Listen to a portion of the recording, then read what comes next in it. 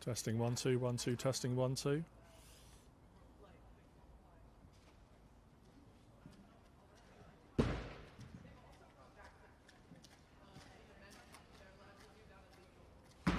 Good morning, Happy New Year, and welcome to Oxford Academy. This is Winter League, Week 3. Rob Gooch with you this morning.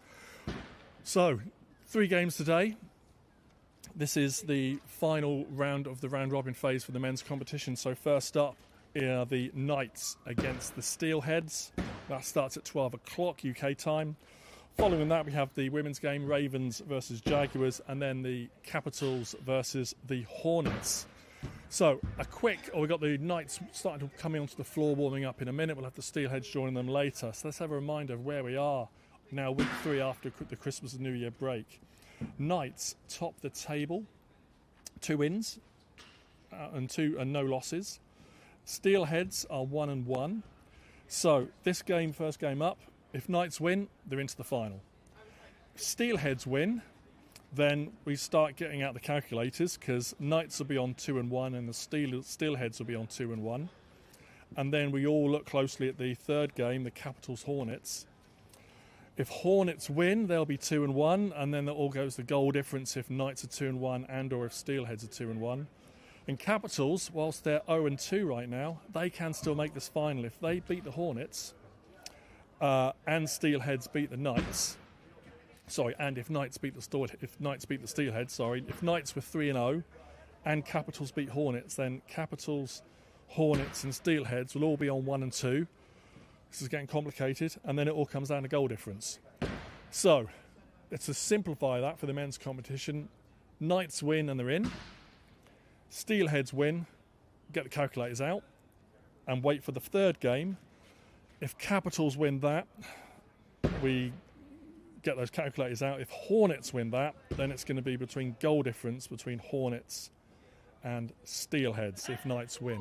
So lots of combinations. A bit easier on the women's competition. Ravens go into this 2-0. So this is the final essentially for the Jaguars. They have to win this game, the 2 o'clock game. They have to win that game, because then next week it will be the decider and it could go 2-2. And then it's all based on goal difference, potentially penalties. But we'll get to the women's game later. So if we flick over just to the main camera, we can see that the Knights are starting to warm up. They're starting to get on the floor. And in a little while, we're going to give you a very quick behind-the-scenes look at Winter League. So look out for that in just a couple of minutes.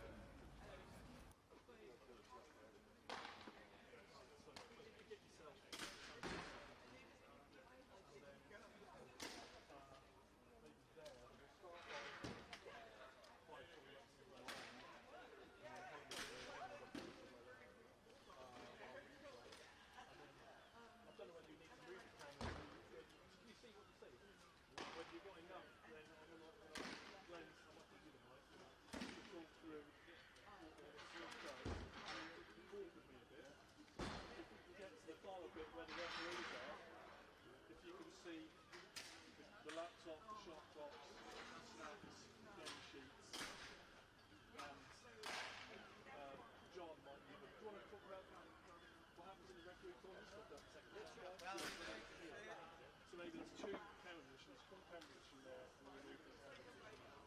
Sweet, right, let's get back over here.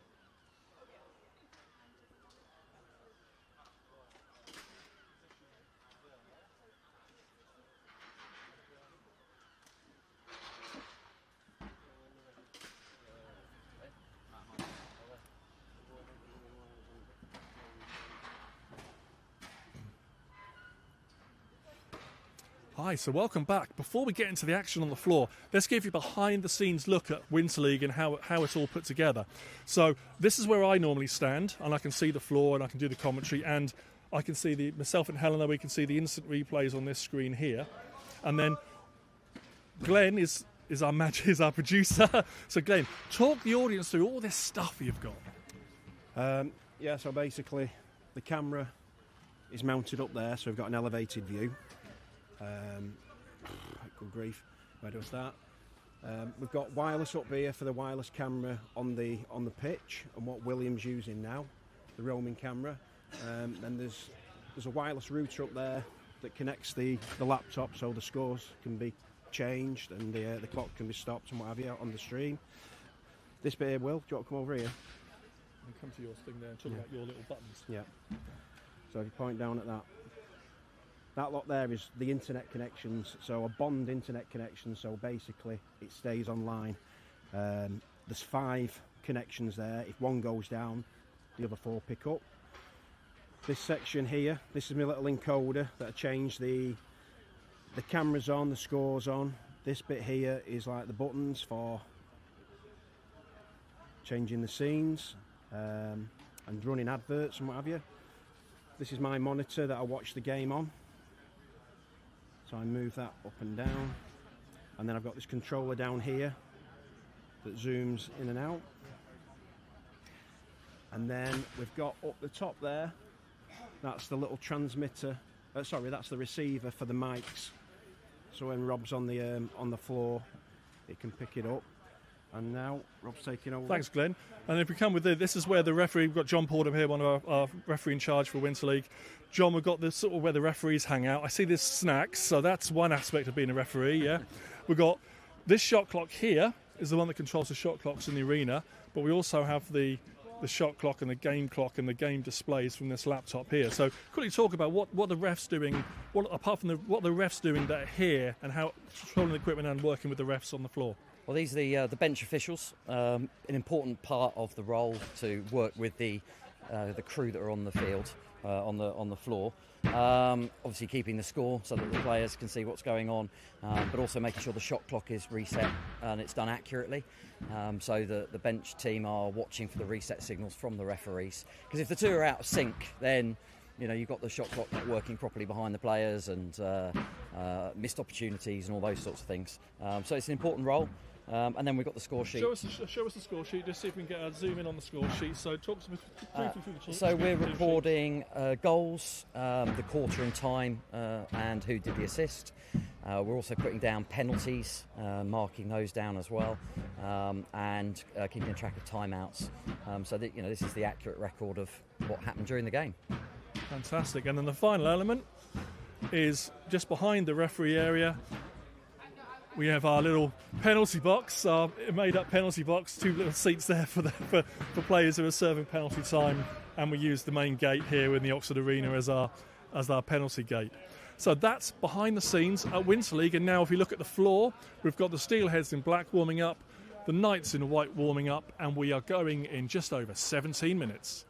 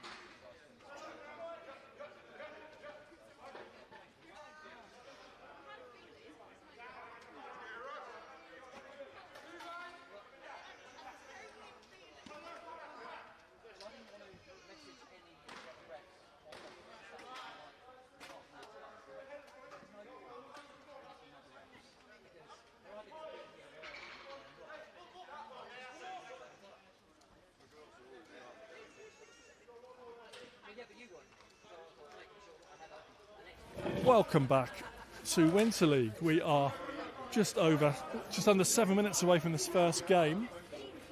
I'm off camera now, so luckily I can get my coat and my gloves and my hat back on. It's a little bit chilly here, but it's certainly not as cold as it was in England a few days ago. But I can walk you through these two squads, starting with the squad on the film there, the Knights. So here we go. Albert Lee Whitehead is wearing 18. Ben Goodfellow, 14. In one of the goalies, Ben Stowe, is wearing 40. Ben Young, 17. Elliot Leonard, 6. The other goalie is Eric Epps, and he's wearing number 1. Harry Edwards, 13. Nathan Edwards, 28. Oliver Dawson, 33. Ollie Lee is wearing 21. Pete Smith, he's wearing 119. It's a 19 jersey, but it's got an extra 1 taped onto it. They are just 1 jersey short today, so he's wearing 119. You'll see Pete, he'll be doing some of the face-off work, and he's a bit taller than Silas Burke, who's wearing 19, and Silas is the lefty. So the left-handed player wearing 19 is Silas Burke, and if you get confused, the other right-handed player, Pete Smith, wearing 119, is a right-handed player. Their captain and coach, Tom Roach, 51. Tyler Rodberg, 36. And finishing them off, we have Will Walker, 22. They are the Knights, and they go into this 2-0, win and in for the final for the Knights. So over to the Steelheads. Aaron Edebor is wearing 22. Andrew Leggett, 88. In goal is Charlie Albury. He's wearing 80. Corey Bruce, first appearance this year for Winter League for Corey Bruce, 97. Finn Ward, 89. George Bascom is wearing 96. George Jury is 6. Jack Ferdinand, 40. Jack Robinson, 19. Jacob Lynch, 83. Jules Bockey, 93. Mike Barrett, 91. Owen Edwards, 3. Paul Milner, 77. Russell Farrer, 82. And Vimal Raval is wearing 94. And there's one Steelhead who hasn't arrived yet. That's Peter Shepherd. So when Pete arrives, we'll get his jersey number. They are the Steelheads. They go into this 1-1. A win does not necessarily mean they're through to the final, based on goal difference, but also a loss doesn't mean they're out of contention, because there's all sorts of permutations. So we'll deal with that as the day unfolds. 4 minutes and we start Winter League Week 3.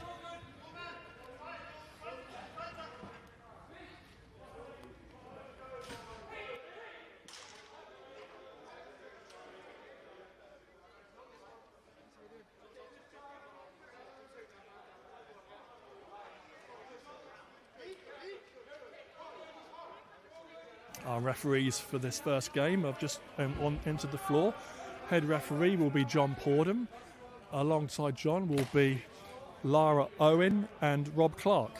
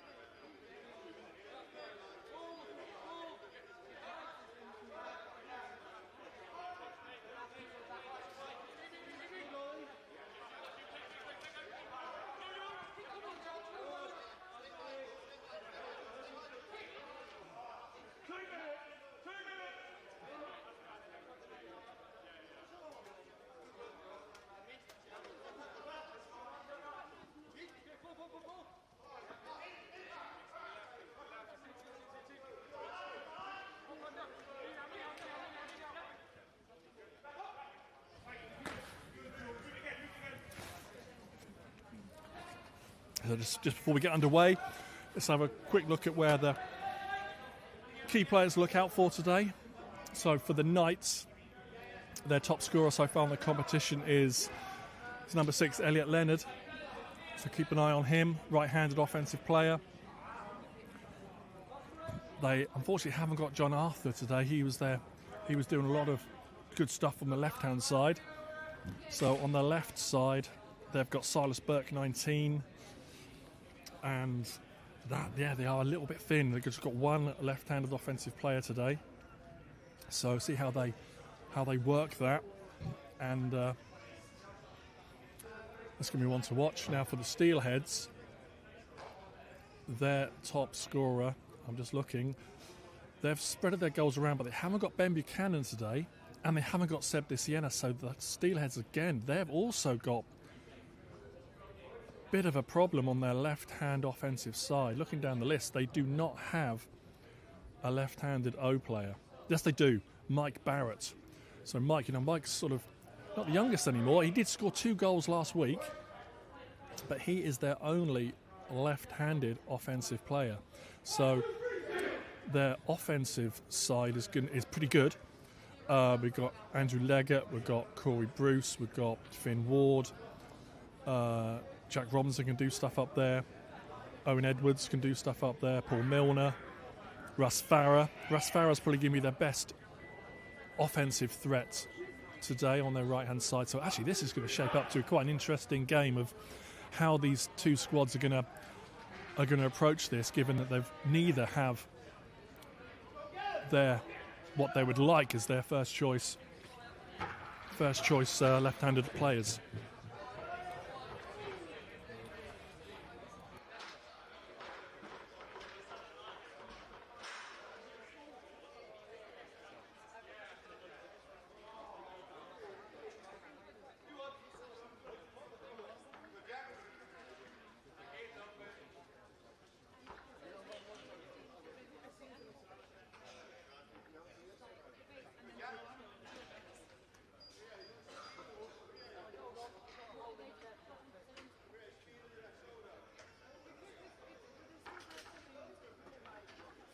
A small delay. We're just fixing a hole in one of the nets. So we've got Pete Smith. Although he's wearing 19, he's going to be recorded as 119 for the Knights, up against number 10. No, number 40 for the Steelheads, Jack Ferdinand. But say we're just fixing a hole in one of the nets.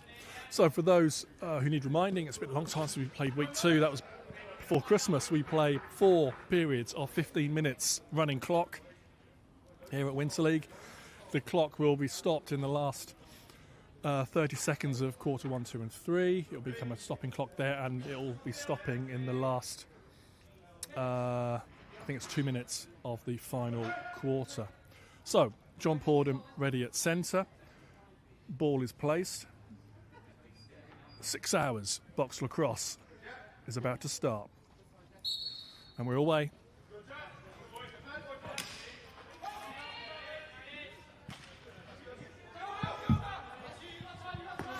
And that's Finn Ward for the Steelheads, collecting up that loose ball, and the Steelheads with Bascom brings it over half. Gives it back to Ward, Bascom gets off, and there's the Steelheads offensive unit coming on the floor. Mike Barrett, as I said, he's their lefty, 91 over there. Finn Ward has it.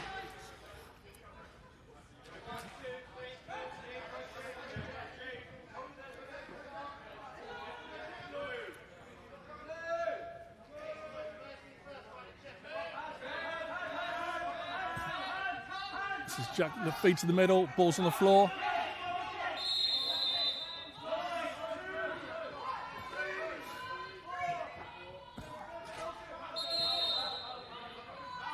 And Steelheads 91 is going to get called for delay of game there, throwing the ball away. You don't do that in box. You can get away with that in field. So he will serve a 2-minute minor penalty, and the Knights with Ben Young down there in the far corner will have the ball. He'll dish it up to Roach. It will start from the half. Always starts from the half if it's a penalty.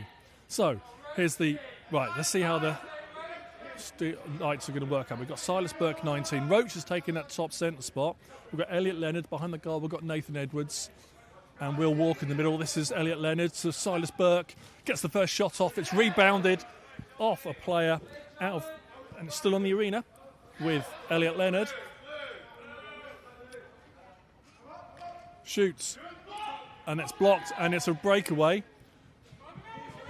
That actually looks like Ian Murray for the Steelheads. We didn't call him earlier. So Ian Murray looks like he's wearing 86. Yeah, Ian Murray wearing 86 for the Steelheads. This is Russ Farrer, 82, up against Pete Smith. Gives it off. It's Finn Ward. 2 seconds on the shot clock. And there's a breakaway chance for Albert Lee Whitehead. Scores! Knights take first blood. Albert Lee Whitehead on the breakaway. So this is Steelers. Like, you don't want that shot clock to expire there on the field, because all Finn Ward could do was just try to get it into the corner, but it didn't go there, and bang, breakaway. That's poor shot clock management there from the Steelheads. Gave Knights the opportunity and they banged it. Good finish there from Lee Whitehead. 1-0 Knights. And that could be called as a foul. Yeah, Pete Smith all over Jack Ferdinand. No send-off, just a Steelheads ball. And Russ Farrer has it, top centre. This is Finn Ward. Up his check is Tom Roach. Gives it to Mike Barrett, back to Ward. Down to Farrer. Ward goes into the middle, tries to tie up Tom Roach. Shot comes away. Blocked by defender. Shot clock still running.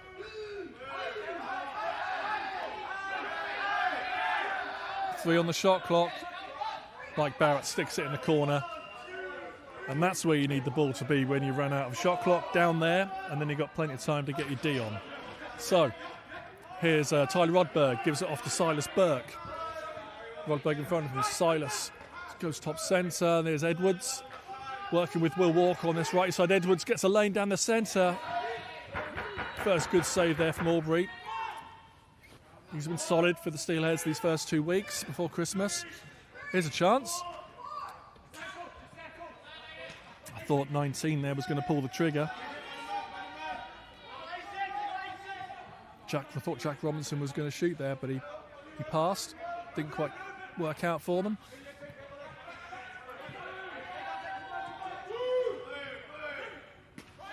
There's Ward. Goes top centre. 3 on the shot clock. Shot. Rebound. Ball's with the Knights. Whitehead again. Albie's a wily player. He knows that he's got opportunities there on the transition to get up the floor. He now should saunter off to the bench. No, he's staying on the O side. Will Walker has it on that far side. Does a little swim. Sorry, no, that's Elliot Leonard with a little swim. Here's Walker, 22. Shoots from range. Finds the corner. Hot start here for the Knights. So Walker's here. Say there's only one lefty, so the righties have got to take turns to come over to the lefty side. So it's Walker's turn here. He grabs it, and that's from Ray Daddy. Oh, Charlie, you might want that one back. But he found the target. That's what counts. 2-0 to the Knights.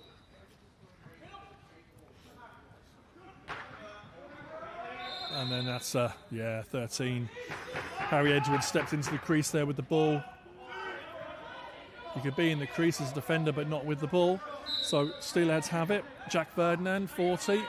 Oh, and they've given it straight away to Albert Lee Whitehead up against Mike Barrett. He could take him on. He's an O player, Mike, but no. Albert Lee Whitehead's getting off the floor. Here's Silas Burke. Oh, that's a sloppy one, and that's going to be loose. And Ferdinand can bring it over for the Steelheads.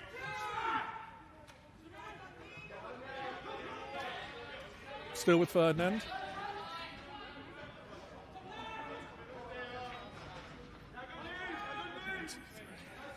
That's Bocky, 93. Now it's with Farah. Oh, there's a pick and pop. Oh. Second shot. 2 saves left for Stowe. Ben Stowe in goal for the first quarter here for the Knights. 2 good saves. But the first decent chance there for the Steelheads. Yeah, it is Ian Murray running 86 He's the check here against Tyler Rodberg, who gives it to Silas Burke. Burke against Murray. Here's Walker. Gets the lane, shoots, scores.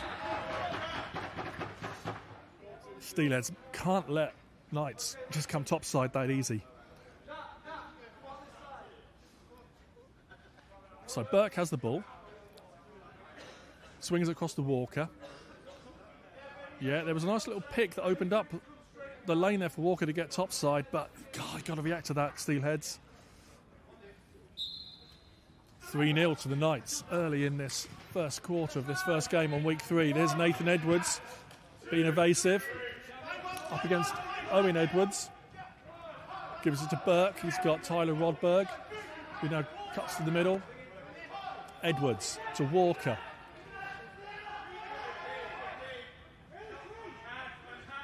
Still with Walker.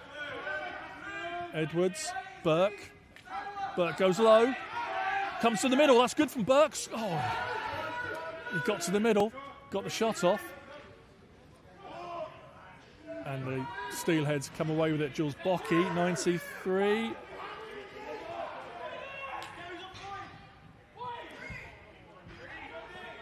And the Knights, Ben Young, can get it safely up to captain and coach Tom Roach. And there's Edwards. Nathan Edwards. Burke brings it over to this the lefty side of the floor. Swings it. Leonard. Shot. Save Aubrey, but the rebounds. Knights quickest to the rebound. But George Bascom and the Steelheads can bring it over half. Jack Robinson, 19 for the Steelheads. There's Paul Milner. First one was called Paul today. 77.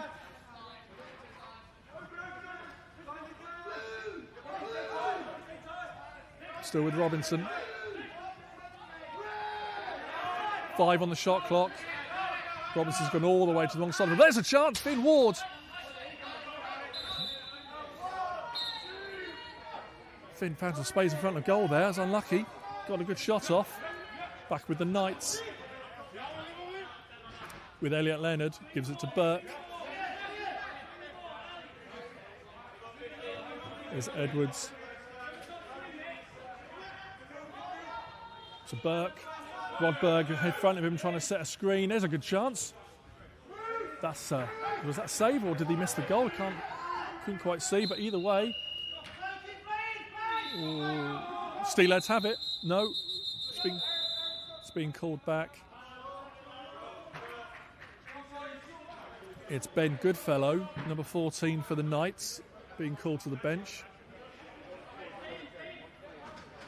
Delay of game against Ben Goodfellow for the Knights. So this gives the Steelheads their first power play. We've got 97. Ian Murray. No. Trying to see who 97 is. Where's my 97? But Finn Ward.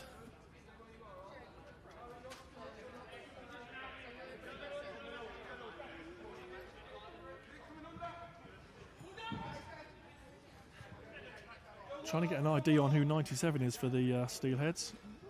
That's Corey Bruce. Apologies, that's Corey Bruce. There's a shot from Finn Ward. Yep, Corey Bruce wasn't available for the first 2 game days, so he's running 97. Russ Farrer, Corey Bruce, Finn Ward, Jack Ferdinand and Mike Barrett are the 5 for the Steelheads power play, but Knights now have it. They're on the kill. How aggressive are they going to go? 10-second counts. Back with the Steelheads. Had to get over within 10 seconds.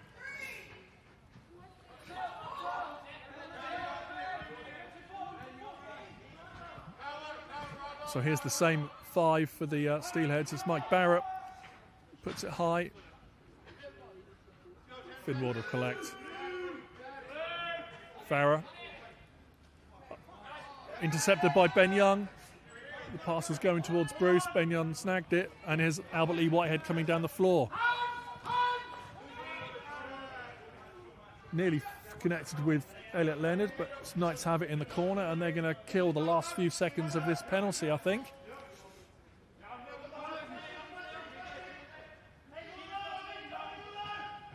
This is Nathan Edwards, back to Lee Whitehead. To Burke. 2 on the shot clock. Backhander shuffle, shot clock runs out, and the penalty has been released, so Knights will be back to full strength. And we're 2.5 minutes left in this opening period. Right, Ian Murray, 86. Corey Bruce, 97. There's Ferdinand. Jack Ferdinand, 40. Still with Ferdinand. Oh, that's going to be an over and back. And there's a save off Albury.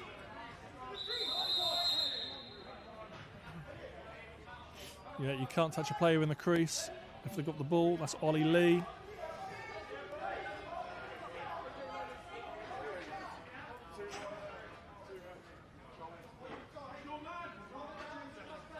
So another chance for the Steelheads to get this egg off the board. Right, it's Barrett, Ferdinand. Oh, giving it away, and Elliot Leonard can walk down the floor.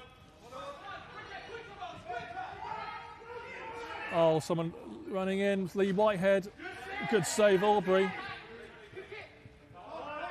And Steelheads can come away with it. Now, can they work the power play this time?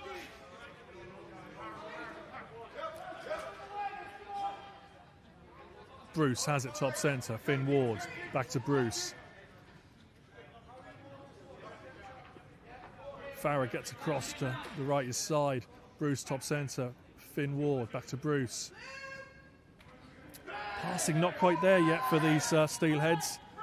There's a chance. There's a goal!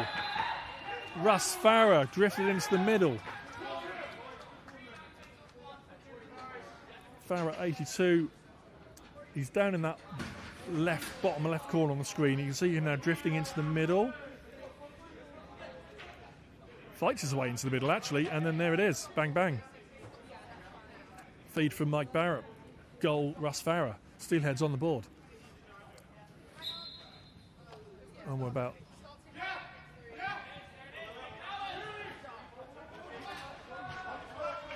about 20 seconds left in this opening period.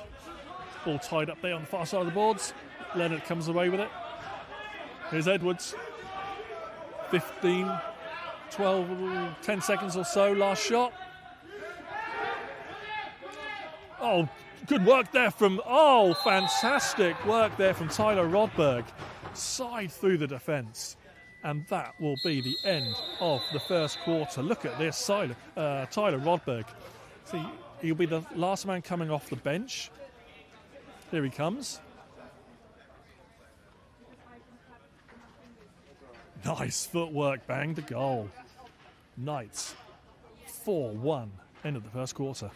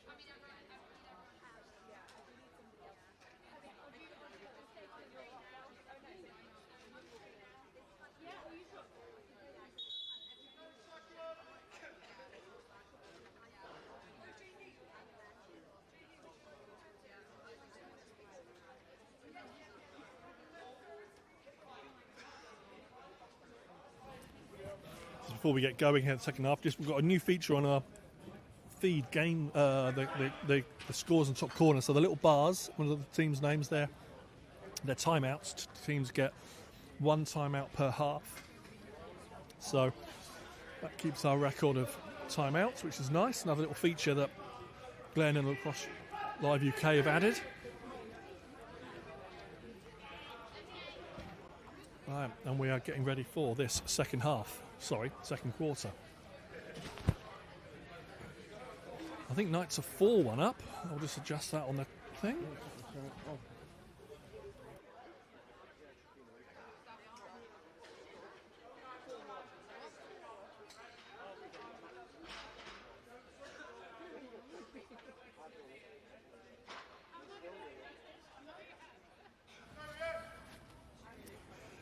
Okay, Michael Leahy is at the fair. We had a ref change crew because there was a little bit of traffic delay. So Mike Leahy was allocated for this. He's now on the floor with John Pordham and Rob Clark. So thank you for it was Emma Jones, who was on. Thank you, Emma, for stepping in. We'll see Emma in the second game. Play hit the floor there, but everyone's all right. This is Elliot Leonard. Over to Burke.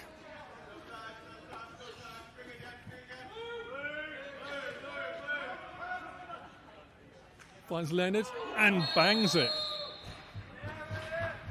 Elliot Leonard gets on the score sheet for the Knights. Look out for number 6. He's the goal scorer, white 6. Silas Burke has it.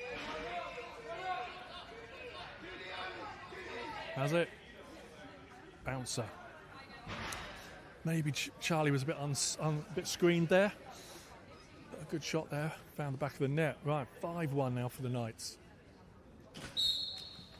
As we said at the top, Knights, a simple equation for them today. Win and they're in the final next week. And they've started just how they'd want to here with a 5-1 lead, and Tyler Rodberg, who's scored that great goal at the end of the first quarter. Now with Nathan Edwards, 28, top centre. Nice little pick there from Leonard. Put Ferdinand on the floor. There's a save, Albury, and Steelheads have it and get it eventually across to Finn Ward. Here we go, 89. There's a look. Oh, Mike Barrett couldn't collect. And Ben Young can get it safely over to Nathan Edwards. Got to, a brief 3v2 there for the Knights, but Edwards has slowed it down. In that far corner, we've got Walker, 22. There's a two-man game opportunity there. Didn't quite find Edwards on the return, but here's Tyler Rodberg. He's going for a dunk, but into the crease.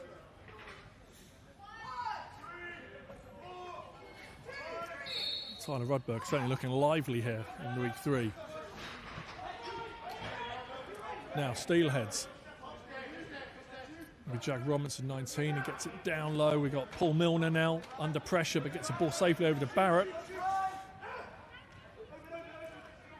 Here's Farah, scored their opener.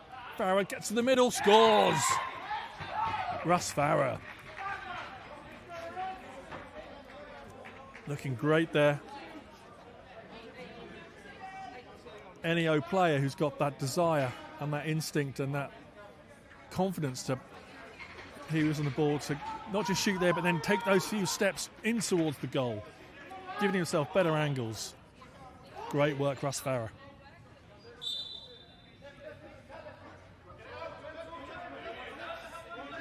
Ball a bit tied up there. No refs are calling it just yet. Ball's there to win, and Steelheads come away with it. Vimar Ravel, 94, gets it off to one of his own teammates and gets off the floor. He's a D guy. Ian Murray has it, gives it to Finn Ward. And Finn can go underneath. Finn to the centre. And there's a save from Stowe, but there's also a penalty coming. This is Harry Edwards from the Knights being ushered over to the penalty box. We'll see what John Porden has to say for this. He's getting a slashing call. Minor penalty for a slash. It's Harry Edwards taking 2 minutes for the Knights. And the Steelheads, Jack Ferdinand has it, gives it to Corey Bruce, back to Ferdinand.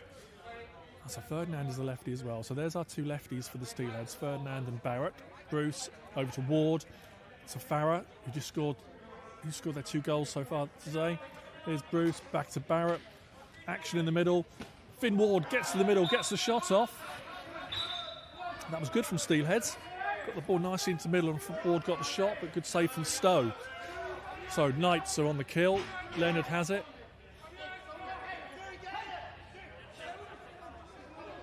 Burke in the corner.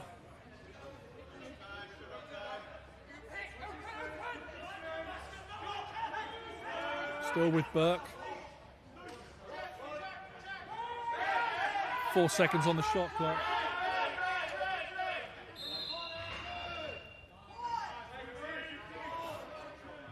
And Knights ball. Sorry, Steelheads ball.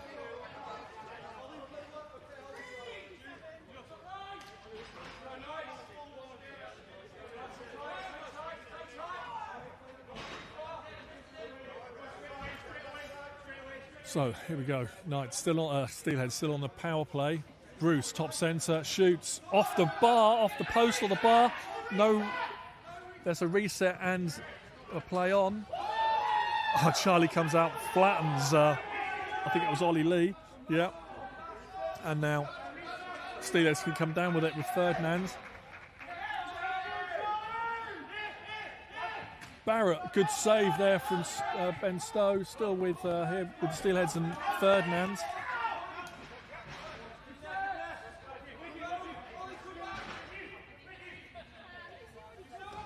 Bruce, Barrett, bouncer, still in the arena. Finn Ward has it by his feet. 17 seconds on the shot clock. Here's the penalty release. Knights are back up to full strength. Barrett to the middle. Farah behind the back, didn't connect, didn't get there, but Farah still collects his own ball. And there's the shot clock violation. And the Knights, Lee Whitehead. will collect and walk it down the floor.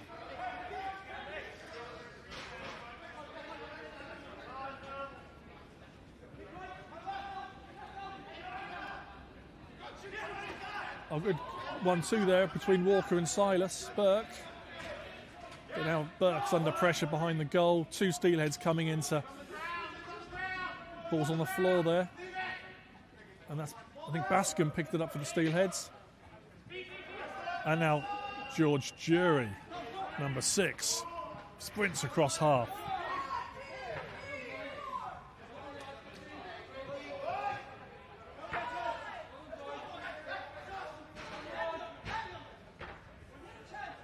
Milner. Oh, pinched by Roach. He's on a breakaway. And he scores. Tom Roach, breakaway goal, the Knights. Puts his hand up for a little celly there from Roach. So Roach saw this coming. Yeah, it was like, hello, I'll have that. And all the time in the world, and does what you should do, which is take a couple of steps across, gets the goalie moving, sticks it under his feet.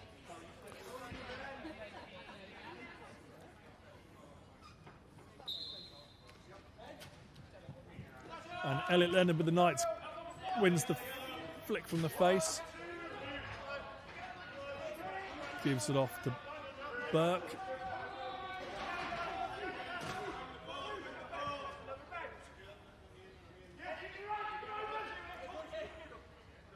Back with Burke. Swings it to Walker. Shot off the shoulder of Aubrey. Still with Knights as it came off the goalie.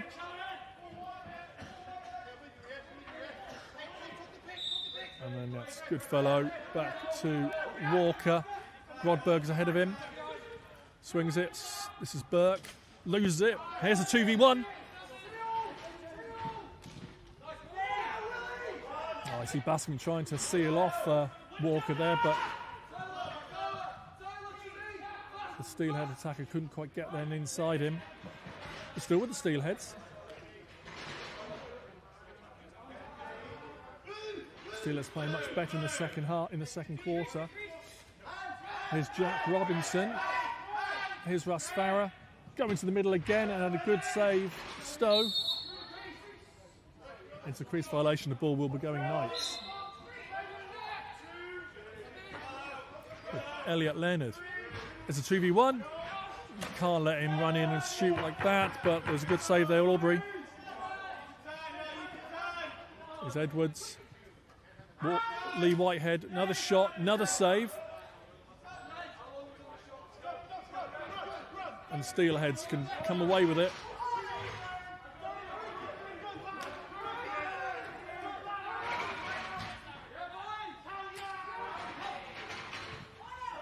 Good work there. That was Aaron Edabor. Done well there. Got it safely into the offensive zone for the Steelheads. There's a chance, there's a goal. Feed from Mike Barrett, goal. 97. Yeah, that's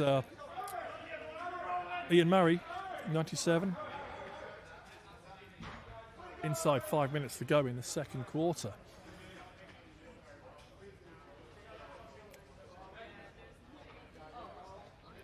Great stuff there from the Steelheads.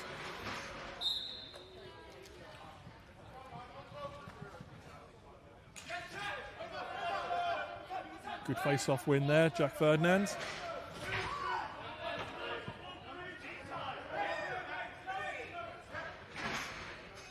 Calls for Slowett. There's the ball. Ball's rebounded all the way back to the Steelheads end, and Aubrey just swings it back into the offensive. Here's a chance. Ian Murray. Goal! Steelheads are on a roll now. No, called off. Crease violation. Called off. No goal. No goal.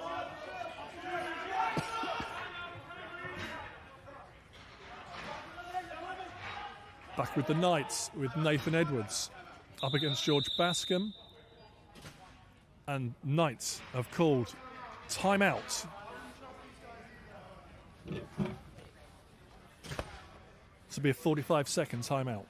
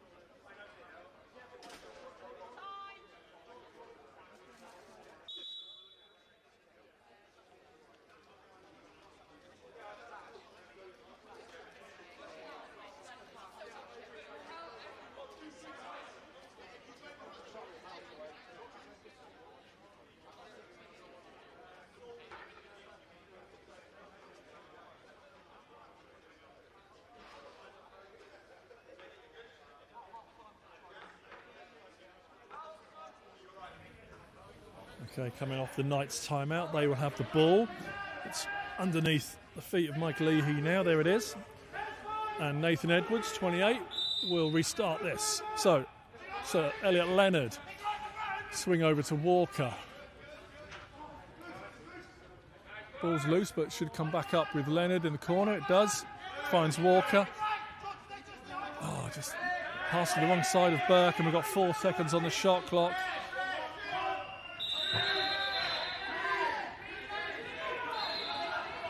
And Steelheads bring it down the floor with Jack Robinson, 19, up against Ben Young.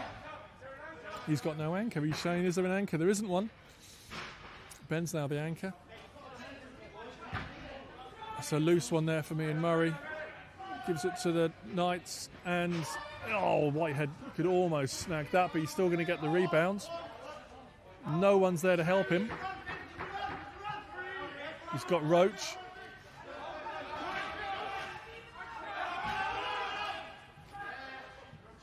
Here's a chance.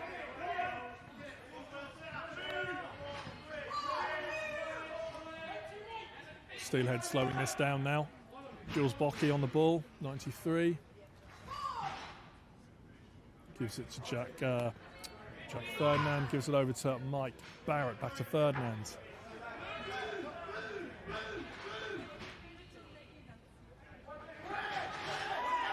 Back with Barrett. 2 on the shot clock.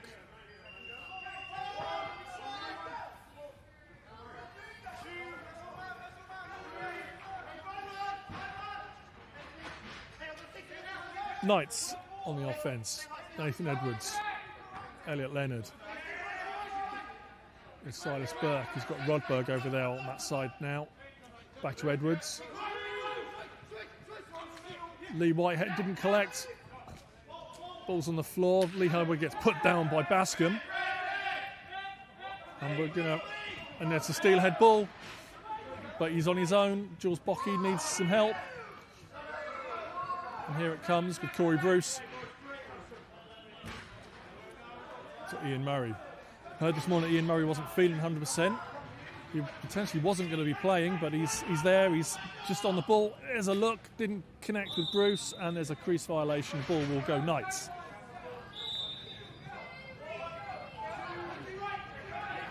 And later I will be joined by Helena Prettyman, as always, but she's getting ready for the women's game following this. We'll have Helena with us for the final men's game tonight, for the 4 o'clock game. And the ball is out of the arena. It's going to go Steelheads. It's going to be Finn Ward inside the last minute.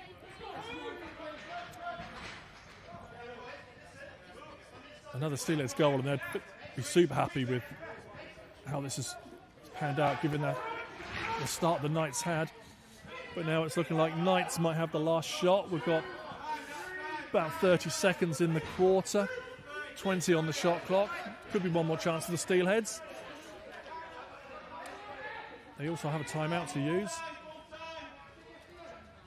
Here's Walker with it for the Knights.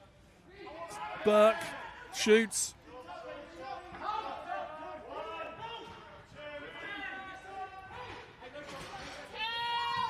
No, looks like Steelheads are not going to use their timeout. Now with the Knights. And they're going to shot from Lee Whitehead. Half time. Knights 6, Steelheads 3. And this is a 10-minute half time. Back soon.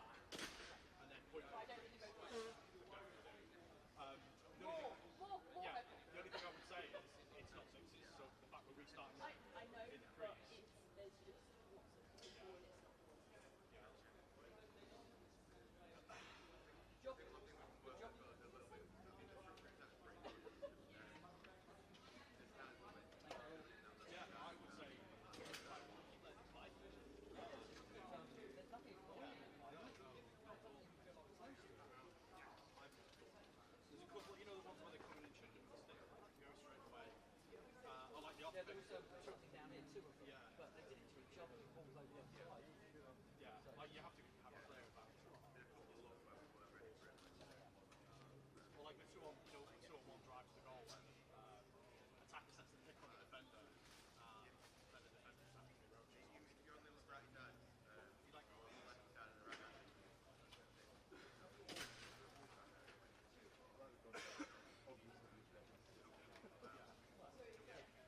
But he knows just about how to, he knows when to release. It's like he does the half checks on people, and they're never quite hard enough to penalise it. Whereas that other guy can act. Oh yeah. I'm glad you kept it because I only caught half. It felt like a half line, like I didn't look away. Great slash, fantastic.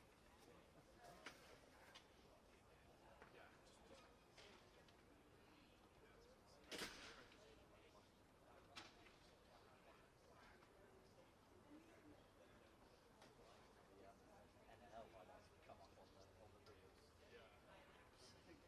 In those off-ball arms, and you're just like, obviously the attacker's going, I'll eat that all day, but they cut inside and dive and put it in. So it's shit defending. They get penalised because they're not getting called for it. I'm like, all day that would be slash it. Different levels. But then just want big shit for the crowds, don't they?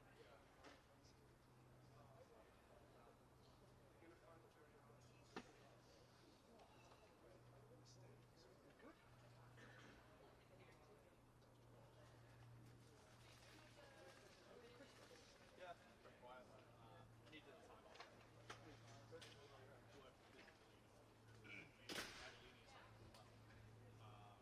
Got it. Like I now start to say confidence on stage. Now I'm on board. Ready to go. Slow slide into back.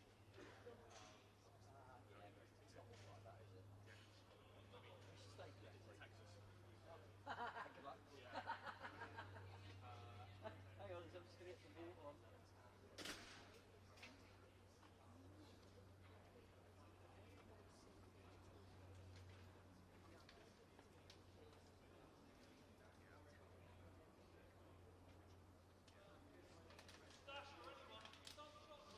Yeah.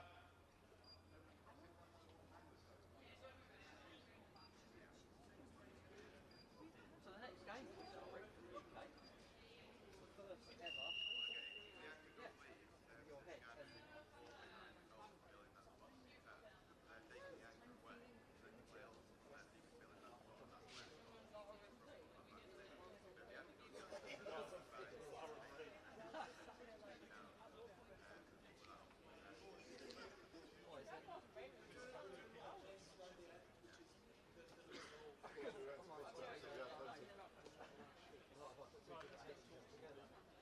wouldn't matter anyway.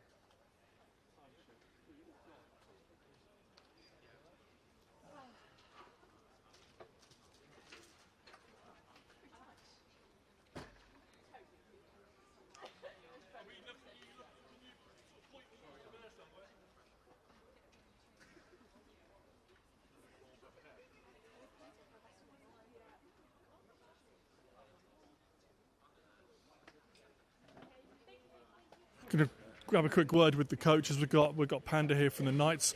Strong start. Steelheads got back into it, but you got a good lead now going into the second half. Yeah, really happy with that start. I mean, we said we wanted to be in touch and distant at half time, so 3-goal lead, really happy with that. Obviously, we're a bit low on numbers today, so it's about conserving energy now and just maintaining that into the second half.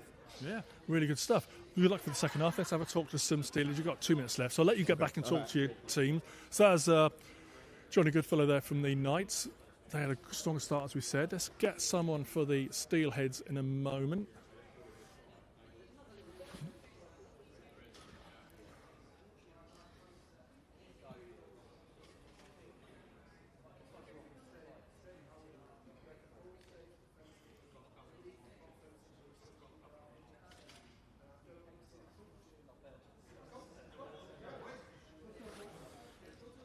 We'll usher over Rob Ingham Clark. Matt Tatton's giving him the sign. Oh, he's delegating to Matt Tatton. Matt Tatton's here today. Hello, Matt. Good to see you. Good to have you at Winter League with us. You're with the Steelheads today. Thoughts on that first half?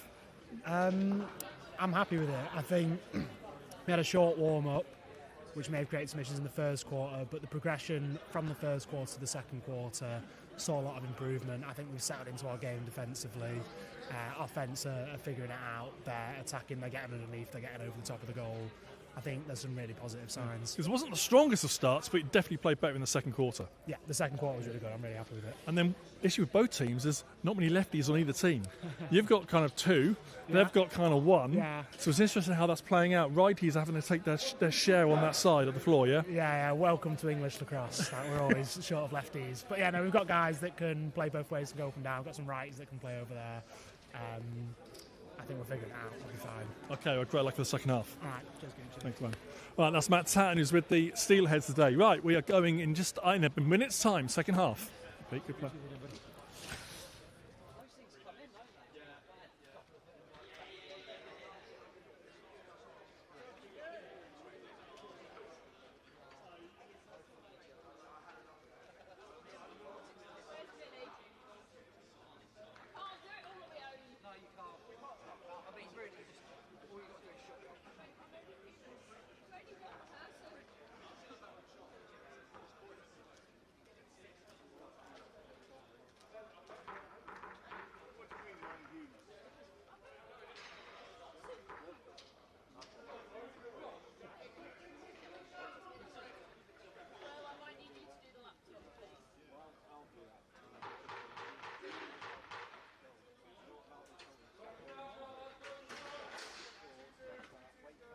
Right.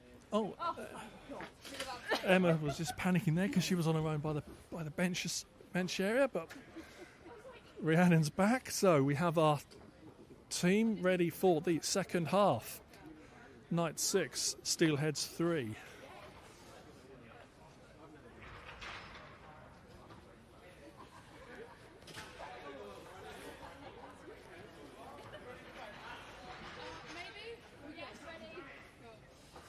Right, refs are ready, players are ready, second half is ready, here we go.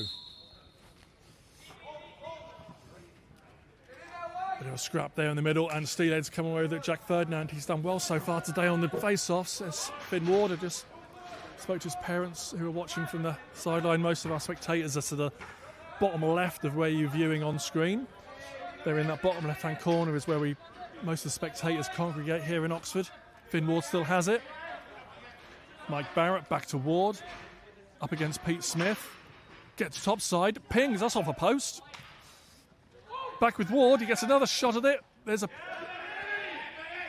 block off a defender, I think. So, a quick welcome to everyone who is watching us from wherever you are around the lacrosse community. Good to have you with us here in Oxford. And of course, you might be watching on replay later in the day. So wherever you are, whenever this is, I hope you're enjoying the action here in Winter League, here in Oxford, England. Burke to Walker, he's on the wrong side, so puts it back to the middle of Leonard.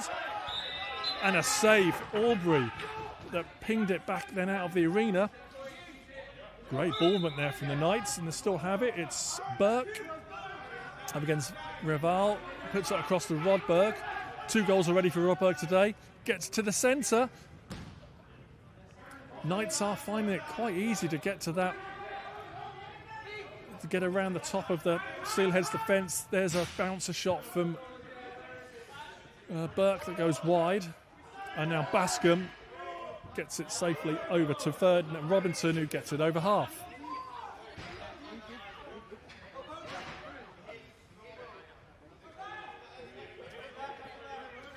We're delighted with the number of people who are watching Winter League here via YouTube. Thanks to everyone supporting the game. Winter League week 1 and week 2, both of those had over 1,000 views, which was fantastic.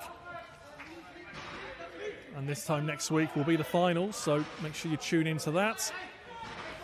Which of these teams will be in the final? Potentially both could be, but at the moment, the Knights have the upper hand. There's a little pick and pop to Leonard.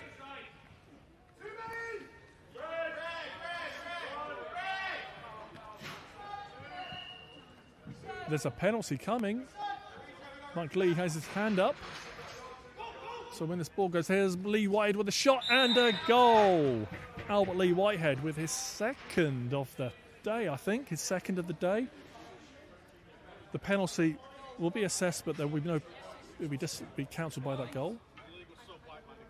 It was an illegal substitution.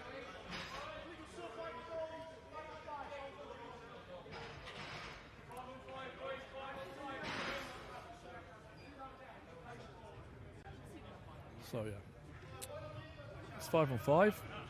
The goal cancelled out that penalty, and it's Steelheads have it. With Jack Ferdinand gets it over to Finn Ward.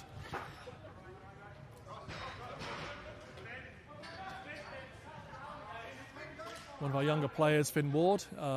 He may now possibly be 17, but certainly earlier in the year he was just 16. But looking great out there for such a young player. That's an over and back. And there's a shot just wide and still in the arena. George Jury, he's got wheels, he got there quick and it gets it over the half for the Steelheads.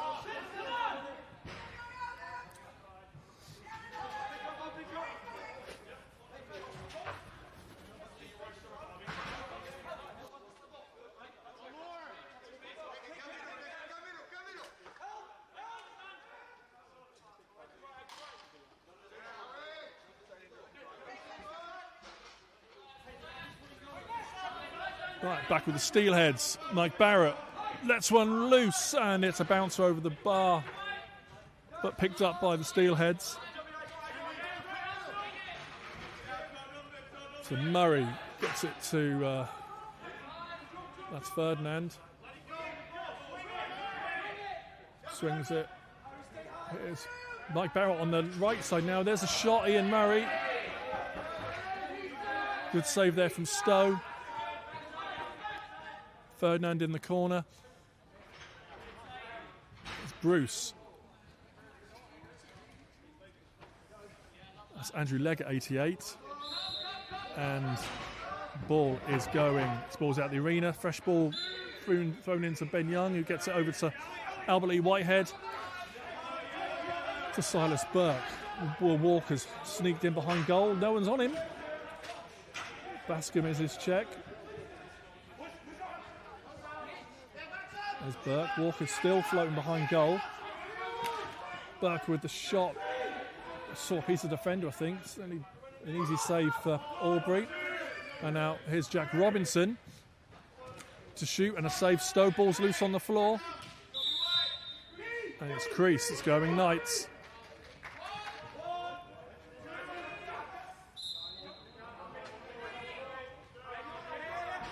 Tyler Rodberg brings it over half. Nathan Edwards, he's got working with Leonard, finds Leonard, no, ball's on the floor, Silas Burke picks it up. Walker in the corner, no, that's Ben Goodfellow. Ben Goodfellow, 14, shot from range, easy save there for Albury. And safe for the Steelheads, Jules Bockey. 4 Knights ahead of him, so he just gives it to Corey Bruce. Still with Corey Bruce. Tried to find Farrow in the middle. Didn't connect. Ben Young collects for the Knights. He's under all sorts of pressure there. And Ward collects again for the Steelheads. Fresh shot clock. Barrett slows it down. Liam Barrett, Mike's son, isn't available today, which is a shame. But Mike's out here getting it done for the Steelheads. It's Finn Ward. Pick and re-pick from Bruce, but nothing came of it. Now it's with Bruce, who shoots a bouncer. No real power there. And Lee Whitehead can collect for the Knights and walk it up over the half.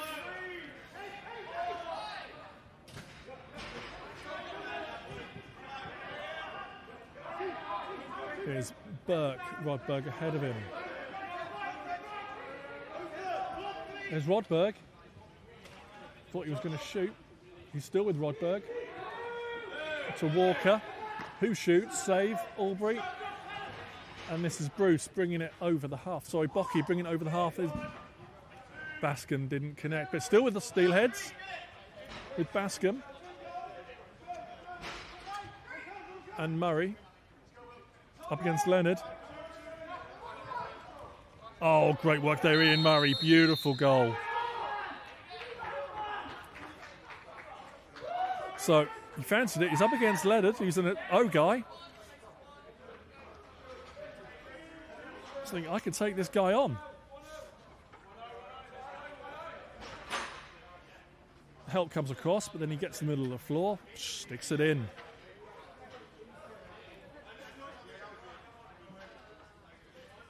So, 7-4 for the Knights. Still a 3-goal lead, but Steelheads are not going anywhere. Here's Nathan Edwards.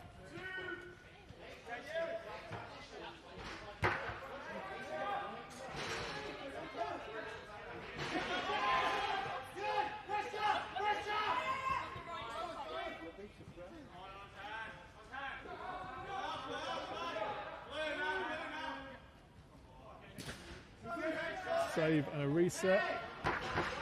No angle there for that righty, but didn't have that many options. Here's Jury bringing it over half, number 6. Milner.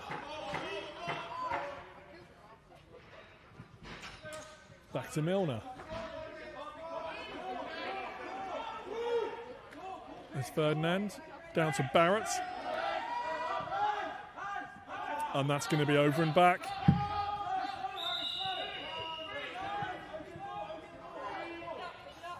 Harry Edwards has it. Now it's with Elliot Leonard. George Bascom straight away says, Elliot's my man. That's a good battle between those two England guys. There's Burke up against Rival. Burke going underneath him and gets top centre and does a great goal. That's it. Got underneath, but then got around the goalie. Good work there, Silas Burke.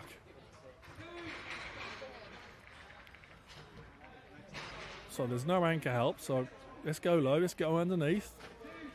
And then let's make those couple of steps across the goal to open up some gaps.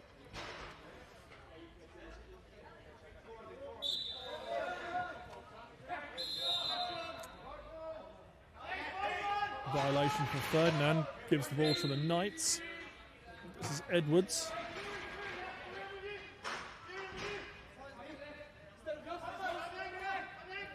So the settled play, the Steelheads look pretty solid in settled play, but a lot of these Knights goals are just where it's unsettled, and they're doing things like that. There's no anchor there.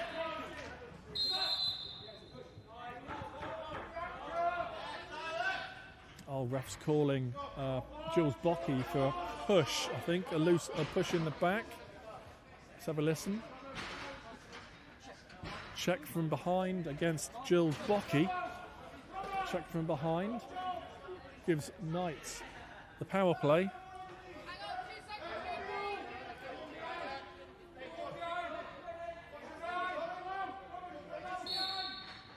Right then, Burke. Edwards is behind. Leonard, Walker's in the middle, Roach up top. With Edwards. Shot. Burke, top corner. Knights goal. So I think they were trying to get a screen going for Elliot Leonard. You see Roach and Walker will hit the middle now. They're trying to tie up those two players for Elliot Leonard, but he sees Burke, swings it, and defence has got to close that gap. I know you're playing zone there, but you can't let him shoot there. You've got to close that down. Done well to find the corner. And here's Lee Whitehead. Knights are still on the penalty will be released. It was a minor. Yep, penalties released. Both teams at full strength. Knights on the attack with Walker. 22 gets it up to Burke, who just scored that last one.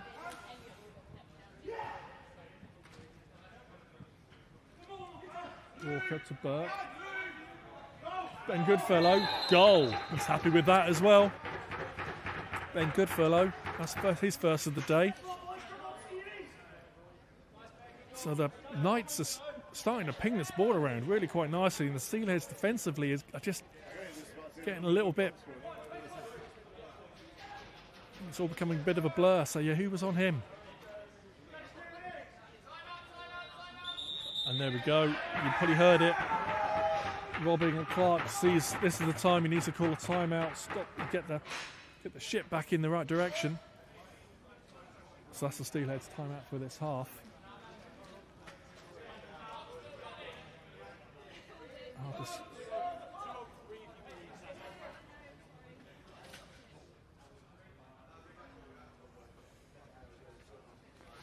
So we'll be restarting in about 45 seconds.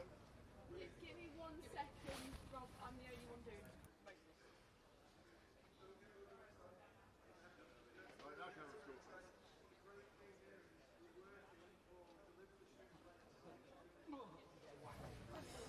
So lots for the Steelheads to talk about. They've got I think more communication in defence. Players are the Knights are getting players open, so more communication. And their anchors, their low defenders, just seem to be getting vacant half the time. Whether they're being just pulled out of position by good movement from the Knights, we'll look at that closely when we restart here. But big moment now for the Steelheads and their coaching team to get back into this game.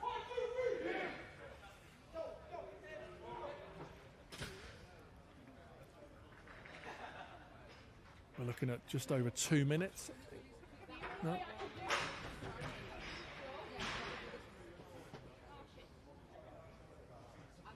Just getting the in arena game clock synced up with the on-screen clock.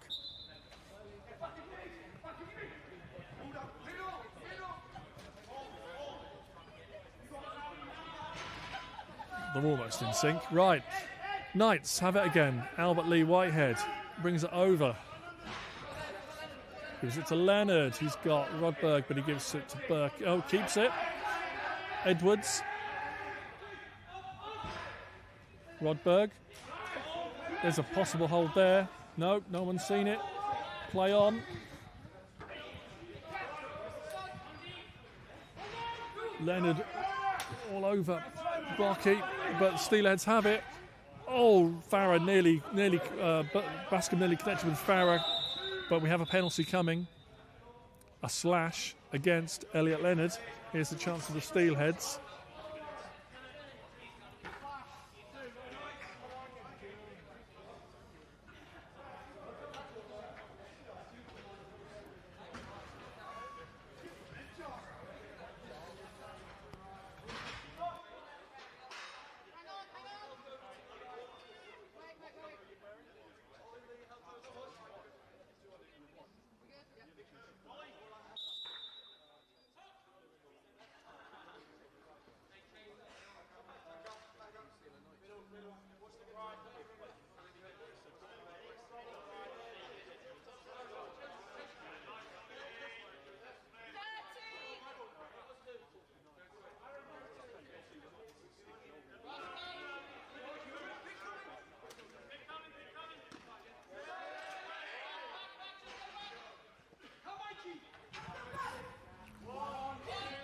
Tom Roach from the Knights brings it over half. To Walker. And we've got 10 seconds left of this quarter.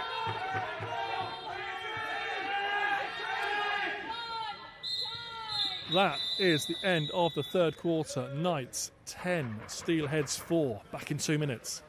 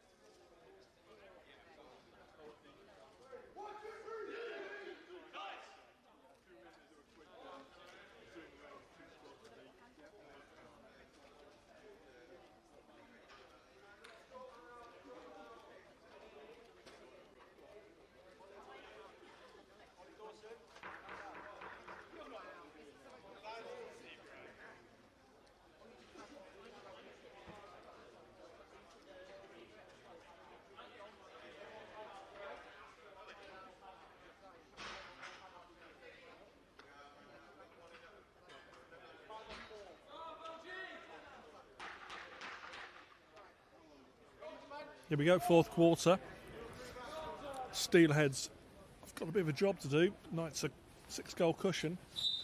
If Knights win, they're in the final. Every other combination is potentially getting calculators out. Priority right now for the Steelheads is not to do an over and back. Steelheads are just going to take this one goal at a time, stop clawing this back. But protecting the ball is number one, and that's not the way they wanted to start. So here's the Knights with their first offensive set of this fourth quarter. Burke gets it across to Walker. Already you can sense the Knights are not in any rush. Why should they be? Walker shoots it off the legs of Aubrey, and it's now with the Steelheads with Ferdinand. 2-on-1. Someone seal that guy off.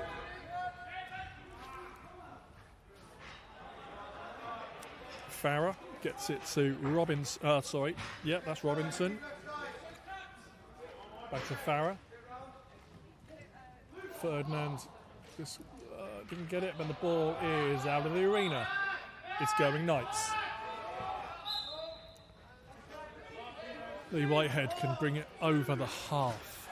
His check there is Robinson. He gets it to Edwards. Edwards against. There's Burke. Spinning. Shoots. Scores. Silas Burke. I think that might be his third of the day. Earlier we were talking about the lack of lefties for both teams today, but Silas Burke is getting it done for the Knights on the left-handed O. So they were definitely missing John Arthur today, who's been great first 2 weeks, but there's Silas Burke banging a corner.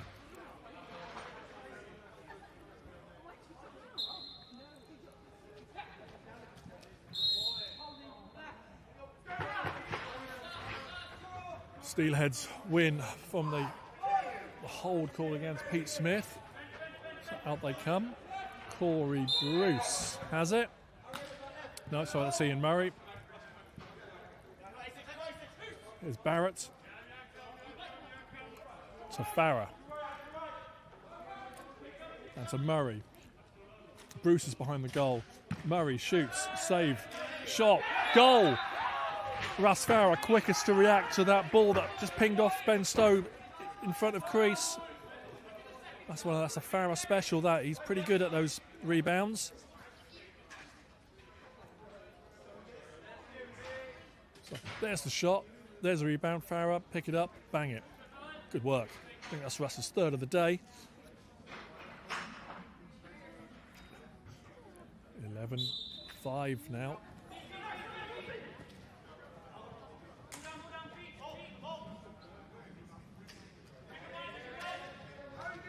Finn Ward for the Steelheads collects.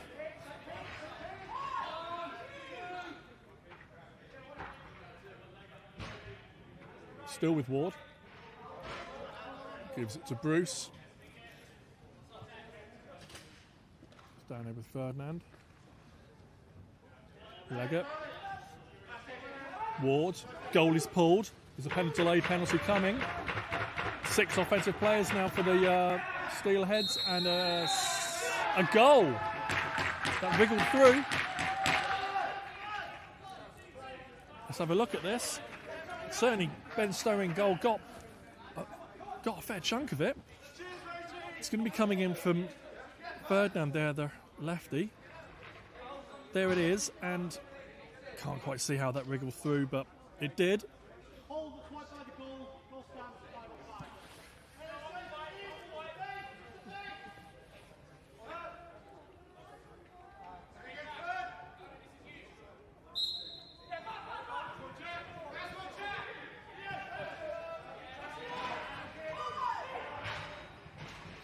Go back with the Steelheads.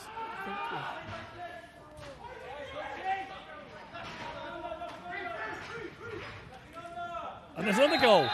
Steelheads on a roll here. That's Ian Murray.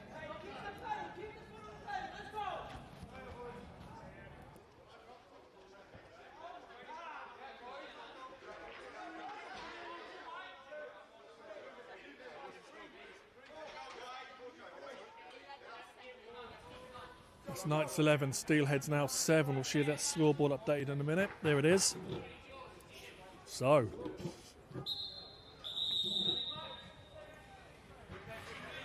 for those who watched any NFL last night, so a Steelhead's going to be the Bears here and claw this back.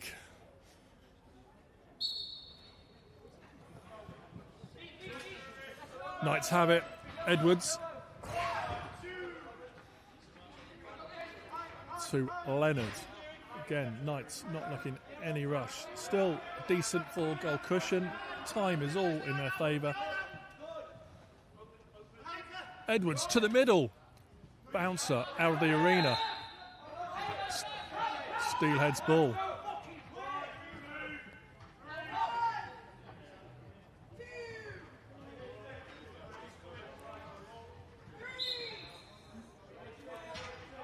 And this is Jack Robinson.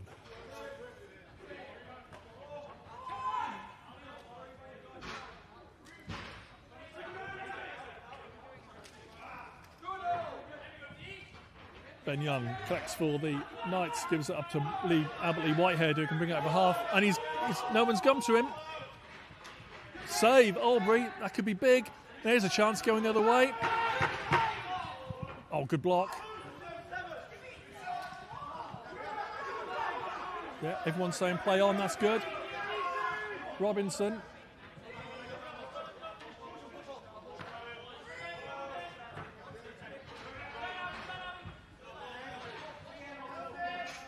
This is Ferdinand. That's Bruce, Corey Bruce. Swing, is it going to still with Corey Bruce? Here's Milner. Shot, save off the legs of Stowe. And the ball's in the crease, so it will be Knights. And they bring it to Roach, who will take it over the half. The time is ticking. 8 minutes now. 8 minutes.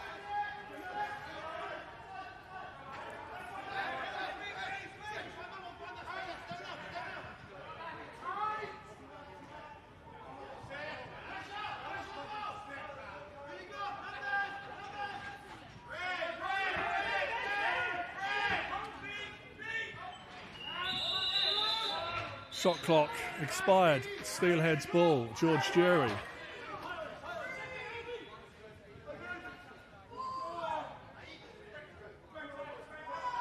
Bruce.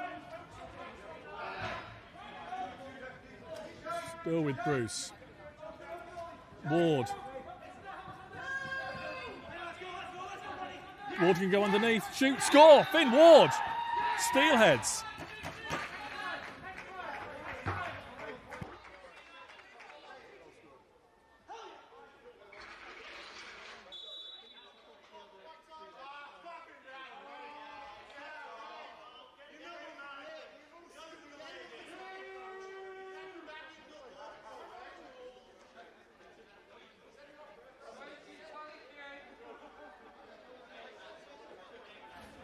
It's got one of the Knights players down. I think it's cramp.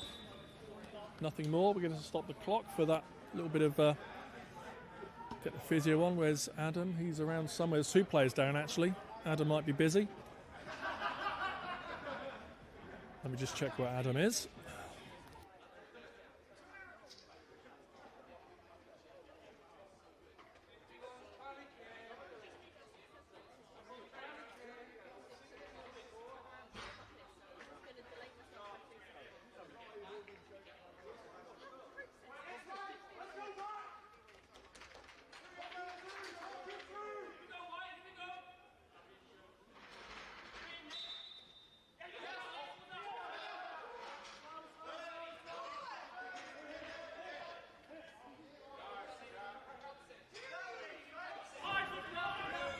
So Steelheads still have the ball and they're on a little bit of a roll. They've still got 3 goals to make up here.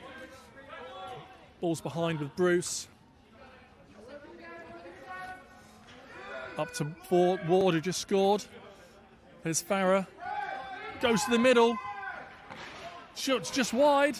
Ball still live. There to win. Shot clock expired. Knights ball. But another good opportunity for Farah. Knights with Leonard. Rodberg. Walker behind the goal, turns the corner, shoots off the leg pads of the goalie. And Robinson ran through the crease with the ball there. So that's going to be a Knights ball. This is Nathan Edwards, top centre, gets it over to Burke. He's got Rod Berger ahead of him. Walker.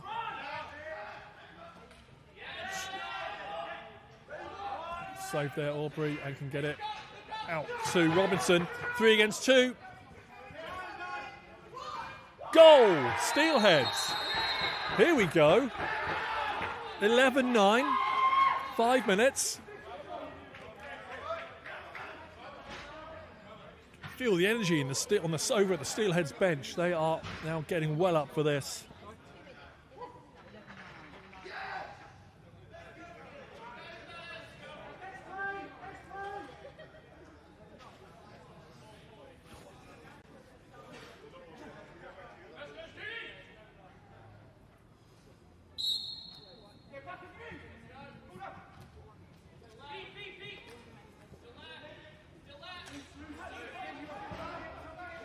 Steelheads win the loose one, and George Bascom can bring it over. I'll be up for a grandstand finish here. Ward to Milner behind the goal. Farah, Leggett, Ward up against Ben Young. Ward all the way around the goal. Oh, he gets a shot off just wide. And it's going to be a Knights ball. Albert Lee Whitehead comes across to take it. Take it as long as he's allowed to pick up that ball. Time is ticking, 3.5 minutes. 2 goals. Burke. 2 Steelheads all over him.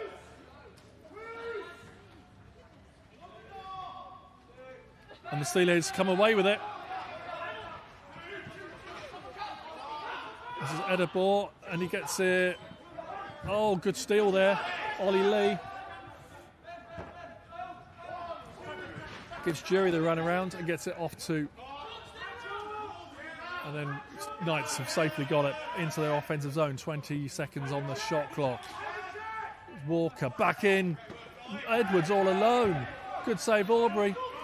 Steelhead, you think they need to score on this possession. Bruce. Oh, nearly connected with Murray, but it's still with them.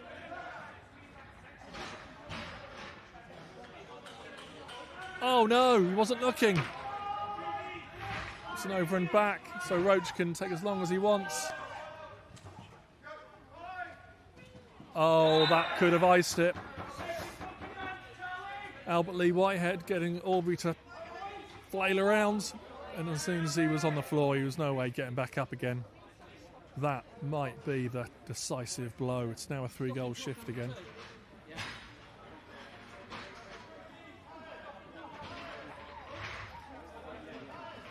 So Knights now 12, Steelheads 9. It's going Knights ball, but what an opening game. Still 2 minutes, but Knights should now go into game protection mode. Use the whole of this first 30 seconds. And Steelheads, you feel, have to score on every one of their possessions they now get.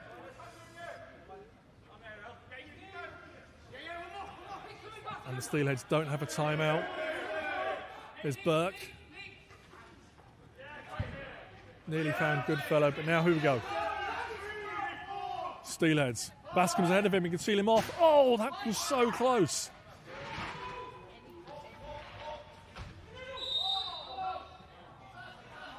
We don't have shots stats here, but I think the Steelheads may have actually shot more than the Knights today.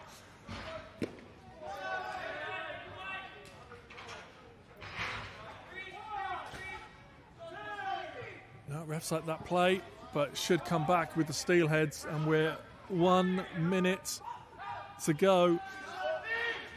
What do they do? They've got to do it quickly. Steelheads have got to go quick now.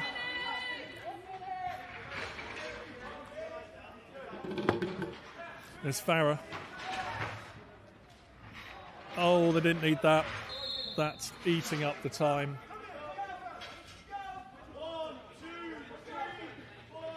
About 40 seconds left.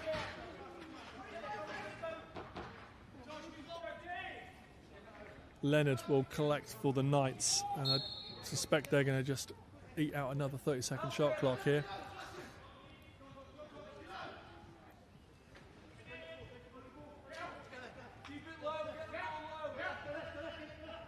Yeah, 17 on the shot clock. Steelheads might have one more possession.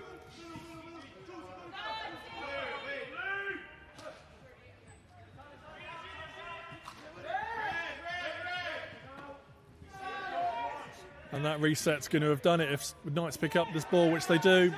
That's it, I think. 15 odd seconds.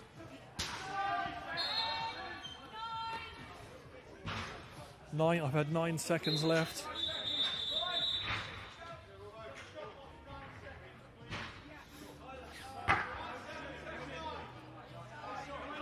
So we have 9 seconds left. We're just getting the shot clock set to 9.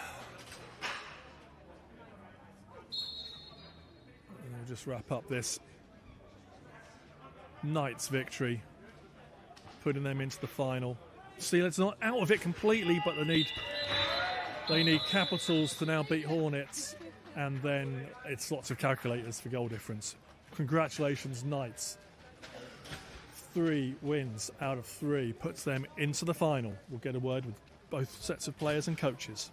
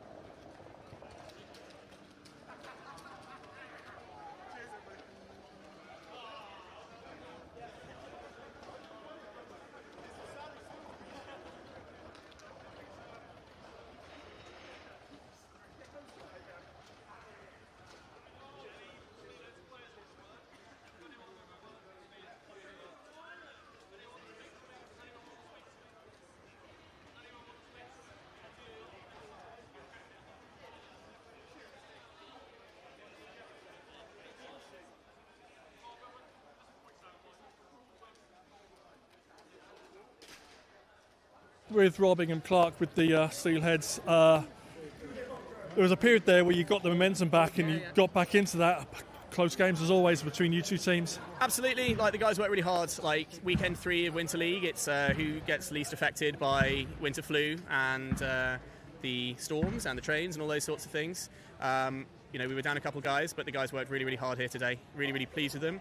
I think had it been a quiet final quarter, we'd be leaving with our heads a little bit more slumped. But I'm really, really proud of the fight that they put in. I think 5 goals in about 7 or 8 minutes is pretty cool. Proved to ourselves that we could do it. I think proved to other people that we could do it. Looking for that lovely physical bronze medal. I understand that you have waiting for us next week. Yeah, we got the budget. We'll see. Now, we don't record stats on here right now, but I think shots.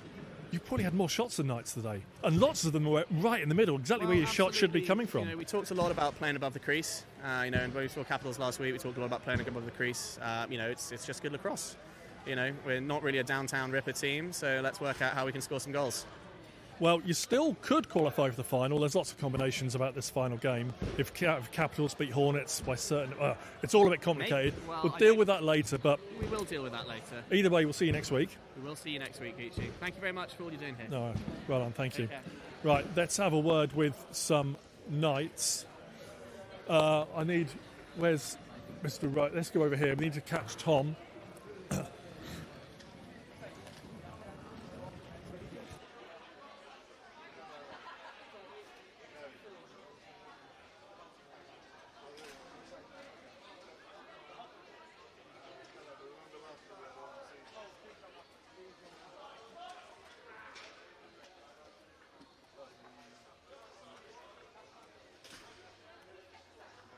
With the Knights, 3-0 into the final.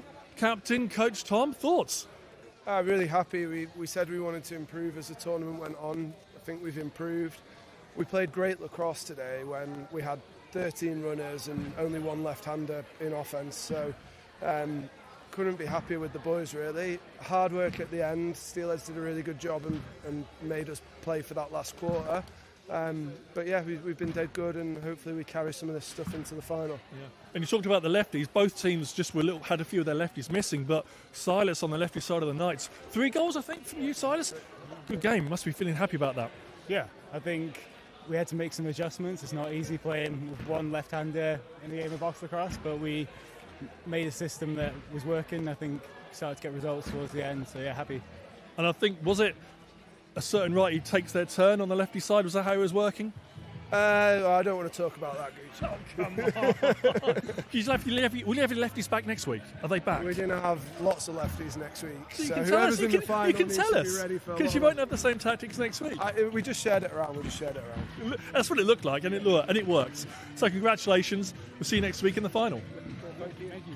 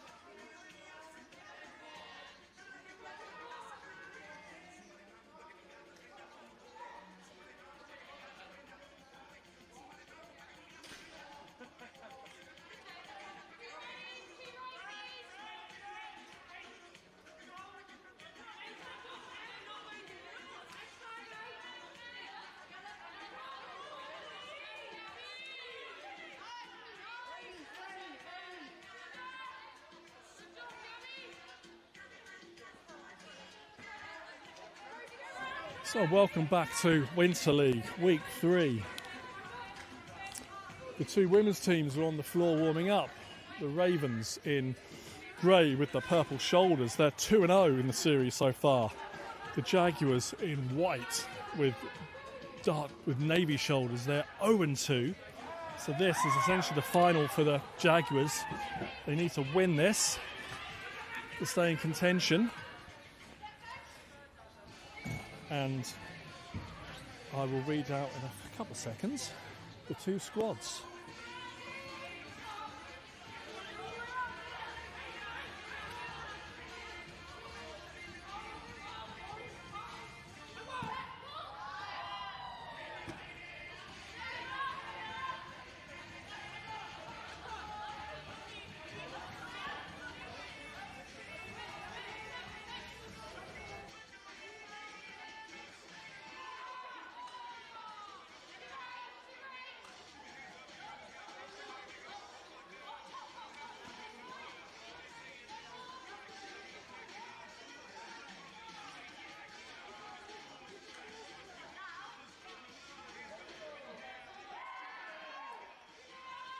Okay, here are our two squads, starting with the Ravens, who are on screen there. Alice Johns is 22, Amelia Ford, 11. Their captain is Annabelle Akintoye, she's wearing 00. Claudia Lane, number 1. Danielle Monks, 29. Davina Emantula is 32. Emily Chong is 6. Erin Tufnell, 27. Gabriella Lucas, 10. Harry Mann is 35. Heather Segler is 20.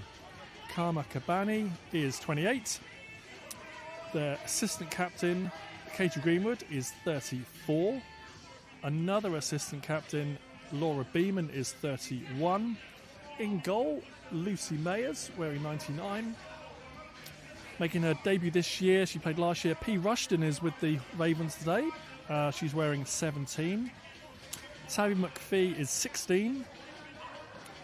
There might be, we've got Tilly Sidesso running the 16 as well, so we'll just confirm which of those there might have been a jersey change. I'll check with the coach in a moment. And finally, Zara Russell is 19. They are the Ravens. The Jaguars. Waving at me, here we go. Anna Wilson is 8. In goal, Annabelle Kitson is wearing 00 at the moment. In goal is their other goal is Charlotte Price, who's wearing 99. Charlotte Day, 5.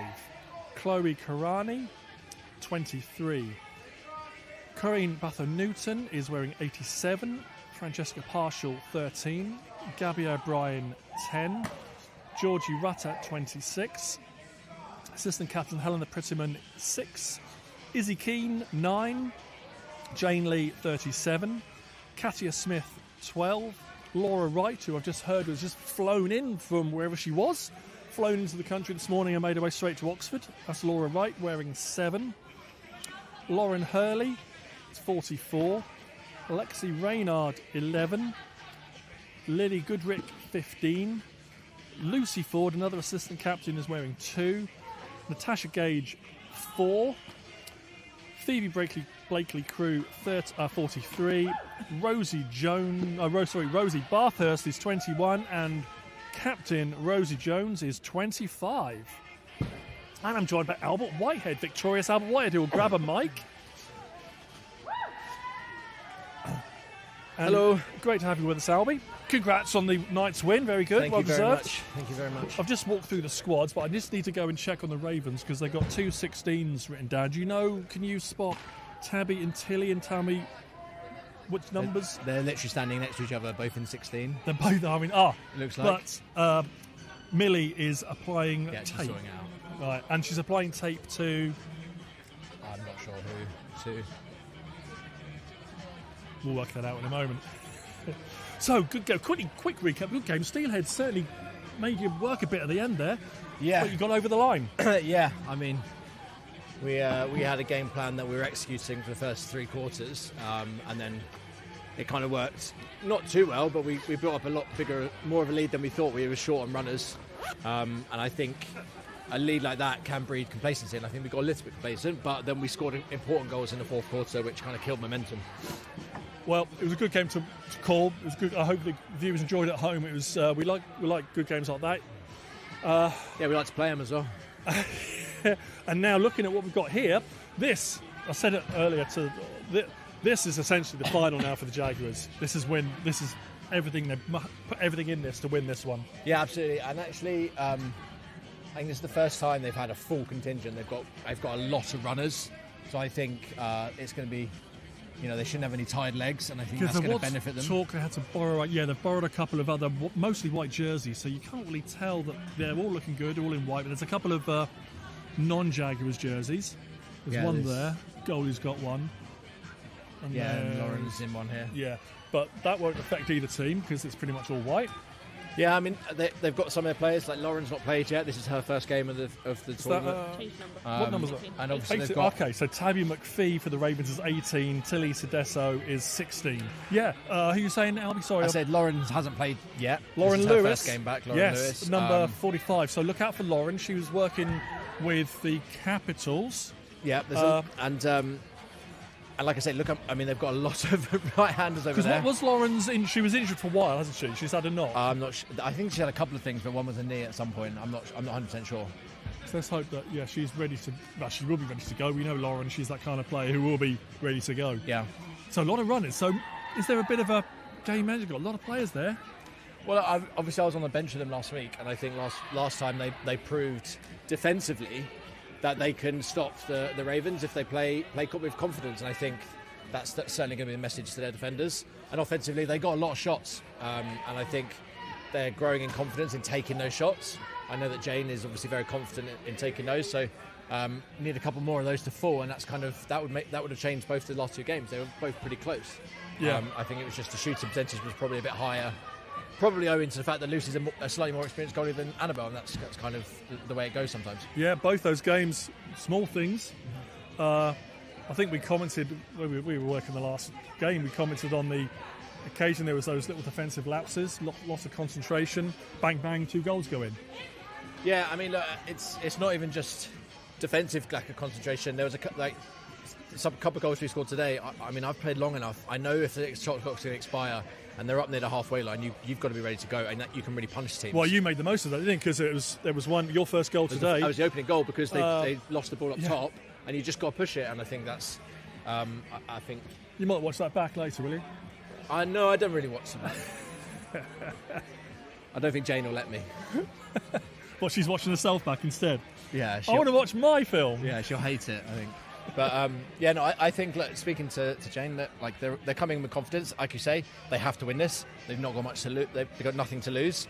I think the thing that's going to potentially trip them up is game time management, getting the right players out. The last couple of weeks, I think in the first week, lots of defenders were staying out, playing offense. Looked like people doing both ways. Yeah, and I think you can't. They don't need to, and they can't afford to, because they need to have their full strength. Players out, and that's Lucy Ford, that's Jane, that's Izzy, that's Rosie, well in there. Maybe Lauren as well. I mean, she hasn't played for us a while, so we're not sure, but she'll definitely be coming off the lefty side, I imagine. So priority for the Jags, obviously, they have to win. They don't really need to. They just need to win. Yeah. Because we've got a 3-goal. There's a 3-goal shift. So Ravens are currently 3 goals to the good. Yeah. Right. So win by 1. And then next week then you just got to win by 3 or whatever. Or so. I mean, got to win the game. Yeah, they showed that they went 3-0 up, I think, in the first game. They are scoring goals. They are defensively sound. They aren't high-scoring games. So if the Jaguars' offense can start to click, and the same the Ravens. The Ravens have been scoring when they needed to. I think that's the difference. It's not so much that they're playing much better. It's just, and that's shown by the fact that it's only a 3-goal game, right? Yeah. Oh, so I'm excited. Yeah, very excited. And quickly before we will, as soon as while we got the chance, we've got 6 minutes. Quick thoughts on the final game, the men's game. We've got the Capitals against the Hornets. Most people think the Hornets should be going in as favourites, but they should be. But Capitals have been playing well. They gave us a great game last week. They really struggled with numbers, and that can kill you in this kind of game. But I think they were surprised that Hornets are strong defensively. I think offensively, if Capitals are smart, they can limit the outside shots, and I think that would definitely work against the Hornets. They've still got very good offensive players, but I think it could be a really good game, and I think they could shock them. Yeah. Now, and that would mean every team's on 1-2, right? Yeah. So let's think. So if Hornets win not by much, then they'll be 2-1. So they'll be against Hornets. If they lose, yes. All the bottom three, the other three teams, yes, are just all 1 and 2. Hornets win and in.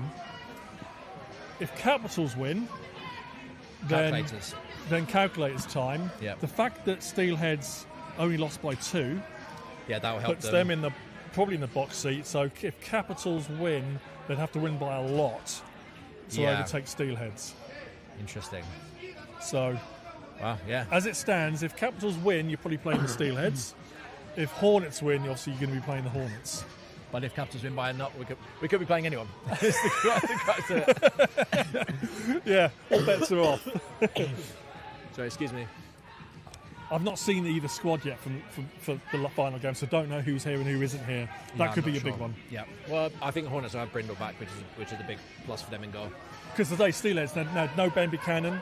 So yeah, and they had no lefties side because it's Ben and Seb de Siena. Yeah, they only had Mike Barrett as and Jack Ferdinand who can hold it with his left hand. And Mike, they can. Jack is a lefty, but I think he's more of a defensive player, and Mike can play with his lefty. But you want your natural lefties, really. Yeah. As we showed last year with no lefties. Yes. Well, let's not go back to last year. Yeah. Look at the record books, guys, online. Just check out the Winter League results from last year. Do you know? I look back at them, and actually, we had no lefties. We lost by 1 goal. We lost on a shootout, and then I think the last goal game was by a goal. How different it would have been with a couple of. I know. Yeah. One lefty. Anyway, that's last year. That's last year. Last year. Happy. This year. Yeah. That's this game. 3.5 minutes to go. Yeah. I think the Ravens are working a lot right now on power play. Ian kind of showing a lot of what they're doing. So it'll be interesting to see how they set up and play that. Yeah, because one thing, none of the domestic women's sort of teams and program, they've not been playing long enough to really have good power plays. That's going to come, but they've not enough time playing with each other. And like you saw, for example, just taking our team as an example, Nathan and Elle have played loads together. Elle and Will have played loads together. So that righty sides, it's just like they know kind of how to play with each other, and it showed on our power play. Yeah, it shows on our power play. Yeah, you've got. I think I'll have to look back 2-3 power play goals, maybe. I don't know. There weren't that many power plays, but you certainly converted on a few of them. Yeah, there was a nice one. I think it was Roche and Will trying to get a screen for Elliot, but Elliot swung it and Silas pinged it top corner. Yeah. Nice. It's a play they were working on before, I think, or it was scramble. Who knows? Right, our referee crew are having their pre-game talk. We've got Rhiannon Jones, we've got Lara Owen, and we've got Emma Jones. We've got a whole female crew, which is fantastic. So interestingly, both teams right now, I mean, the Jaguars are doing a passing drill up top, getting their 6 going, feet moving. Both teams have been static for quite a while. So it'd be interesting to see how they start the game. Well, actually, you've in the warm-up, they're not, whether they're going to come out full guns blazing. Yeah, or if it might be a slow start from both teams. And there's definitely an opportunity for either team to come out quick off the first face and start. You've been playing box so what's the best way to spend that last 5 minutes of the warm-up? It depends, because when we play an international fixture, say, we've got a full hour before, we've got our set warm-up, lids and gloves, then we come out and do full body. The last 5 minutes is kind of to yourself. We're back in the changing room, and then we've got Walt talking to us. Walt doesn't like to talk to us much, but that last 5 minutes is about visualising what you've done. Because you are warm, you're not going to cool down. You've done last 10 minutes. 50 minutes of warming up. Here, you've done half. You've got 25 minutes. Yeah, 25 maybe. Half hour, yeah. And it's individual to everyone. Some people like to just go and sit. Some people will pass against the wall, get their sticks warm. But it's about visualising what you're gonna do and thinking, knowing where you are on the power play, where you are on the special teams, etc. And speaking of Walt Christensen, the England men's head coach, Walt should be here next week in person. Nice, great. So hopefully he will all better make it down here. He couldn't come when I scored all my goals, could he? He'll watch it on film. I think he's sick of me talking about playing an offence, so maybe he won't. Well, he's sick of all the defensive players thinking they can play an I know, offence. but, yeah, but it's me and Roach who've been with him the longest. I think he's more sick of us probably. At least I've got goals in the bank that more credit. Roach got one. Roach, he did score. He Yeah. did, It he was did nice have goal. this little celly. It was nice goal. Yeah. It was a nice goal. Yeah, it was he's snatched intercepted a telegraph pass, banged down the field. Yeah, and do you know what? Full credit to Roachy because he's been practicing that. He's been practicing that shot for so long, and actually did it in a game, and it worked really well. You're going to have to start by sub. Yeah, that's fine. Grab some of the knights are still here. Down the end. Oh, sorry if you hear me shouting to Gooch, go get some volunteers. Gooch has just gone, like I say, gone to get some volunteers, so I'm going to be starting a game. And with that sound of the buzzer, we're about to start the third game, an all-important game really for the Jaguars. They need to get a win here, and they need to come out fighting. I've no doubt they will. They've got some strong characters. The Ravens have been, have been getting wins and playing equally as well. So.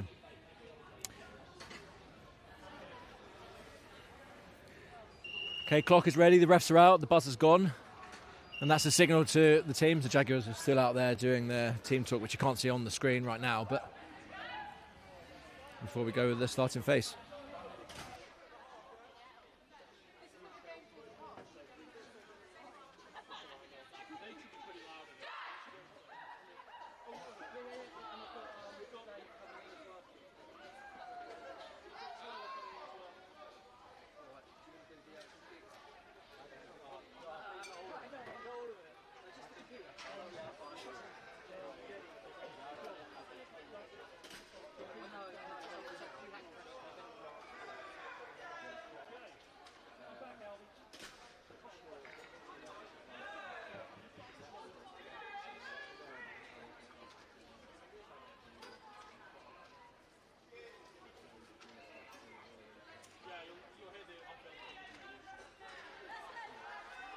We get ready for the first face. In goal for the Jaguars is Lottie to start this game. And in goal for Ravens is Lucy Mayers. Fran Partial up against Davina on the face. And Fran has won the clamp for the Jaguars and comes up with the ball. Immediate pressure on the half. Needs to get the ball off. And she's pushed over the halfway line. That's over and back. That's going to be Ravens' ball. I think you're going to see that battle quite a lot between Dav and Fran for this game. Ball is passed to the lefty side with Claudia looking to carry down. As a righty down on the lefty side, she's low. She carries behind, swings the ball up top to the righties, looking for a step inside, passes it back low. Coming over top, looking to swing across, find the pass in the middle, found to play in the middle, rolling. Good defensive check by Rosie Jones to turn the ball over. But Ravens turn it immediately back, get the ball. Settling for 30 seconds. Ball's passed up to Laura Beeman. Looking to settle, not in any rush, trying to set it up, pass down to Claudia. Who's using the pick, looking for a shot on the righty side. Wide, ball's in the corner. Karma Kabani comes up with the ball. Looking to come over the top. Nice pick. Good for the roll. Passes across crease. Ball is loose. Good defence from Laura Wright. Pins him up against the boards, mucks the ball. 5 seconds left of the shot clock. Not going to pick the ball up. And that is going to be a time expire. Good stop by the Jaguars. Laura Wright picks up the ball. Under immediate pressure, passes to Jane Lee Whitehead, who looks to settle it, looks to get the offensive players out. No one's coming out, so swings it across. Comes to set, it's a pick. Nice seal. Passes to Izzy Keane, who doesn't quite catch it, and the ball looks like it's going to go over and back. And yeah, over and back. A little bit rushed on that first offensive play by the Jaguars, but that was the first time they got everyone out. Ball is with Ravens. They pick the ball up. Ball is passed down to low on the righty side. Swung across to Harriet Mann. Doesn't quite see the ball. Ball is loose. Fighting for the ball down low. And Ravens come up with the ball. Not sure what happens, but slipped. Pass to Harriet. Or is that? Who's that there? Laura Beeman, I think, maybe. And that's got to be a push. Shocking that that's already called for a push. And Ravens get the shot. I would be absolutely fuming. That is definitely a push.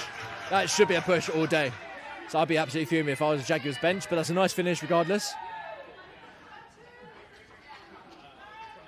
That's Beeman. That's a push all day, but she passed the ball to Karma, who I think comes over the top Shot low, low right side. It's a nice finish.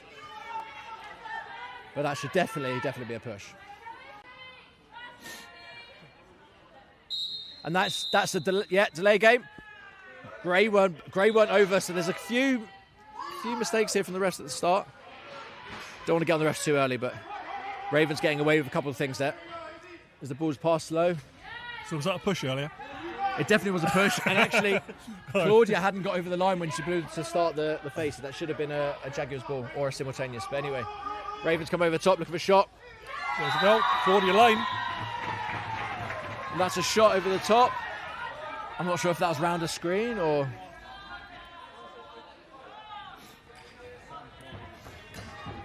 So they're getting the ball behind quite a lot, Ravens, which is good. Comes over the top. Yeah, nice pick and just shot over the top. That's why you don't give top side. I was commenting earlier on your game. You were finding Steelheads you were getting over the top of the Steelheads quite a bit in your first game. I mean, they were getting underneath us. You don't want to give them underneath. You don't want to go over the top because all it does is makes the goalie step and then you've got a shot. And when you've got shooters like El Leonard it's hard to Nate, cover both. Yeah. Action right in front Good of us. pressure from the Jaguars. Turn the ball over, loose ball, and they come up with the ball. That's the kind of aggression Jaguars are going to need to do in this game. Pass the ball down low to Lucy Ford. Slowing it down as they get their offense out. Rosie Bathurst with the ball. Tash Gage looking to come set a pick. Rosie coming over the top. There's no swing option at the minute. Pass low to Georgie Rutter. Coming over the top. Nice pick from Jaylee White. Look for a slip. Nice shot. Nice roll. Nice shot. That was a lovely pass. Lovely pick and roll shot. Just didn't quite go in goal. Good forward pressure from Tash Gage. Good job from the Jaguars to turn the ball over on transition. And here's the ball. Phoebe coming up with the ball. Looking to get it to Yo. No pressure yet. Pass, looking for the pass. Finds Lucy Ford. Slowing it down. Waiting for a pick to come. Nice pick comes. Rolls. Pass it to the right side. 9 seconds on the shot clock. Looking for a pick. Swing. City Keane. Didn't quite catch the pass. And a long set by the Jaguars, but the ball kind of stuck on the righty side. Need to make sure they're getting the ball swinging.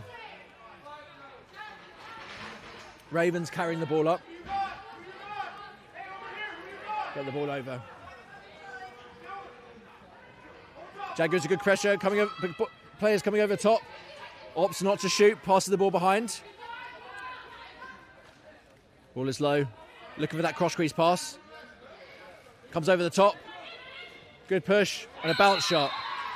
And that's another goal for the Ravens. And Jaguars really, they just let them go over the top every single time, and that's coming to bite them.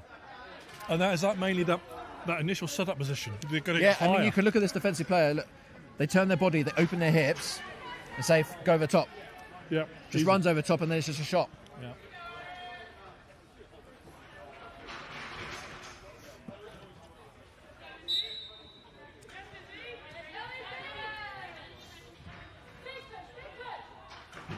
Ball's loose and Ravens come up with the ball. Double pressure, good check from Izzy Keane. Ball's now loose, but Laura Bean picks the ball up. Look for the cutback door, good inception by Fran. And she runs the ball up the floor, got no help. She's going to be under pressure immediately, turns and finds a pass. Georgie Rutter coming on, slows it down, gets the ball to Lucy Ford. Late person coming out, it's Janie Whitehead. Lucy going one-handed. There's the pick. Shot. Lucy with a save. It's a loose pass. Annie looking to get the ball. Pressure by the offensive players. Janie Whitehead. Good job just to deter them. And they both look to sub.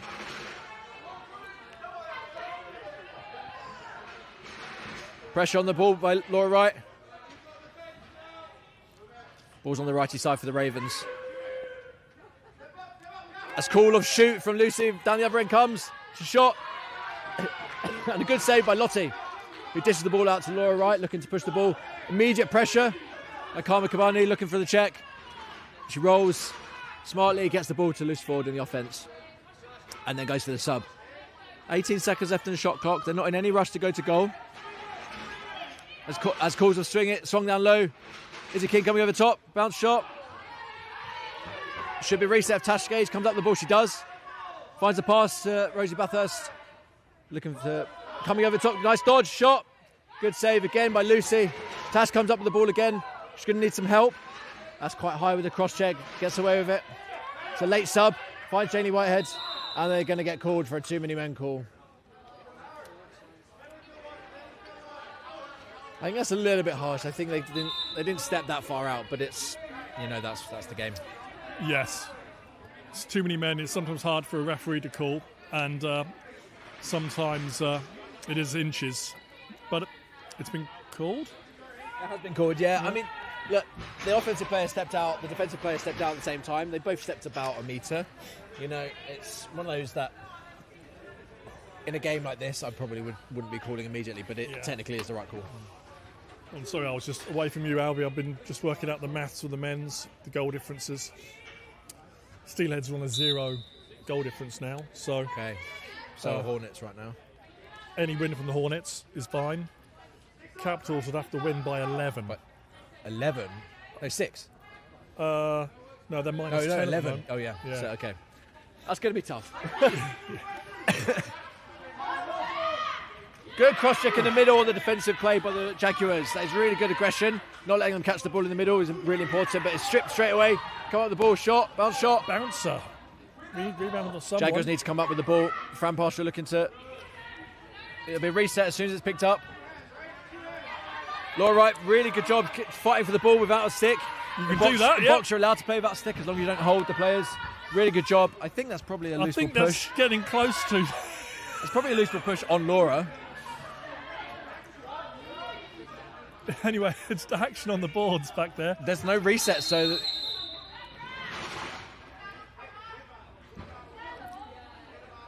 And the ball went out in the door, I think. And a face is called. I think it went out the door. Yeah. No one was coming up the ball. This could be our first loose ball face of the Winter League this season, I think. I don't recall having one. I mean, I think that's the first loose ball face I've seen in about 8 years.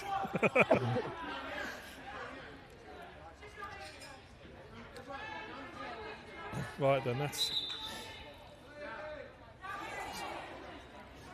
A half-hearted call of delay game came from Jaguars bench. Let's have a look at. Let's see if we can get some. Let's have a shout to some of the Jags defenders we've got. Fran Partial is on the floor. She's 13. 11 is Danielle Costello. Lexi Reynard. Oh, is that Lexi? Yeah. Oh. 45 is Lauren Lewis. 25. Rosie Jones. Rosie Jones. There's your 4 because their 5th player is now back on the floor from the too many men. Teams at even strength again. So Jags did really well to kill the power and not concede. They now need to get the next goal. It's really important and stop letting players go over the top. Again, it's a free shot. You have to be getting out and not letting them get over the top. Here's Lauren. That's the first time we've seen Lauren moving. Let's see how she's moving.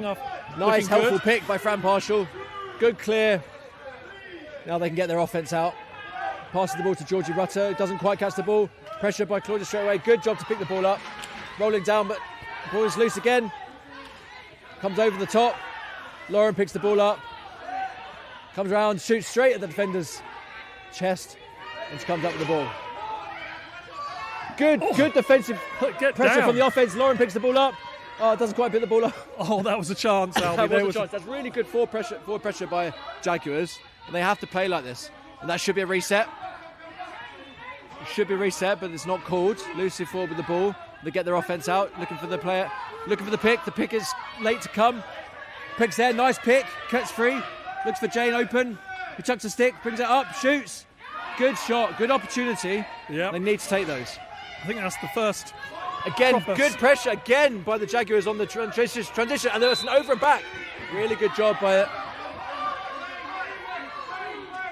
Really good job by Jaguars to turn the ball over. They got a nice shot off the pick and roll.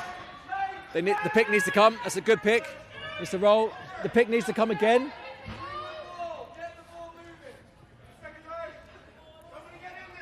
Certainly is frantic. Jaguars. Oh no! So Jaguars needed a nice set of play. The problem there, is you just not sit. The picks aren't coming when their players need help, and no one's coming to set the pick. Yeah. It's a loose ball pass in transition. And that's Catcher comes good pressure from catcher to get the ball loose. They need to pick it up. Not sure what happened there. As he picks the ball up, he's got to get head up the floor. Rolls through 2 players. Really good job to roll through 2 players. Nice pick by Lauren to get some space. Bit of a loose pass to Helena. That was Kat Smith there. Catcher Smith for the Jaguars with that good defensive He picks work. the ball up. Yeah, good job by Kat. Right, we need a settled 30 seconds now for Jaguars. Well, they've only got 10 seconds. They're going to need to go straight away. They should have been. I thought there might have been a reset. Yeah, no. I'm not sure. Anyway, Lucy 5 looking on to the attack clock. underneath. Comes loose. Ball is checked. Well done by the defender.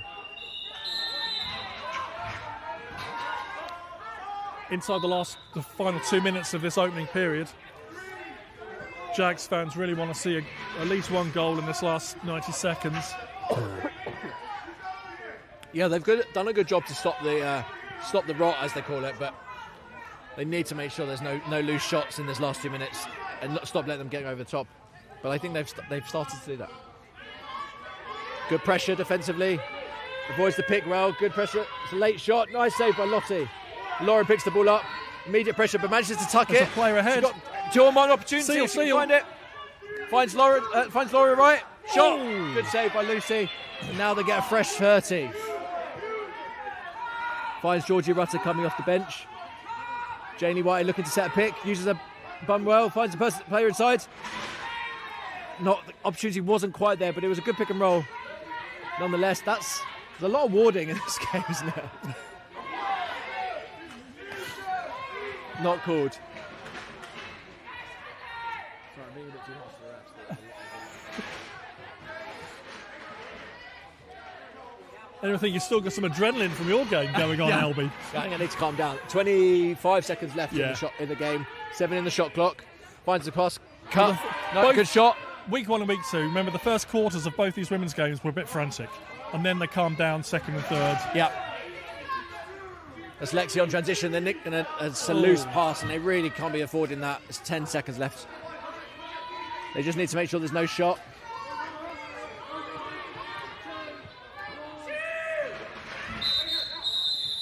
And that is quarter. Ravens 3, Jaguars 0. I thought Ravens are going to be happy with that. Jaguars going to calm down, get settled plays, and breathe a little bit, I think. Yeah, I mean, the goals they conceded, the Ravens punished them on the mistake of letting them go over the top, but they weren't the best lacrosse, the hardest thing to stop kind of thing. Yep. So it's something they can rectify. They just need to get the opportunity, and they're getting some nice pick and rolls. I think if you look back, I think all 3 goals maybe came from exactly the same place on the floor. Yep. That righty over the top, shoot spot on the power, where you'd shoot over on the top, power just play. shoot. Yep. You can see the replay here. I think of the goals. There's that push that wasn't a push. That's a push, yeah. It's just a shot over the top. Just that football white liners. Yeah, I mean the player was on hands, but it wasn't really on hands. They were just kind of stood next to him, and then again, it's in the same position, over the top, just a shot. Yep. But it's not just the defence, because there was a Raven setting a screen. That one was doing what they need to do, and the third one they are setting picks, but it's the switch isn't going over the top, and look, just given over the top, no pressure, a late push, and then it's just a and that was a shot falling away as well. Yeah, three things that can. Yeah, I mean, I don't want to be too harsh on Lottie, but use some of those you would if she had a bit more experience. It's good for her to be playing, and she then got warmed up in the game and started to make saves early on. That's why you don't want those early shots just to be kind of like that, because it lets your goalie get set a little bit. And once she settled down, she had a couple of really good saves. Right then, 30 seconds and we'll restart. Only 3-0. We've seen that's not a lot in box. Just looking at the coach, we've got Elliot Pugh talking a lot up for the Jags. He's obviously bringing tons of experience over there. It looks like possibly it's Annabelle Kitson getting ready, 0-0 to jump in the second quarter, possibly. Yeah, it looks like they might be doing that. Which is an interesting decision. I'm guessing that's a coaching decision, not a pre-planned thing. Previous 2 games, they were sharing it a fair bit. I know But Annabelle done. it's not. You wouldn't share quarters like that. You wouldn't go quarter to quarter. You go half and half. Week 2, Annabelle done the first half and Second, Lottie done the third quarter, but then Annabelle jumped in on the fourth. Yeah. Uh, I think last week Lottie did the fourth. yeah. Anyway, it's Kitson coming out now for the Jaguars.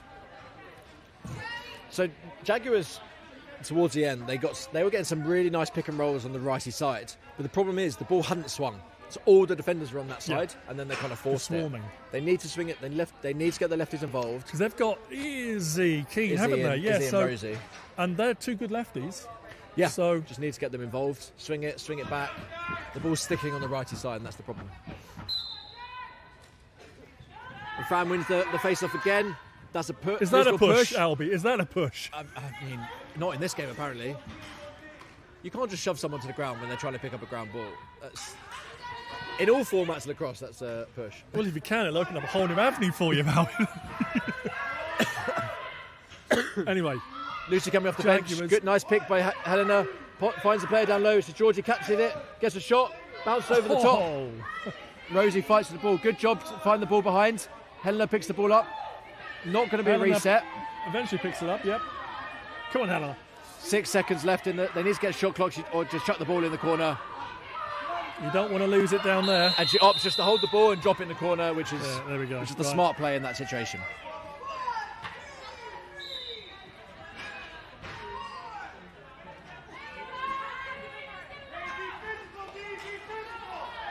Shouts on the bench for D to be physical, and I think that's right. They're standing off a little bit, which is letting players run through the middle. Good physicality on this lefty side, but again, the top side's open. Finds the pass across, and not there. Who's first to it? 5 seconds left in the shot clock. They just need to make sure there's no shot. Karma shot after the buzzer, I would say, but it's a save by Annabelle Kitson anyway, and she'll be happy to get that first save on the board. I'm going finds the pass. I'm going to the chocolate box. You want any chocolates when I come back? Yeah, at half time I will, yeah. Yeah, I'll get a couple of chocolates.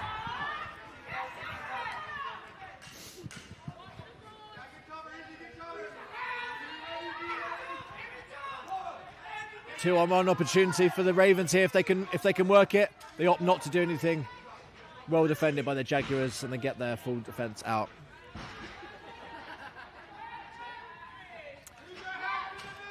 And there was just being massively open. Off the post and over and back. No, over and back.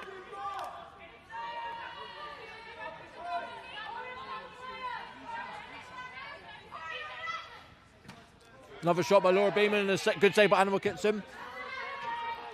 A couple of really good saves from Annabelle to start this quarter and kind of get the Jaguars calmed down a little bit.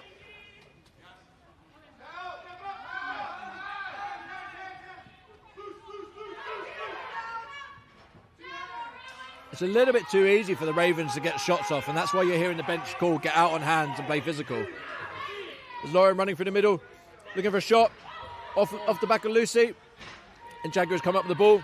Nice pick. Needs to find the pass. Gets the ball out off Lucy. Good pick. Now we need the swing. That's exactly it, right. Needs to swing the ball, and it goes straight back to the righty side. Now we need the swing. There's the swing finally. So Rosie Bathurst, easier spot with that single long legging on. Back with the Ravens. Good forward pressure by Lawrence, turn the ball over. And it goes back to the Ravens. Rosie putting pressure, the ball is thrown away, that's over and back by the Ravens, and the ball is going to go Jaguars. This is much better from the Jaguars. Much better. She finds but that's past Jane, but it's not quite, doesn't quite connect. But she'll come up with the ball. But still, 20 seconds on this possession. Now's a chance to swing it. Swing it. There we go. Ball comes over the top, lift the pit. Now she needs to swing it. Swing to James, who shoots. Nice shot. Good save by Luce. Ball is Where the hell did the ball go? I think it's in the equipment somewhere, maybe in the leg pad.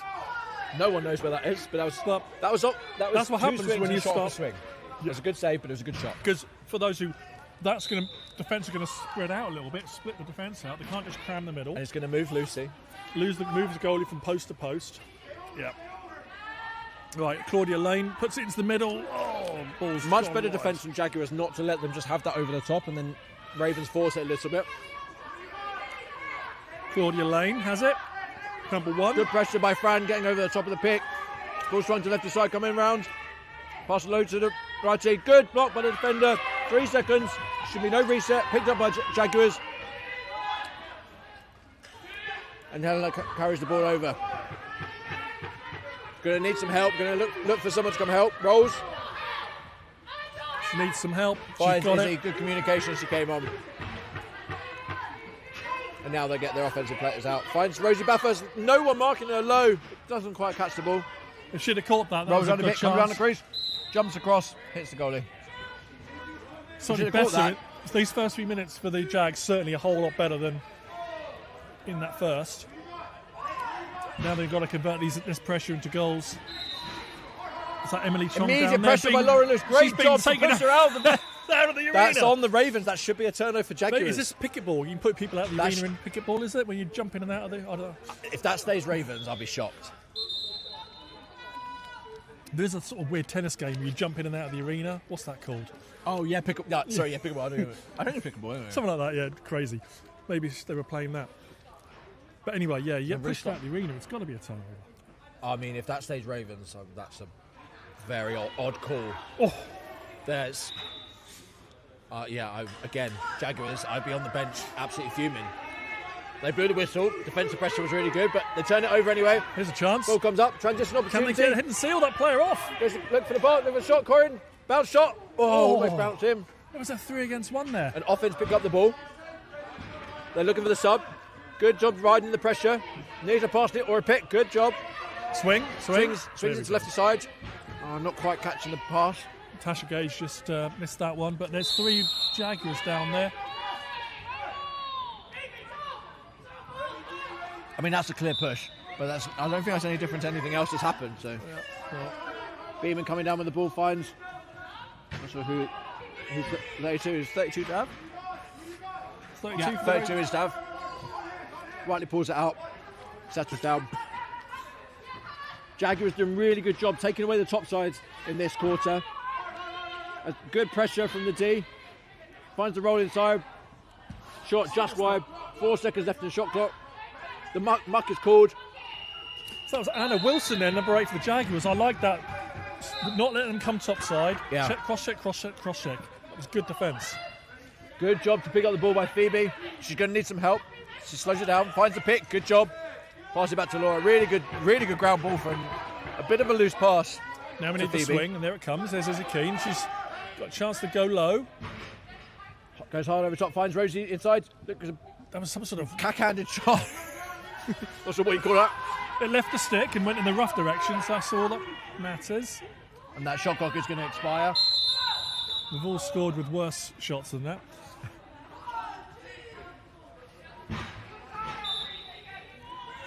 It's a loose pass in transition, and Fran picks the ball up, falls over, finds the pass to chance. Laura, right, or Helena.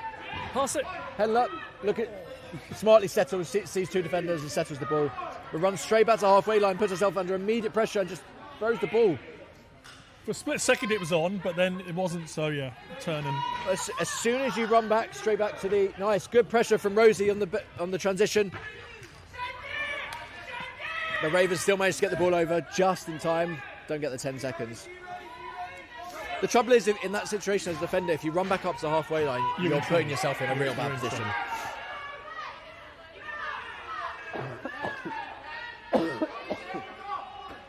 Shot by Laura Beeman, saved by Annabelle Kitson. Annabelle's made a real difference in this quarter, has to be said. Who finds Rosie on the transition. Loads of time to pick up the ball as Jaguars get their offense out. We still want a bit more control from these Jaguars. Nice shot, nice save. As in just get set, get the lefties to the righties, swing it, do a bit of interchanging. Yeah, you can you could hear just then from the bench a shout to the righty offense to get on the righty side, and there's a little bit of right-handed players trying to go on the lefty side, and it's just they need that balance. Here's a chance. Loads of time. Good save by Annabelle Kitson. She had loads of time coming round. But a nice save. There's a transition opportunity. Jamie White coming off the bench. Pass to her. Catch shot there we go. and a beautiful finish. Jaguars are on the boards. This is textbook. That's Let's look textbook at coming this. off the bench. Jane cuts really hard across the goal, and that is an absolutely beautiful finish. Good pick up from Fran, passes the ball up to Lauren, who pushes it over the halfway line. Sees Jane streaking off the bench, catches the pass a little bit in front of her, top right corner. Transition. That is a fantastic goal. They got the short bench, made the most of it. Goal, right. And they needed that goal. They've stemmed the tide, it's 3-1. Yeah, we're well into the second half of the second quarter. And we will definitely be watching that one back later at home. That'll be clipped. That was a really nice goal, really nice finish. Ravens come up with the ball off the face. I'll get Glenn to scrub that little bit out. We lost the signal there. Yeah. And, I mean, the ball's out of the arena. We'll be going Jaguars. The massive difference this quarter, and obviously the coaching staff have spoke about it, is Jaguars' defence is playing really physical, really aggressive. They're not letting the Ravens have any time with the ball. Finds a pass inside to Izzy Keane, and a bounce shot. There we go. Beautiful across again. That's a pick and roll on the lefty side. That's another pretty much textbook goal there. So Lauren Lewis has the ball there. Waits for the pick, rolls, little shovel pass to Izzy Keane, who shoots low, and that's hip check, again perfect. roll into the middle. Perfect 2v1 lacrosse. Right then. I mean, in fairness to Lauren, she hasn't played for a while, but she's making a difference in this quarter. That's two really nice assists, but two really good finishes from the offensive players.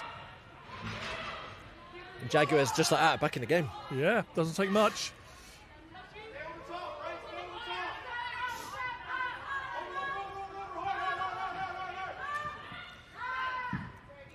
Loose, low. Ball comes up with Ravens still. 12 seconds left in the shot clock, as they just got a shot which just went wide. A nice drive down, taxi underneath. Doesn't find the shot. Tries to go over the top. Late shot, straight at the goalie's chest. Annabelle makes a save. Dishes the ball out to Fran, and again another transition opportunity. She finds Georgie Rutter coming out. Good shot. It was nearly a carbon copy of the last goal. Wow, that is really good transition across from the Jaguars. And forward pressure immediately by Rosie. The ball is loose. She keeps the ball there. 10 seconds is can't be far away. And that is 10 seconds. Jaguars, great pressure by the offence. Their bench is going crazy. They're loving this. And that starts from defence. A bit of aggression in defence, and you can see how much of a difference it gives the confidence to the offence. Lefty side with Lauren now. It comes over the top, looks to swing the ball. Finds Jane on the swing. Looks at the pick, comes over it. Finds the pass inside. Bit loose. Hits the ref. Rhiannon is okay. Lauren comes up with the ball, I think. Jane coming to pressure on Em Chong, who picks the ball up. Good forward pressure again by the offence. They just got to hold her there for 10 seconds. The reset's on. She's not going anywhere. No count by the refs. It's a bit of a late count. And that is 2 10-second counts in a row. Amazing pressure by the offence. Lauren finds Jane Lee low, comes round, shoots. Arm save. Oh, good save. Just. I don't think Jane realised how much time she had, but that's really good. They're pushing the opportunity. Really good by Jaguars. Good pressure in defence by the Jaguars again. They turn the ball over. Ravens just can't get it into offence. Rosie comes over. Timeout called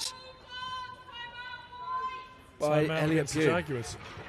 Now, I know they want to use the timeout, but I would have kept going. I would have kept going. They've got momentum. Rosie just beat a defender. I'm not sure I'd call that timeout, but equally, timeout, get their offensive players out, get who they want out, and I mean that's two if beautiful the thinking goals. is right, we're going to get a goal. We're going to tie this thing up and go in all tied because we've got just over 2 minutes, loads of time. Yeah, I mean, look, the way I'd look at it is Ravens, they probably need a timeout, so I wouldn't be burning mine now. I'd be putting the pressure and I'd be keep going, and then as soon as Ravens get the ball over, they're probably going to call a timeout because they need to. The momentum is with Jaguars, but Elliott's called it. We'll see what play they're going to run, what they're going to try to do. See what it pans out. It might be something to chat about when we catch the coaches at half time. If this, however, works out, if Jags now go and bang in 2 goals, best decision ever. Exactly. If they score off this play, and they're getting opportunity, and it's the simplest thing in box lacrosse. They've swung the ball 2 or 3 times, and that's where they're getting their goals from. It's really good lacrosse. They should be very happy. You can see they're excited. They've got the momentum. So their So, offensive. Cole, who were the 5 offensive Jaguars? So coming Rosie out now? Bathurst, Izzy Keane, Janely Whitehead, Lucy Ford, and Georgie Rutter. That's a good 5. He's a good 5. The ball's going to start on this lefty side. I think they're going to look to string the balls to do a play maybe on the righty side, or they're just going to play 25 seconds. They might have drawn up a play, they might not have.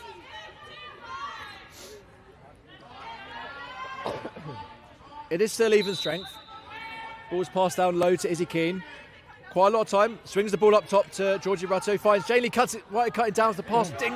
If the pass was a little bit better, I think that play was Yeah, that she would was have open. worked. She was very much open. Claudia comes up the ball, pass in transition. Gets it to Davino, carries the ball over. Had a player open. Could have pushed it forward. Opted not to, and that's good pressure again by the offence to turn the ball over by Izzy Keane. Rosie Bathurst back there as well. And Jags really are not giving the Ravens any time with the ball. Rosie carrying the ball up. Needs to find a pass. Almost gets the ball. Just gets over at 10 seconds. Finds a pass to Lucy Ford coming out. Who tucks the ball, doesn't quite get free. Has Janely come in, set a pick. Someone needs to go help Rolls her. underneath. Nice pick. Ref's in the way. Ref's down. Comes over, almost finds Janely White open, but Carmen Kabani comes up, picks the ball. Good check by Jane. Just delays that transition opportunity. That's really good by the offence. I thought that was going to be a clear run to goal then, but She just got a great check and just dislodged the ball. Carmen was free otherwise. That was really important. That was going to goal. Pick now on the So what righty Ravens side. need is now just to control and use this 10 seconds, get a good shot off. Look for the pass inside. Finds Laura Beeman. Good check. The ball is just dislodged. It's 5 on the clock. Passes up to Laura Kabani. Who's just shot. Hits the defender. Tash Gage comes up with the ball. Puts it in her right hand. Runs. Gonna need some help. Runs. Maybe go to goal. Maybe not. Ball's still there to win. Yeah, Lucy Ford. Sorry, 20. Not sure who's 26. 26. Is that Georgie? Georgie Rutter with the ball. Needs to swing the ball. 13 seconds left. Opts to just carry it through. Swings it to 40 seconds in the quarter. Swings it to Keane, who comes over top. Finds a swing again. Back to the other side. Passes the inside. It's Helena. Ball is checked out of a stick. And that is a shot clock expiry. Good defence by the Ravens. There's less than 20 seconds. Ravens might use their timeout. 24 seconds left in the half. No. They're opting not to, Doesn't which is look an interesting like it. choice. Rolls. Now they are. And a late timeout call. With 16, it looks like. 15, 16. 16 or 17. I think we'll sync up the 2 clocks. I think we're going with 17 17 seconds. so game clock is on the shot clock. 17 seconds. Yeah. So now you. I know it's already coming up to half time. Yep. Do you pull goalie here? In 6 I or think 6? you do. I think you do. Just for fun? Yeah. You've got all the time in the world. You just got to. You've got to have confidence that the 5 or 6 that you have out aren't going to throw the ball straight away. But Lucy's come to the bench. I don't think she'd come if she wasn't being pulled. Get Although- nice and spread. I mean, Ian is only Pass, talking pass, to pass. 5 players, so maybe he isn't going to. Good pull. spot. But then Sixth has Claudia's just come out, so maybe.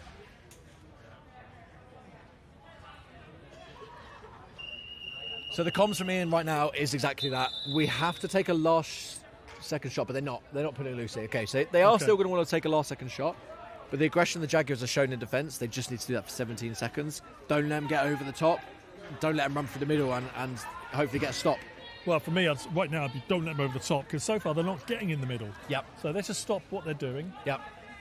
Put their best defender on this top slot where the righties are doing their work, and it looks like who's 13 for the Jags? Is that Fran Partial at the top there? Yeah. So they've got their. They're going to set a player. They put a player behind, and Jaguars opt to go and lock her off, Which is fine. Go with that. I mean, last week the Ravens scored a goal, I think, where they didn't do that, and then so they've learned from that. Tries to come over top. Good defence from Laura Wright. Tries to find a pass low. Ball's loose. 1 second. Great defence from Laura Wright. Doesn't let them go over the top. That's what and you need to do.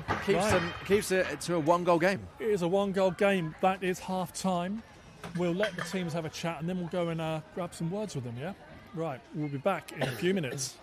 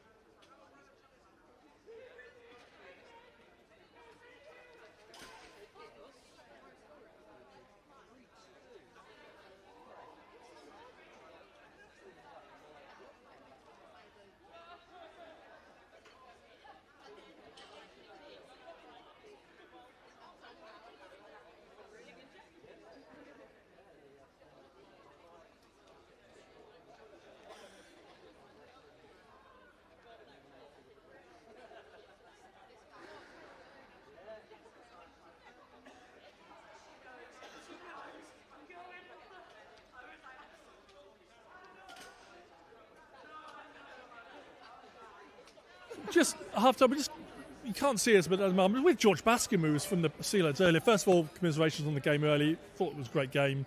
Steelheads really getting it stuck in there, but not quite enough. Your thoughts on the this women's game today? Well impressed.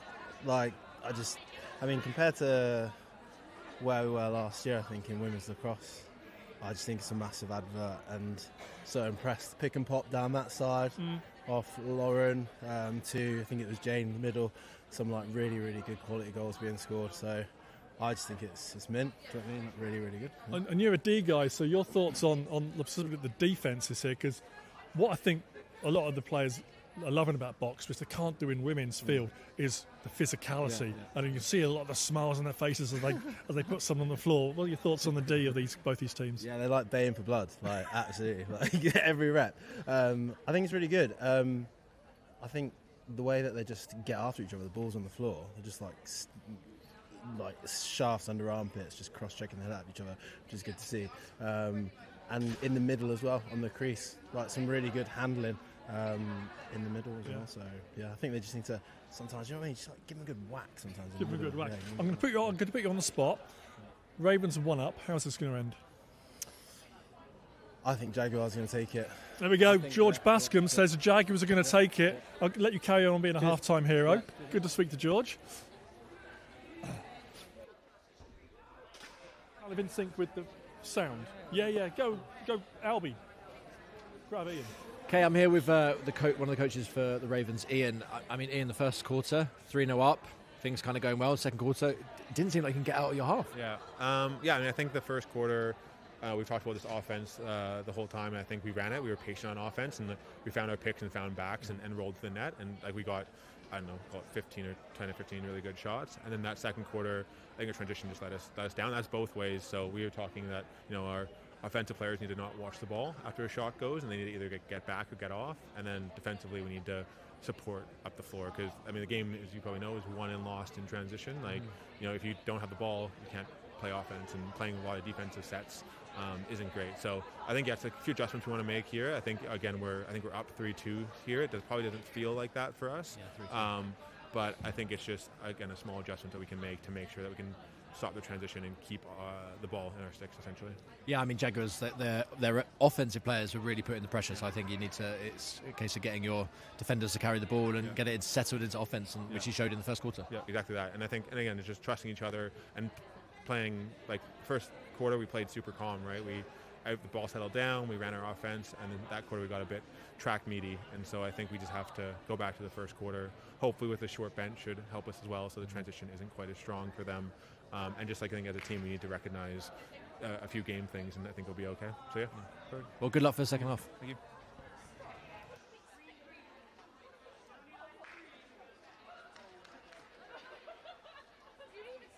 Great time, Elliot. You just finished speaking to your offensive group.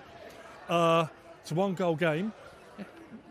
Ravens had the sort of best of the first quarter. You definitely had the best of the second quarter. What have you been saying to the group? Oh, we've been saying keep it going.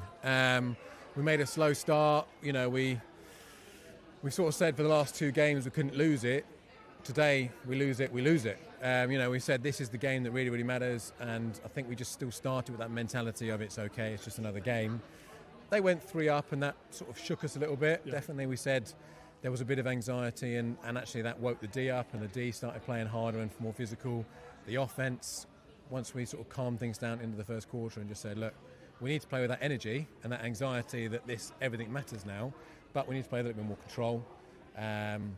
And we've started to move the ball a bit better. We've talked about our cutting. Players are getting, it's Walt's favourite phrase of getting to the dirty area of the floor. We've been working really hard on getting the players to that penalty spot, sort of top of the penalty box on this floor is a great marker for us to get players there, and we just know the more shots we keep having, the better chance we have them going in.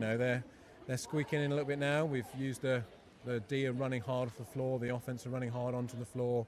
We talked a lot to the girls about getting physical in offense and not being afraid to take a hit while having a shot or making a pass. Because both teams are very physical defensively, but now you're telling the offense you've got to get in there and get into that middle. Yeah, I think that's one thing I could say for both teams, with a separate hat on.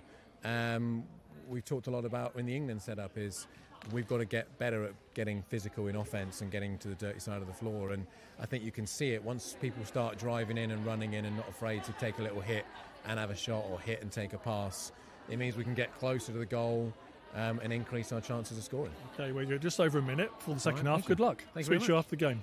That's Elliot Pugh from the Jaguars.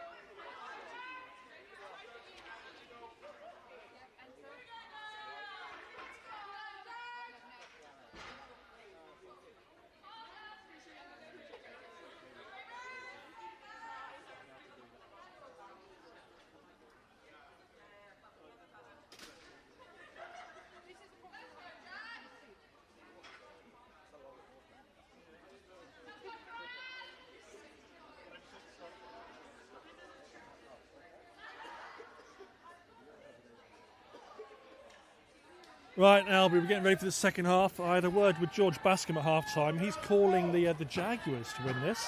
I did put him on the spot, mind. Well, momentum's with them. If they start this quarter like they ended that last, then there's absolutely no reason why they can't. And they do come up with the ball.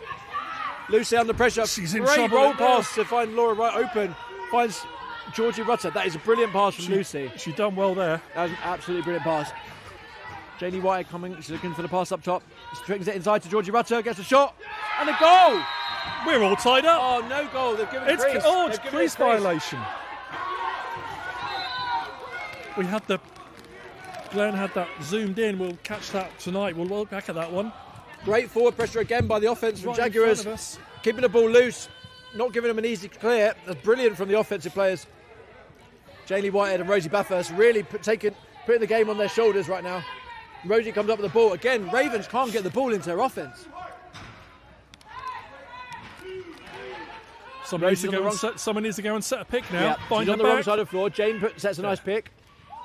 Bit of a loose pass, but Lucy comes up with the ball. Ball is checked out on a stick. Picks the ball up. 12 on the her shot own. clock. Swung the ball. Nice pick. Rosie Bathurst coming over top. Shot. Bounce wide. Just seen Jaguars still got. That's still Kitson in goal. Yeah, just checking on that one. Right, Ravens with their first offensive set for this third quarter. They've finally got their fifth offensive player on. Who gets crushed but gets the shot off. That's off a post. And Lauren Lewis can come away with it. Really good clear from Lauren Lewis again. They've got transition opportunity. Sit was loose. Tash Gage picks the ball up. Does a really good job. She looked at protect the Tash ball. Gage, but I don't think quite I could get it off to her. Yeah, the stick was just hanging a bit loose. And Tash has done really well to keep the ball. Picks it up. She has done well there. Finds Lauren up top. She's going to swing it to Phoebe. Shoot. Called from the bench. Finds Lauren up top. Who shoots the ball just wide. The Ravens come up with the ball. It's like they're like a different team to that first 15 minutes. Speaking to Elliot at half time, and he was saying how they weren't happy with their start, but he's happy that they're just getting better and better as the second quarter went on, and looks like they've continued that now into the third. But here's the Ravens on the attack. A shot from way outside goes wide. And it's one of these things, I don't know if that's the thing of Ravens just trying to shoot now, but shooting from out there. That's a delayed penalty come in. Jaguars with the ball. Did you see delayed Watford? penalty. Janie Whitehead all the time backing away a little bit. Finds the pass to Lucy Ford. Rolls over the pass, shot. And we're going to have and a save from penalty. Lucy Ford, but that's going to be power play. First power play, I think, for the Jaguars. Slash being called on Claudia Lane going to the box. Yeah, our first power play. Now we think the Jags 5. We've got Lee Whitehead. We've got, help me call them out. We've got Izzy Keane on the right. Lucy right Ford, side. Georgie Rutter, Janie Whitehead, Yeah. Rosie Bathurst, and Izzy Keane. And the defensive group for the Ravens will catch them as after this Janie develops. Whitehead up top. Ball's passed to Jane. Passes across to Rosie. No rush. They're stepping in. Looking for a double up pick. Looking for Janie Whitehead stepping through the middle. Shot. Good save from Lucy. That was well worked, that man up. Yeah, Jane tries fighting for the ground ball. Really good job to fight for the ground ball there. And it's Ball with rolls back into the crease to Lucy. And the offensive players get back to delay transition again.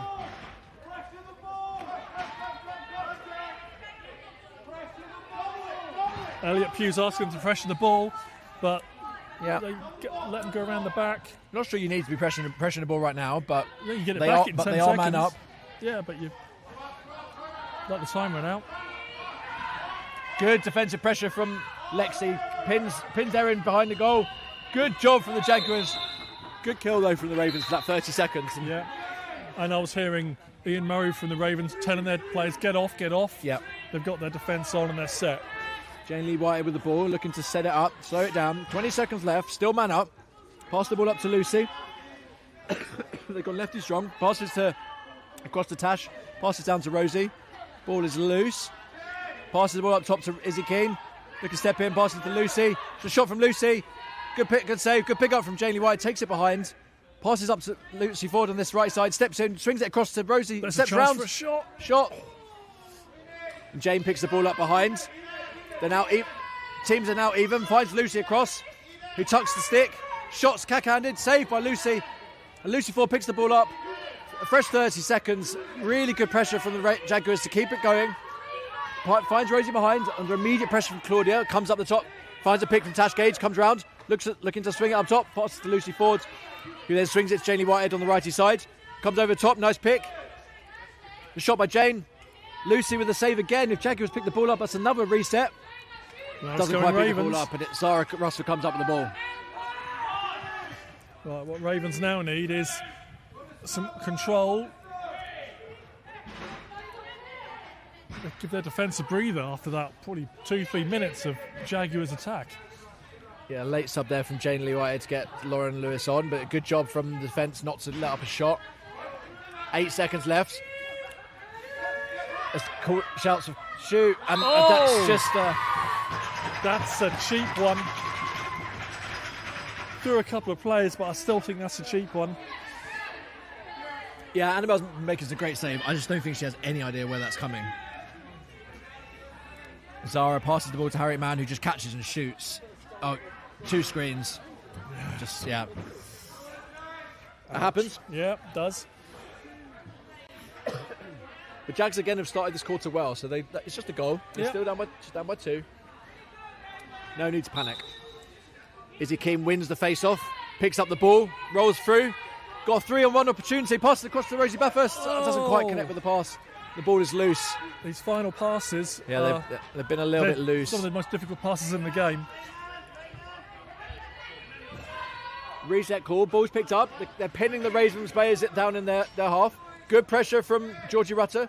Have we got a 10-second count on here? We have, haven't we? Yeah, there's probably only 3 seconds left. If they muck it, that's 10. Yeah. Brilliant again from the Jaguars. Not let the Ravens get out of their half. Georgie passes across to Lauren Hurley. Passes the ball up to Lucy Ford, who's looking to step down. A pick is called. Lucy comes over top, shot.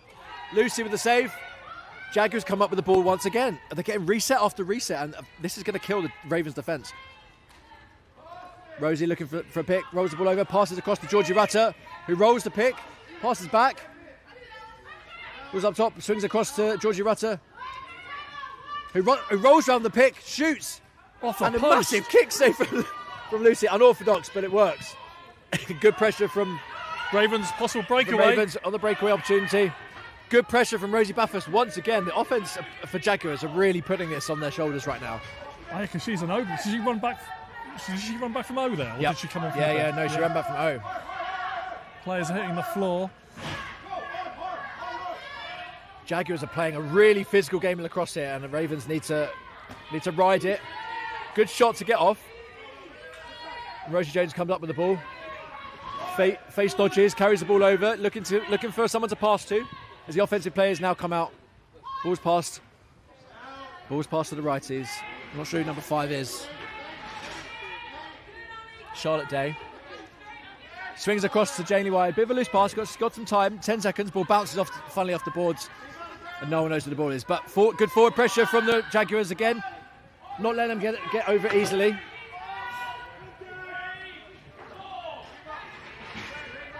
Not the quickest of changes there from the Jags, but from the Ravens, but they got their 5 on. Good roll, good pass back, but ball's loose. 13 seconds. Ravens still with the ball. And they're sending a sub really early. Really early. Oh, that was... Finds it open, 4 seconds. That's muck it called by the goalie, great call, and that is a turnover. Ball is Jaguars. Yeah. The Ravens player not giving her a free pass, so she needs the offensive players needs to call for the ball. She finds Lucy on the transition, and Jaguars get out and get all of their offensive players out. Ball just trickles out of Lucy's stick. Davina picks the ball up, runs over, looking for transition opportunity, finds a player in the almost. She doesn't look there. Yeah, that was on. Opted not to pass it, which is probably a smart decision. Ball's now low, lefty with the Ravens. Swung up top to Karma. Looking for a pass to the righties. Finds Erin. Jaguars stepping out, playing really aggressive defence. They're looking for a shot, looking for a pass inside. Good defence from the Jaguars. 2 seconds left. And it's another kill by the Jaguars. Really strong defence. They're playing a really aggressive brand of lacrosse right now. And it's paying off for them. They're getting really good opportunities. They're getting the ball in transition. They're not letting the Ravens have easy shots. Ball's passed over to Janely Whitehead. Rides the challenge well. She needs someone now to come and set a pick. Looks for the pick. Draws the defender to the pick. There we go. There's a 2-on-1. Finds Lauren inside. Oh, that was nearly on. Yeah, that was nearly on. That was really good pick and roll. Jane took the player to the pick, and it worked really effectively. Pick now. Looking for the swing across, finds Rosie open. Pressure, good. Pick comes from Tash Gage, rolls it. Tucks underneath, shoots. And that's a save by Lucy. I thought that dribbled under Lucy's stick there. This quarter's rattling past. We're coming up to the last 4 minutes. We have a 2-goal game. Ball's now up top with Laura Beeman. You'd feel that Jaguars are 5 or 6 up the way they're playing. But they're the team down at the moment. They're playing some really nice offence. Good save by Annabelle Kitson with kick save. Ball stops between the legs. Yeah. The Jags' offense they're doing some really nice pick and rolls. They're playing smart. They're not rushing. That's a bit loose, but a great pickup from Helena. Keeps the ball in her stick. She turns around, finds the pass to Izzy Keane. Brilliant pickup. Smart to get it to Izzy Keane and then get off and get the offensive players out. Ball's passed to Lucy Ford. It's a late sub on. Rolls underneath, looking for the rolls. Georgie Rutter inside. It's a little bit of a forced pass, and it gets checked out of the stick. I thought she had a bit more look. She could maybe go a bit for herself underneath. Yeah. There. So they're looking for the roll every time, and I think they now need to start looking for the shot as well. Well, they're looking for the roll now. If the defenders commit to the roll, then they might then open it. You've got to do something to open up something else. Good save from Adam Kitson. Fran looking for the ground ball. Lexi now looking for the ball. Lexi Reynard up against the boards, but can't see what's happening. Can't quite see. The ball is loose on the floor. And that's a shot clock expiring. That's going to be a Jaguars ball.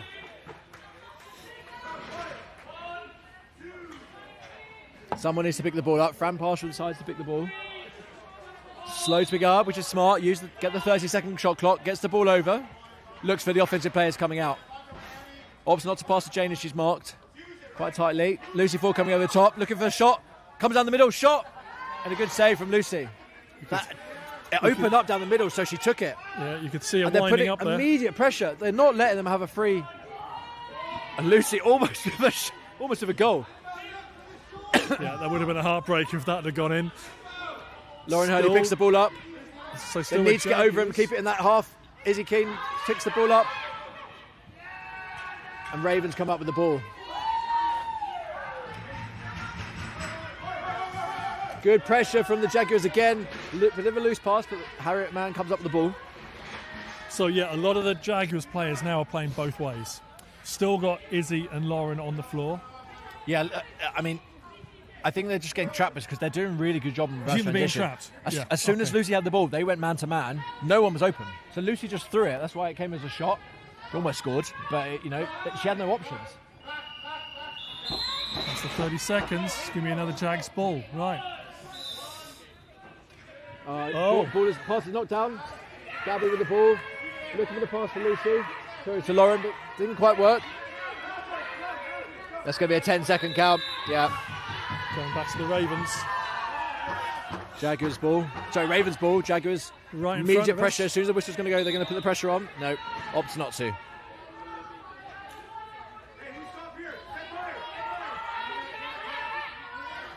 Good calls from the bench to step out. They step out on the player, finds a pass inside. Good save from Animal Kitson. A good shot from Zara Russell. Catches and shoots, turns and shoots.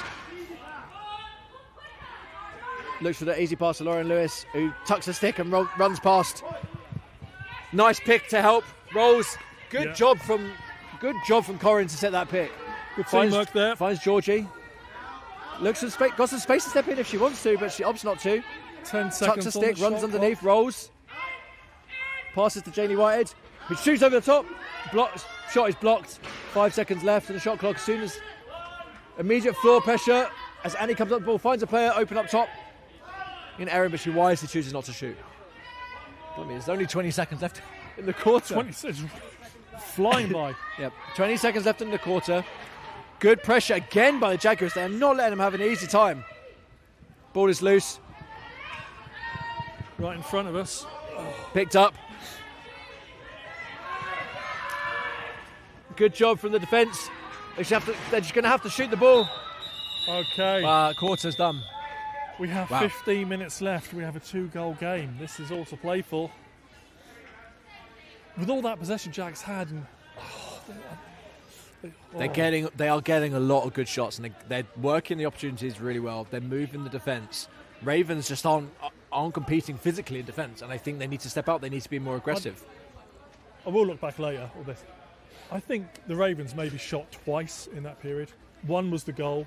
Yeah, they weren't getting a lot, and that's come from the.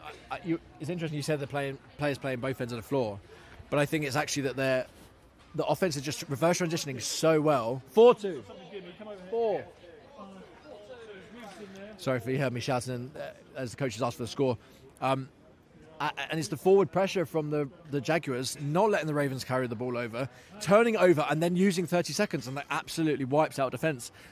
Unfortunately, Lucy is just making good saves, but eventually some of these are going to fall. They're getting good shots, they're shooting over screens. It just need a couple of them to fall, and the game could turn on its head really quickly.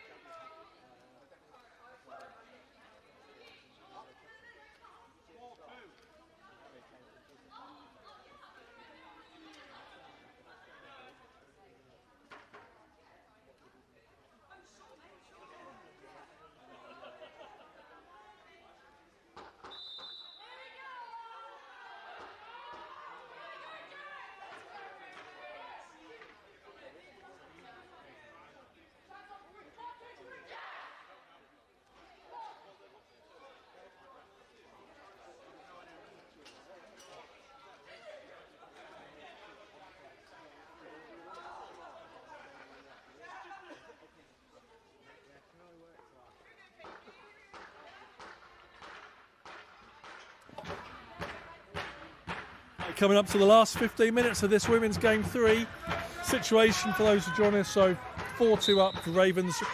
Jaguars need to win this to stay in the to make week 4 viable. Yeah, they've done a really good job coming up with the face-off. Fran's done a really good job, and she carries the ball over, gets it to Lucy, and it just sets with their offense. An early shot. Jane looks to pick the ball up, and they get a fresh 30. Rolls the check. Finds Lucy. Swings it to Izzy on the lefty side. Nice pick. Tacks underneath. Goes under. There's a Fake. chance. Shot. Lucy saves. Tacks underneath really well there. She's done well, got underneath and then got in front of the goalie, and that's what you got to do as an O player. Keep doing that, and the goals will come. Here's Good Claudia pressure. Lane. Yeah, good pressure from Phoebe. They again good forward. Good pressure immediately from the defence. Ravens pass the ball into the middle.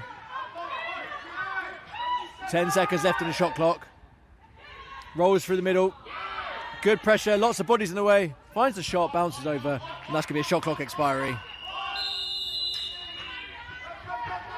So Jaguars have kept Annabelle Kitson in goal for this 4th, which I think makes sense because She's really playing close. well. She's playing well, and it's a tight game. It's a bit of a late sub coming on. Ball is now settled with the offense for Jags. Looking for a pick. Pick comes from Jane. Ball is swung to Helena. Finds the pick from Lucy. Passes to Jane. Can't really do much. Was under immediate pressure from the pass. And Ravens come up with the ball.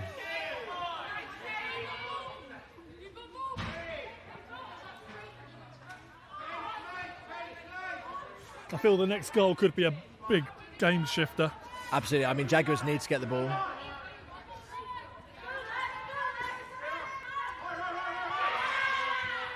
It's 5 on the shot clock. There's a chance. Good defence. Goes in the crease. Oh, it's crease.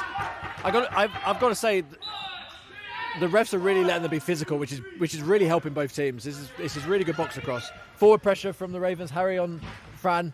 Finds a pass to Izzy. The frantic first period, that's gone now. This is now more controlled. Someone come and pick the back of that Ravens player. Yeah, draws the player, runs straight to the pick. Great pick. Shot. Just wide. So 26 was then 3. Yeah. There was your 2 Passes on low to Tash Gage. That's the shoot. Oh, there's going to be that's straight on the head. There's going to be some time served there. That's 15 for the Ravens. Yeah. Coming down with an axe. That was Harry. Harry, man. There's Harry, 35, coming down with a... You're not allowed to do that. No, I was straight down the helmet. Yeah, quite a clear slash. Just as I said, the refs are letting them be very physical. You still can't check them. Chop them on the head. Yeah, he's just calling it a minor. That's fine. Yeah, no, that's not high sticking. That was a that's a slash. Yeah. Right, Right, good opportunities now for the Jags. Maybe only their second or third power play of the game. Well, there are power plays. They were getting shots off. So let's see if they can get that again. Nice one last time. Jane got open through the middle. They did like a double up pick. Behind the back pass from Lucy. Giving it a little bit unnecessary, but let's go. Passes hey, to they're lefty. on TV. Yeah. I don't mind trying it. They're looking for the double pick. Trying to go for the middle, passes back to Rosie. Swings it across. It's good interception. Almost picked up by Izzy. They should have this back, and they do. Rosie picks it up. 5 seconds. They need to get the shot. Steps in, shoot. Great shot for a reset if they come up with the ball. That was a really good shot around the screen. Forward pressure again by the offense. They still might come up with it. And they might come back up with it. That's all come from a reset. That's a brilliant shot. Oh, but Ravens didn't pick the ball up, so the 10-second count hadn't started. Yeah. Then they fight for the ball, pick it up, carry the ball down. Got no help though, so they need to look for someone to. But Ravens should get another possession here while this penalty is being served. And here it comes now. With Ball's Ravens flicked on the forward ball. to Laura Wright. She's got Fran cutting down if she can find the pass, but she opts not to. Shoots. That's the part. I think that's a 2v1 opportunity. Oh, she backed herself, but maybe the pass. I think the pass might have been a better option. It was still a good shot, but it was a good save from Lucy. Was it an O player with her? I can't. No, it was two defenders. Good pressure. Once again, the physicality from Jaguars has been really excellent. The ball is loose. 10 seconds. As refs say, go for the ball. No one wants to pick it up. The Jaguars pick the ball up. Lexi picks up. Finds Lauren cutting down. Doesn't quite connect with the pass. It's a little bit in front of her. Picks the ball up. Slows it down.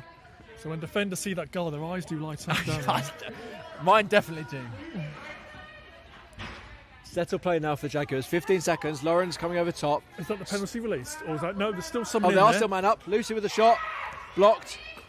Jane fighting for the ball. Picks it up. 5 seconds left. Penalty needs to pass it a shot. Lauren's going to take the shot. Lauren with a shot. Penalty's released. Ravens back to full strength. And Ravens ball. Yeah, and that was a good shot to get off last seconds, but the penalty was just released. Just a viewer's reminder, if this does end up tied, we will go to a penalty shootout. Next week in the finals, the men's games will go to overtime if they're tied. But during these round robin games, we go straight to penalties. If it's tied, there's a shot and a goal for the Ravens. That's a nice goal from Karma. I mean, they were being aggressive, but she rode the checks really well, got through the middle. I see how she got there. So she tucked the stick very well, attacked the underneath, found a pick, didn't quite use it, rolled, dodged the check, and I think it got through two defenders there into that. Yeah, that last check needed to be a cross check or something, but it's tempting just swing the stick, and that doesn't really do much. It's now a 3-goal game. I mean, Jags have played really well, but for all they've done, they've still only got a couple of goals. They really need to start putting some away.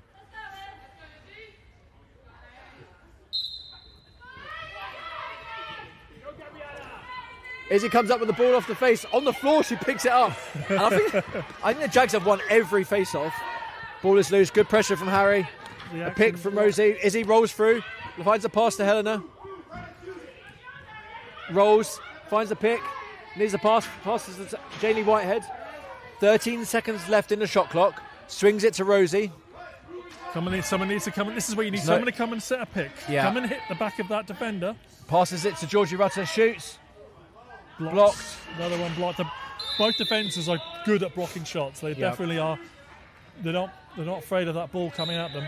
Again, immediate pressure. And a great check from Tash Gaze to keep the ball. There's two Get the ball loose. He picks the ball up.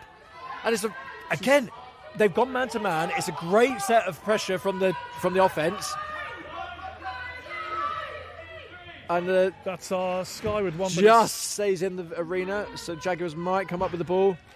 Laura just shoves the player off and Lucy picks the ball up. Got away with that pass a little bit, but they've got 10 seconds. Swings the ball. Great interception from Karma. This will be like a carbon all copy the time of in the Tom world Roach against the Knights earlier. Yeah. Goal. Nice goal. Carbon copy. Who bagged that? 28. That's a great interception from Karma. Cavani? Yeah, Karma. Great interception. Lots of time in the world, all the time in the world to fake it a bit, shoot. Yeah, done well to snag that, and then throws a fake and bounces 5-hole. Wow, I think I think that might be a bit of a dagger, isn't it? That one. All she wrote for the Jaguars, which is a shame. They played very well, but Ravens they're making the saves, they're making the blocks. But once again, Jaguars come up with the ball off the face. I think, Rosie picks the ball up under pressure immediately. Needs someone to come get the ball. Or set a pick. Rolls, still has the ball on her stick. Finds a pick. Swings it to Lucy. Now, if you're the Jaguars coach now, we've got still 6 minutes in this fourth, but when do you start like pulling your goalie and just going crazy? When do you? Well, at the minute that they're not getting shots off, I don't think you pull the goalie now. No, because they're not getting the shot. They're just not getting a shot. It's tough. I think they need to keep playing aggressive pressure. They need to not let the Ravens just stand with the ball. They're not standing off. They're going for the ball, so they can't put any more pressure on the ball. Because look at them, they're going for it. Yeah, but I think even more like you can't let them take 30 seconds. Yeah, you need force them into shooting early. Yeah. Ball's passed out to Lauren Lewis. He passes to Fran on transition. No pass yet. Pass across to Lauren coming down. 20 who rolls over the top, looking for a shot. Shot at Lucy, stuck in her straight into the chest. I think it's somewhere. It's somewhere. There it is. It opened up. Jag's shooting has been. They're getting good opportunities. Lucy's just been. It's just hitting her in the chest a little bit too much. Yeah. But they're getting opportunities. Yeah, I mean now they have to be playing full pressure. There's Kat Smith applying the pressure, but they've got it safely away. See there, it's a late subbing from the Ravens. That's where you need to be out, and you need to not let them use 30 seconds. It's 12 seconds. Can't let that shot go off, and they have to pick up this ball. See, Ravens pick it up. They can now kill another 30 seconds. They're looking for the pass across crease. Good. She's in the crease. But there's no opportunity for a pass. Where's the Jaguar just breaking upfield? There's Helena running down. And you turn and run as fast as you can down that field. Helena takes it behind, slips, still has the ball on her stick. Jane with a good pick. Gage. No one up top.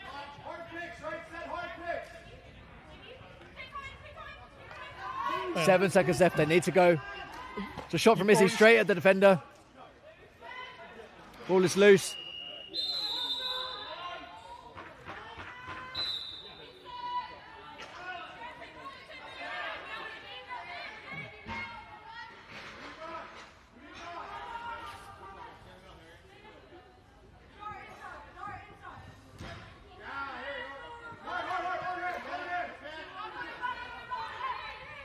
Good hard pressure from Jaguars in defence. Ball is shot wide and they come up with the ball. That's the kind of pressure they need to make, but they now need to get the ball up. They need to get their offense out and they need to score straight away. They don't have time to settle it. They swing it. Georgia Rutter coming through. Nice shot. Good job. Good shot. Good save from Lucy. Ball's loose. Ball's flicked out. Ball's still loose. No one's picked it up, so no reset yet. We don't know where it is now. Georgia Rutter comes up with the ball, passes across. Rosie keeps it from going over and back, and they've got a fresh 30. Right, Jags need to score. Nice hard pick from Lauren Hurley. Rosie going to come over the top. Maybe another pick. Rolls over check, shoots. Good save from Lucy. Can Jaguars come up with the ball again? Ball is loose. And they do. Rosie Buffers comes up with the ball again. Rolls, changes to the right hand, shoots. Lucy with a save again. I feel time is slipping away now. Lucy's done their team a really good job, making some really good saves. Yeah, well, make sure we grab a word with Lucy at the end of the game. If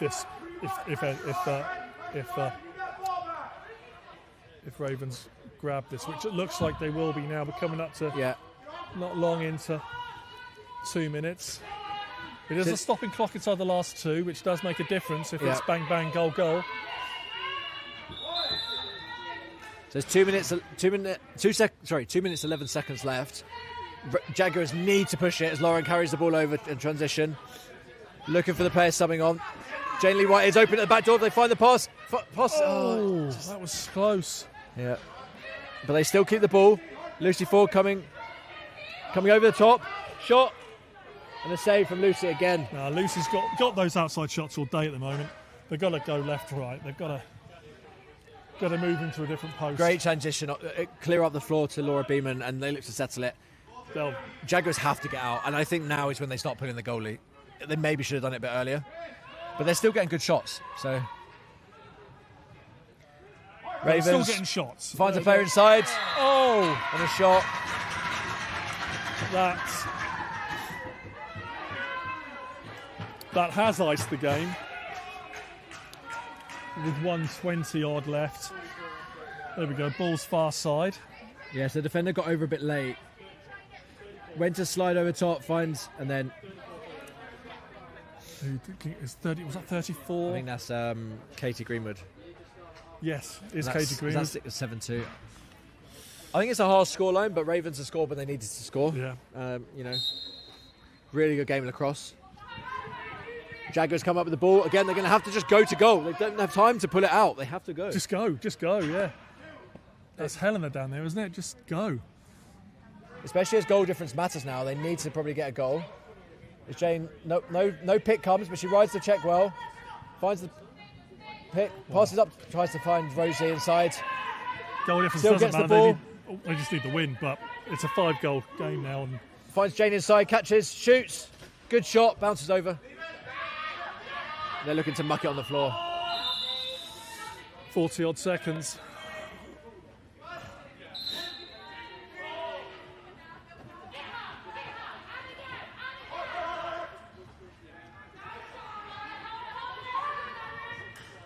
There's another one, number 11 for the Ravens. Just trying to see, that's Amelia Ford. Yeah. I think she got the winner last week, didn't she? Last time. She did. She's certainly one of the top scorers for the. I think she got the winner last time. It's a nice goal on transition. I mean, Jaguars are pressing out. They have to press, play aggressive. Yeah.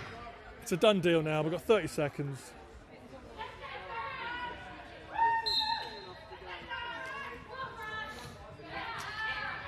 Good check, strips the ball. Laura comes up with it. Passes to Lucy Ford. Timeout is being called. Timeout being called. So, Ravens have got this. Congratulations to them. There will be a game next week, but Ravens will go away with the trophy. But next week, it's still a game. There's still things to play for. There's still things like the England coaches looking at these players, thinking about the Euros and selections and things like that. Yeah, and I think Jags, the scoreline doesn't reflect how well they've played. I think Ravens have played well. They've had to deal with a lot of pressure in defence. Lucy's made some really good saves, but I think the Jaguars will be disappointed that they weren't converting more. A couple of those fall in, a couple of those really good shots. Earlier, when they pulled it back to 3-2, they had another couple of shots. Maybe a different game if they scored the third. Yeah. Unfortunately, it just kind of fell away from them, but they played very well. Well, what I think will be the case is, after today and then after next week, every single one of these players on the floor here are going to be going, when can I play again next? Absolutely. I mean, a game like today, it's 8-2, right? Is that 8-2? 8-2, yes. 8-2, but it feels like an 8-7 game, and I can imagine it was so much fun for all these players to play in. I don't think there's going to be any Jaguars who hasn't come out of that game saying that was really fun. And they've pulled their goalie. They need to get a goal for goal difference. Can they win it if they win the last one and win it with goal difference? No, because it'll be a 3-1. Yeah. This was win or bust. So this is for Pride. They won the last second shot. 1 second left. The last one. I'd have just gone one. I'd have just shot straight away. But 1 goal, 2 goals. It doesn't matter. They needed 6. Well, I think they want. I think they want to run a play. Yeah. Rosie comes over the top. Finish with the goal in the last second. Finds Janely White inside. Nice shot. Oh, that was the shot. That was a brilliant play. Almost worked. Nice last second shot. Congratulations to the Ravens. They are going to win this year's Women's Winter League. There will be a game next week. That'll be kind of still an entertaining game. Lots to play, lots to show. Let's go and have a word with some of the teams.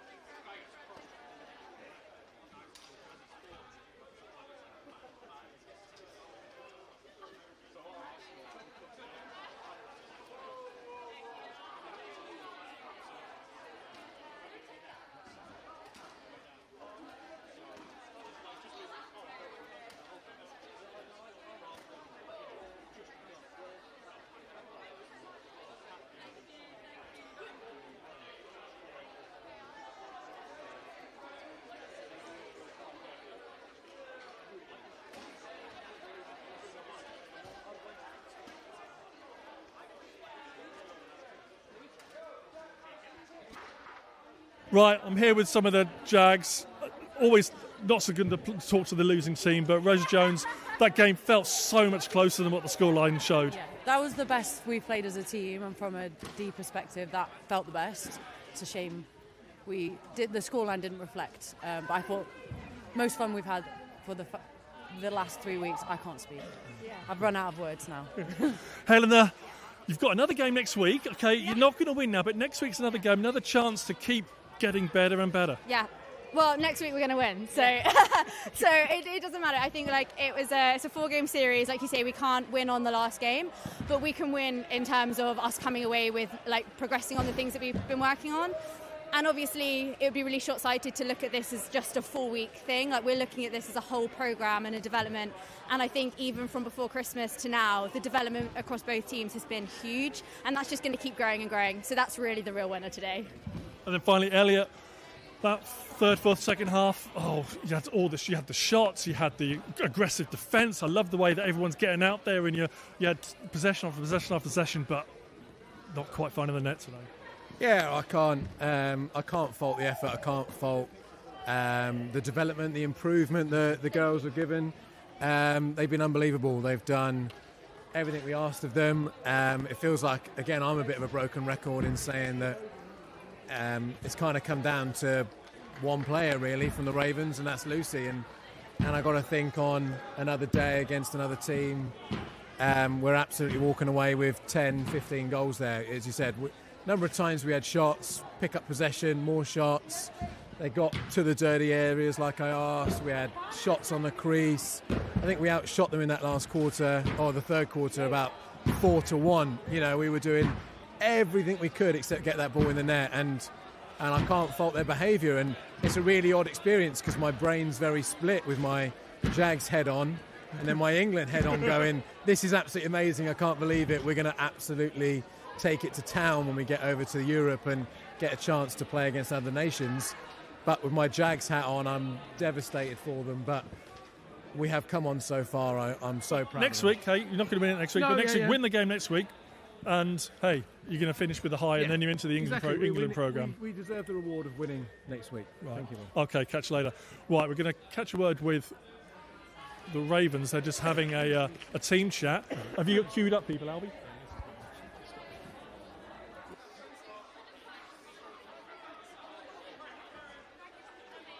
Are you going to talk to any of the coaches as well? We'll just talk to Lucy.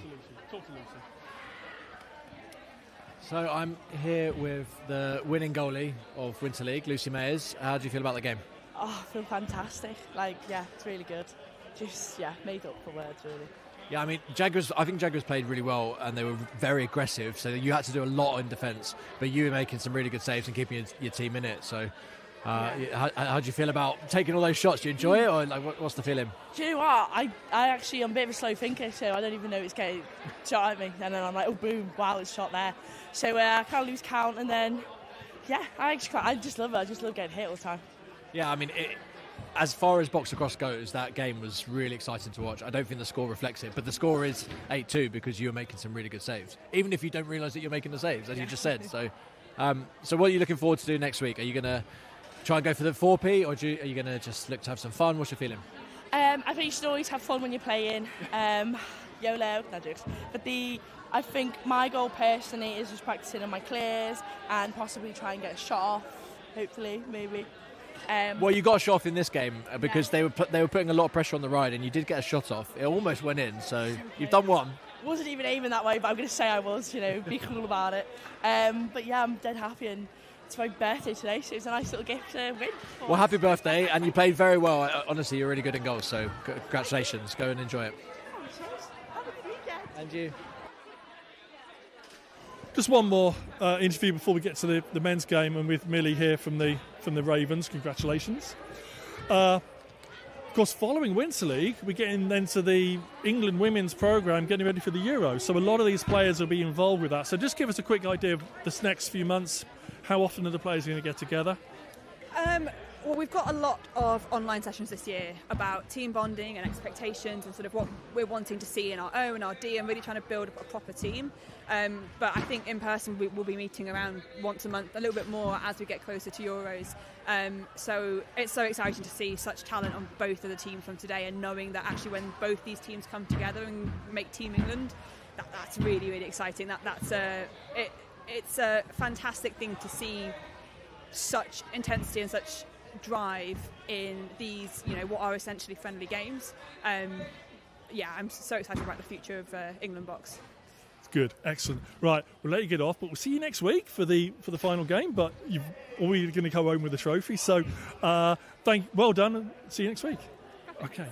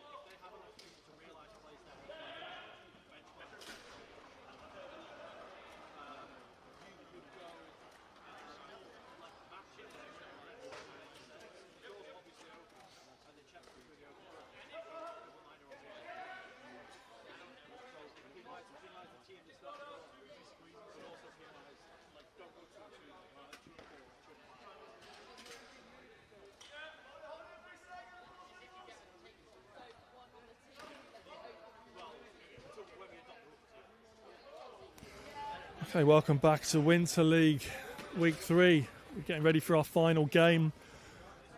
Starts in just under 18 minutes' time.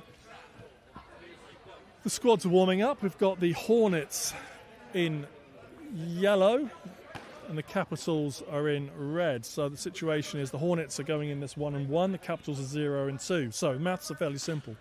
Hornets win and they're in the final.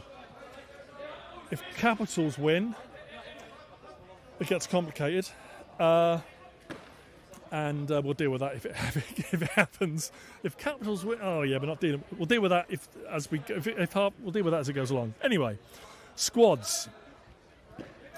I'm going to scroll this round so we can see the Hornets. So the Hornets in yellow. Archie Carr is number 3. Chris Lee 7. Craig Ford 20. Hunter Smith 6. Jacob Arneson 22. One of the goalies, Jacob Brindle, is 69.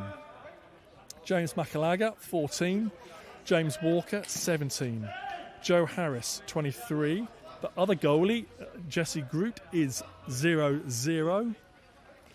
Luke Morgan 11. Ollie Alsop 1. Patrick Roach 18. Ryan Martin 2. Toby Dean 16, Tom Hallam 25, Tom Whitehead 15, and Will Alsop is number 4. They are the Hornets in yellow, last year's champions. The Capitals in red. Alfie Lee is 71, Connor McDougall is 17, Dave Groves 00, Dave McCall 21, Jack Nichols, 76. Jack O'Mahony, 89. Jacob Nichols-Cook is 4. James Tilley, a lot of you know him as Hamish from the Welling Club. James Tilley is 28. Jamie Linden, 42. Jamie Sutton, 11. Joe Hodgkins, 30. Joseph Poland, 13. Joshua Wright, 35. Jude Krumenick is 23. Matthew Morgan, 24. In goal, Noah Kaczynski is 29. Oliver Whitehead is 6. Sam Perry, 32. Volts Grinberg's 10. And Will Graham, number 2. They are the Capitals in red.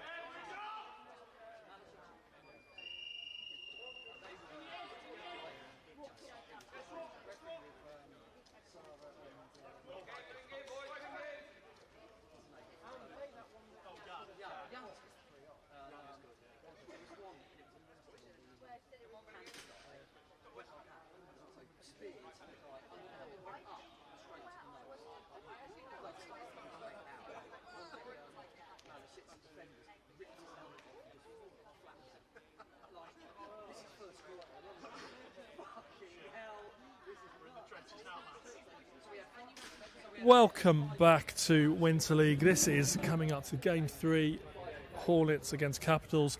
Fresh out of the changing room is Helena Prettyman. Hi. Helena, we're going to briefly talk about that last game. Sure. You and the Jags, you played some of your best lacrosse. Yeah. Couldn't get it in the back of the net, could you? No, I think that's a really nice thing to say. Thank you. I think as a team, we felt like we were playing the best box lacrosse that we had as a unit. We had a really strong team of players. We had kind of loads of numbers in offense and defense. We had 2 great keepers, and sometimes you can have all the right stuff and it still doesn't quite go your way. But like I said to you earlier, it's like the scoreline today, it matters like because of Winter League, but in the scheme of things, it doesn't matter. Our focus has to be the development and progression. I've spoken to 2 or 3 players just in passing just in the last 10-15 minutes, and everyone who spoke to you from the Jaguars just can't wait for next week just to play again. Yeah, I think that's like, even as we were coming to the end of that game, I was feeling like, oh God, I wish we had another half to play, because I think there was such an energy in the squad, like on the bench and everything, that, you know, it was getting more physical, it was getting more aggressive, it was getting exciting, and because we were starting to play box lacrosse, you know, kind of in its truest form. So that, again, is great. If everyone's having fun, if everyone wants to play again, that is a huge takeaway from this. Yeah, totally. So let's look at what we've got now. This is the game. So situation simple for Hornets win and they're in the final. Right. We can win by 1 goal and be in the final. Capitals, if they win, they have to win by a lot of goals. So we'll cross that bridge if as the game progresses. Yeah. We've got the squads here in front of you. Sure.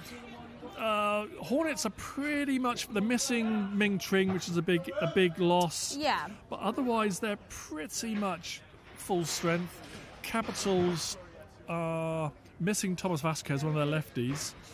And they're missing Cameron Major, one of their decent righties. But otherwise, they're pretty much all in. And they've got James Tilley from the Welling Club, first time out for Winter League. Look out for him, 28 in red. So, first chance! A shot by 23 for the Capitals. That's Drew Krumenick. Right, let's see how this game progresses in the twilight of the 4 o'clock game in Box Winter League. We talked last week, I think, about does a 4 o'clock game, in fact, it's a little bit gloomy in patches. Does it really matter? And you said, no, it doesn't really matter that much. I think when you're on the floor playing, you don't necessarily notice as much, but from a spectator's point of view, it looks pretty gloomy, yeah.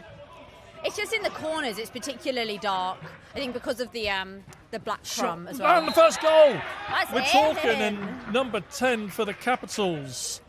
I'm looking for number 10. Oh, it's Volts, Grinbergs. Oh! Here's the replay. Shot from top centre. Oh, I'm sitting here in the middle of you can't see the replay screen. I'm in the way.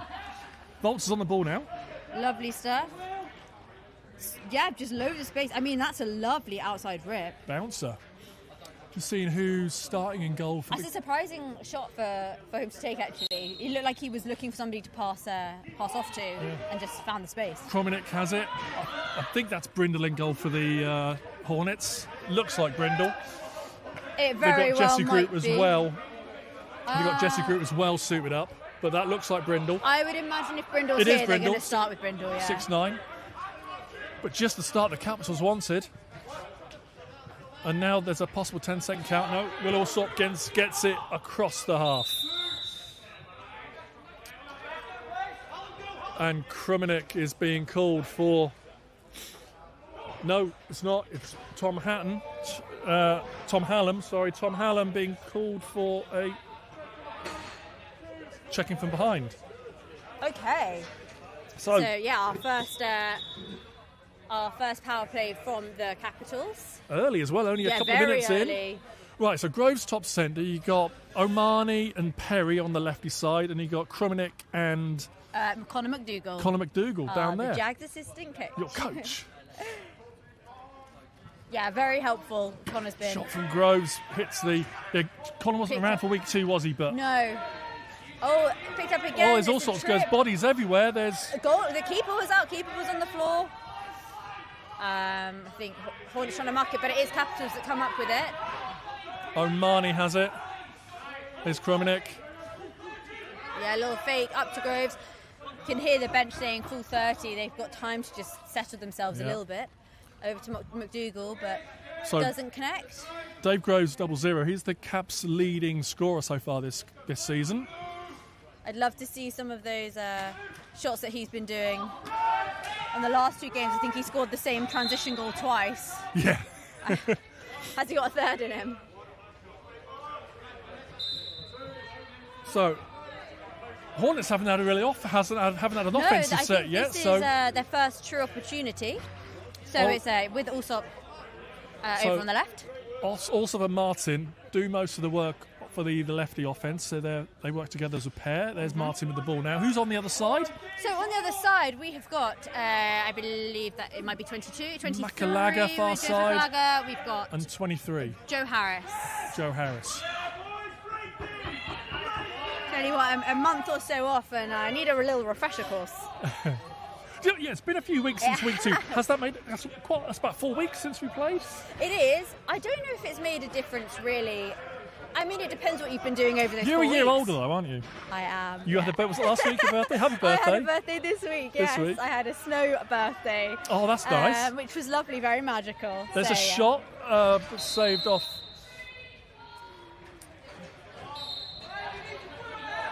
There's a breakaway. Nearly a breakaway chance. That was Hunter Smith making the break. He's got 15 in the middle, but Caps are right on him. Still got the ball, takes a shot. That's a save, and Caps have the ball. I'm loving their start by Capitals. They're coming out with all the right intentions here. That's with Omani. Oh, were you a good girl over Christmas and New Year for the health and fitness, the dietary? Me? Yeah, were you I've good? had a good one. I was very good, actually. Yeah? I enjoyed the festive period, but been very good at. You know, we now have our S&C programme. Yes. For the England setup. Because my wife bans too much dirt in the house. We weren't like, no, you don't need that, you don't need that. It's hard over Christmas. We have a lot of birthdays, Christmas, New Year, my birthday, so it's really hard to not, overindulge. But I'm definitely ready to kind of refocus now. It's a new year. We've got a Euros this year. Here we have. Right, Hornets on the ball. Martin gets the shot. And a goal. And that is a lovely sort of outside shot coming from the centre as he's coming round. Pinged into the top corner. Yeah, it was lovely. So we should see. We've got Allsop with the ball down in the corner. Is Martin bottom of the screen? Martin collects the ball, comes over top side, gets to the middle. It's not quite an outside shot really, but he probably had a bit of time to cut further into the middle if he wanted. Yeah, but I don't mind that. You can't let players get round the top. No, he had quite a lot of time and space there. Me and Albie were talking about the conundrum. You can't let them go over the top. You can't let them go underneath. Tough. You can't let them in. That's the problem. That's nice. It's with Komanek. Over to the left side with Sam Perry. Looking for help in. Is that Pete Wilson? That's Pete Dave McCall, 21. Oh, Dave McCall. Oh, Pete Wilson's playing, isn't he? Not playing, sorry, coaching. Wow. Can you tell it's nearly 4 o'clock here? You still get the adrenaline going from the game. Yeah. There's a breakaway shot from Will Allsop, saved by Kozenski. Now it's with Allsop's brother, Ollie. Swings it, that'll be Makalaga down there, I think. And then Joe Harris. Shot from range, gobbled up by Kozenski, and we got a penalty. All red, too many men. Yes, I was then counting, he had 6 on. So, Hornets with their first power play. Allsop. Martin. Harris. Makalaga. And who's down there on the far side? 11. Luke Morgan down there on the low righty side. That's the 5 for the Hornets.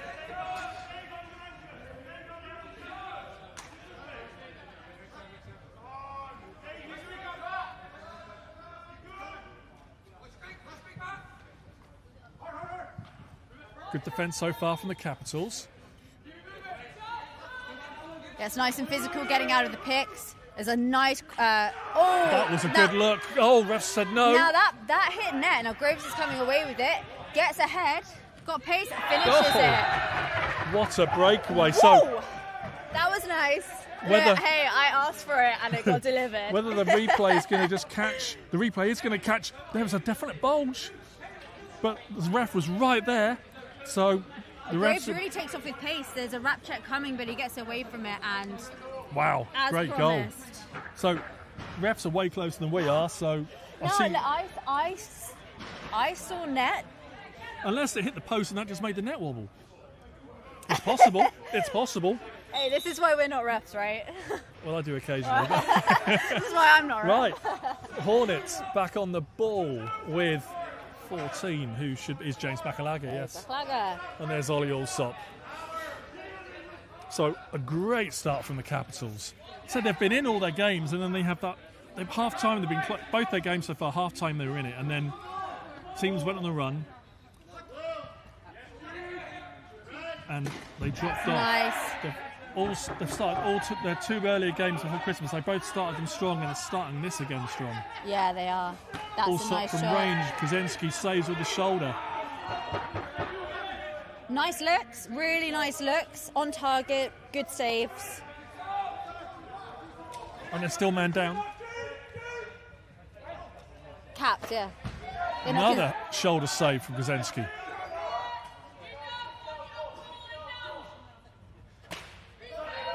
He's getting a good step forward on the crease, Yeah, narrowing the angle. Here's Krumenik with a possible breakaway. Again, he's also quick. Doesn't quite see that one off, but we love the efforts there. Hornets temporarily had a chance to push it, but they are still man down. Sorry, no, they're not the man up. Sorry, Capitals are man down. So you've got your gloves on. I might be getting mine on I in a little have, while. yeah. Let me do that now. You Yeah, carry yeah, on yeah. talking. You get your gloves on. So, another save for the Caps. And it's Grinsberg who collects this one. He's taking off. Bringing it down. They're still on the penalty kill here.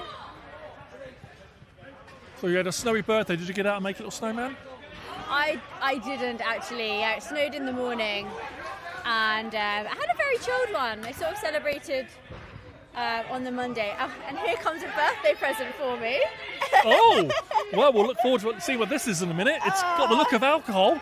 Oh, don't say that on the stream. Right, shot clock violation. Ball goes Hornets.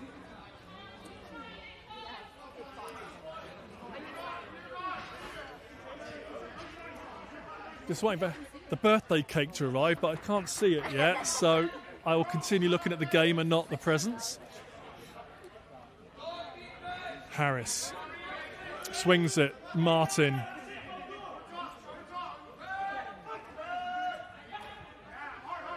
Good pressure there from Capitals on the defence. Ball gets rolled into the corner. Capitals doing all the right things so far in this third game. So they can qualify themselves, but it needs a big goal shift, but they can really spoil the party for the Hornets if they win this.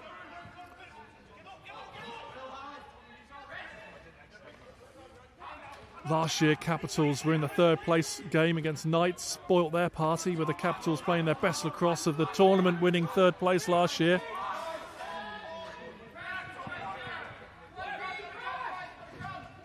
Fighting for this ball. And it's going Hornets.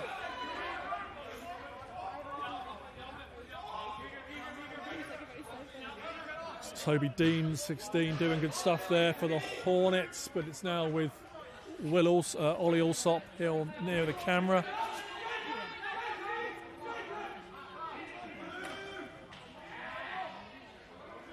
Shot wide, picked up by Hornets. There's an intercept, but we have a penalty coming against Jacob Nichols-Cook. He's asking, what's that for, ref? We'll find out when Emma Jones calls this in. A hold, probably off ball as well. So I was looking at the ball, so Hornets with another power play. That's just a 2-minute minor for the hold.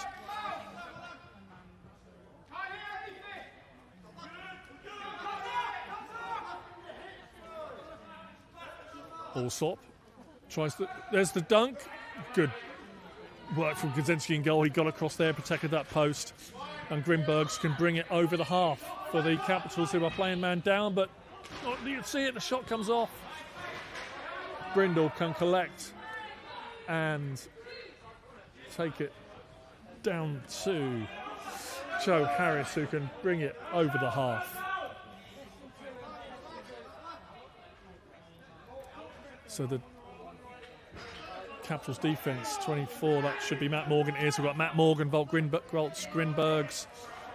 I think Joe Poland's over there, number 6. There's a shot wide off the rebound, off the boards. That should be an over and back, and it is. More cake has arrived. Fantastic.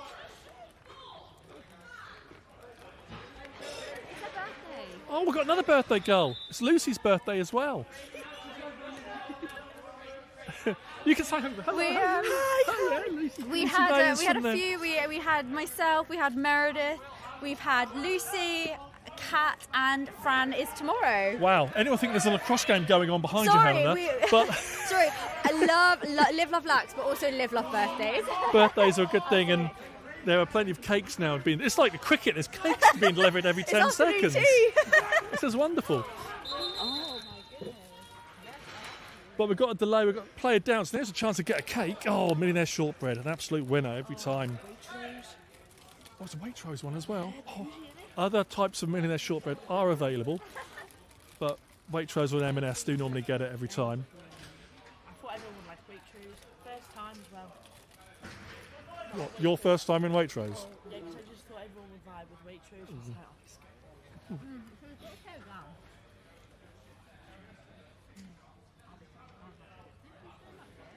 Yes, Jude Krumenek, he's getting to his feet and he's walking off of his own. He should get some ice on that. He should be good.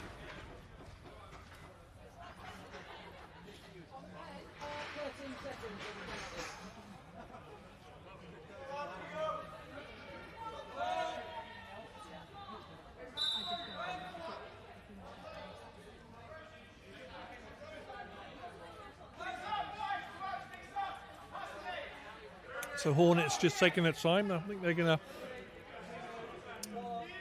They're waiting for the Capitals. Jacob Nichols-Shook to get released from the box.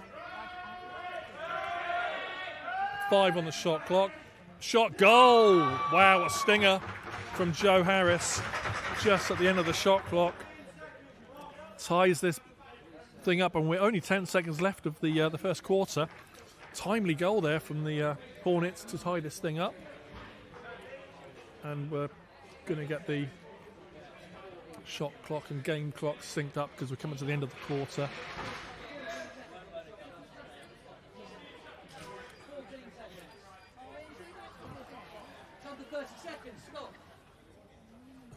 Right, we've got 14 seconds left of this first quarter.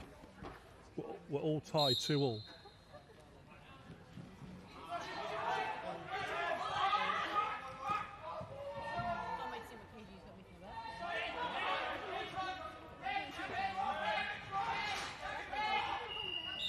And that is the end of the first quarter.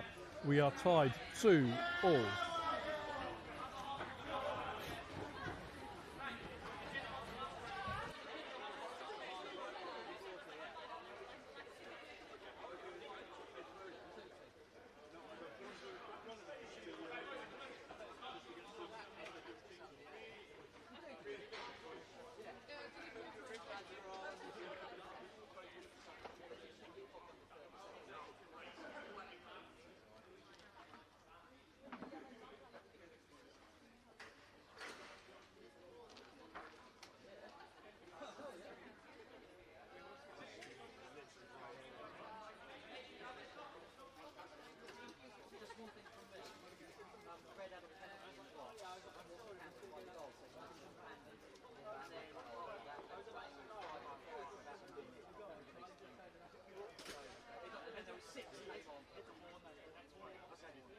I think you were looking like, hang on a minute, because you saw another player ran off and they had 6 on for a while. No one picked up on it from the bench, but still a player ran off.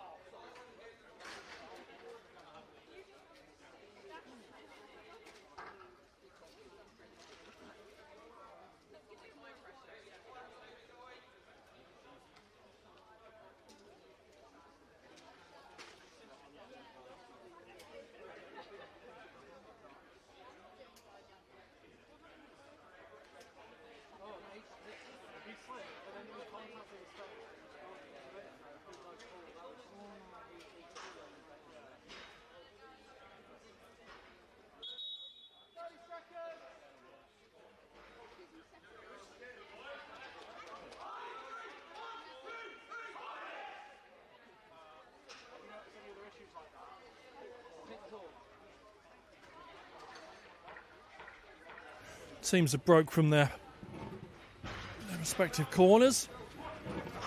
Getting ready for this second period. We're all square. Capitals have already played some of the best lacrosse of the season. But I feel Hornets are going to get into the swing of things. Helen is in the middle of eating something, so I'll just continue talking. We're away, second quarter. Ball's up. Collected by the Hornets.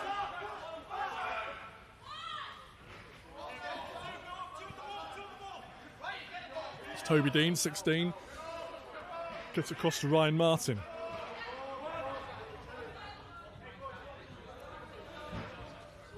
Hornets now have their 5 offensive. Oh, that's not. Joe Harris didn't see it coming. It's an over and back.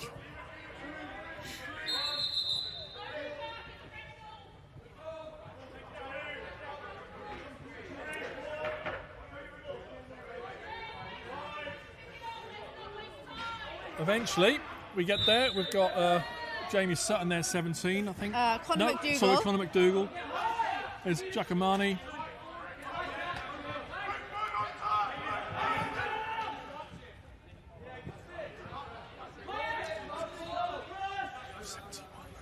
That's Ollie Lee, 71. Good aggressive defence there from Hornets. Snuffed out any threat there that time from the Capitals, and the Hornets can come down the floor with it. Yeah, that's Archie Carr bringing it down, passes it off too. Can't see anything from here. Passes it off to one of his teammates. Might be number 6, at Hunter Smith. That is, yep.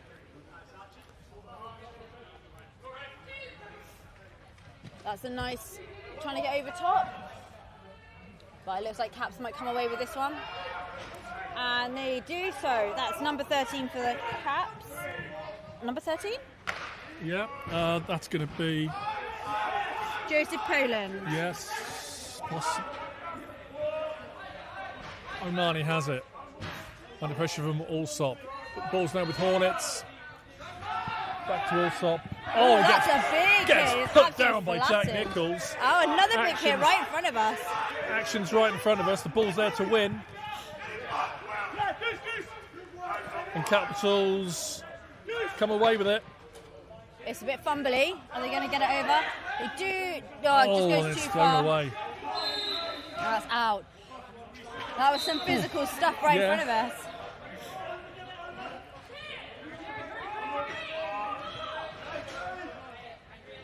Makalaga has it, 14. Hornets D guys gets off. We've got Ryan Martin for 2, has it, cuts inside. Allsop gets the shot off, save Kaczynski. Under pressure immediately there from Hornets. He's hit the floor. Oh, Grimbergs puts it down. And that Hornet player might have taken a knock there, 18. Patrick Roach there, got the full force of Grimberg, the Latvian. Our Baltic warrior, Volt Grimbergs. Well, Vox is a strong man. He is a bit of a He's beast. a tall man as well. He's a tall man. He's a big unit. I'll be honest though, every man is a tall man to me. There's the other couple of exceptions. Russ Farrer's about your height, isn't he? Hi Russ, wherever Russ is. He's on the way home, I think, now. From his, he had a good game this morning. It's okay, I'm friends with Russ. I'm sure he'll be okay with that. Right, Hornets on the attack. Joe Harris goes underneath. It's a good look. Goes just wide of the goal. Just left of the goal. Caps struggling to collect. Looks like it's going to be a Caps ball. Hornets went through the crease.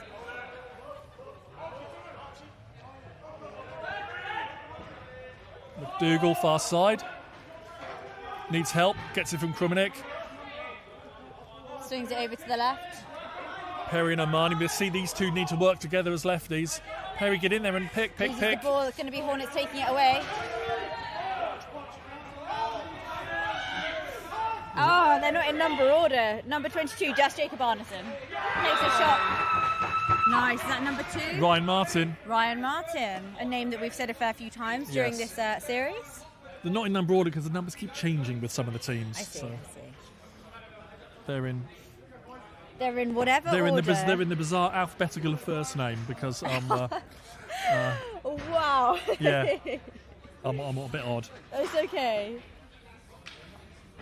That gives the Hornets their first lead of the day. And it's collected by the Hornets straight away. I think that was Tom Hallam. Passes it over to number 14, that's James McLager. And this is now a key phase for the Capitals. The game week 1, week 2, they played well, but then they let a team get 2-3 goals ahead. If Capitals can now keep this bang, bang, bang, keep up with the Hornets, goal for goal, yeah, then they're going to be in good shape for the whole game. What does that mean though? So if the well, basically, don't let Capitals get 2-3 goals ahead. Okay. We just want to Capitals keep their scoreboard ticking. So because of Hornets 1-1 lost 1. Hornets 1-1 lost. Yeah. Hornets and 1-1 Caps lost 1. are 0-2. Right. So. So this game it would be 1-1 lost 2 to either team. Yes. Whichever way it goes. I see. So Capitals can make the final. They need to beat the Hornets by a lot of goals. But still, you want to win every game you play. Yeah. There's Sam Perry. Crease violation. Oh, hate to see it.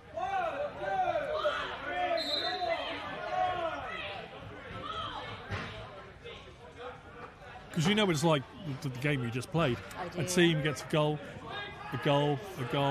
and then suddenly there's a 4-goal, 5-goal game. It's like, how did that happen? Well, yes, we know it, yeah. I think we're going to be asking ourselves that question for a little while. But it happens. That's the thing. It does happen.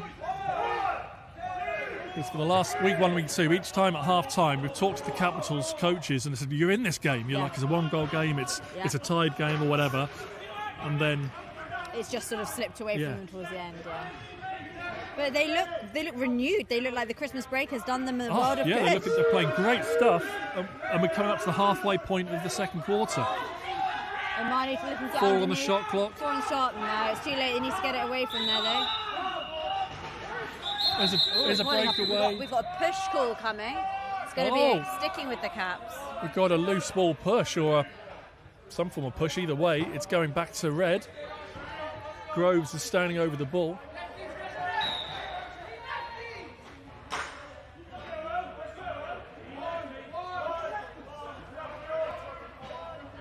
From a nick, possibly he's drawn a hold off Will Alsop. Here's a chance.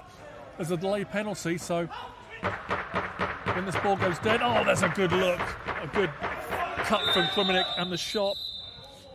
But now the Capitals can go on the power play. And surely you're getting cold now, Helen. You're not wearing any kind of coat. I can see my breath, so. Whew. We've all got triple layers on here.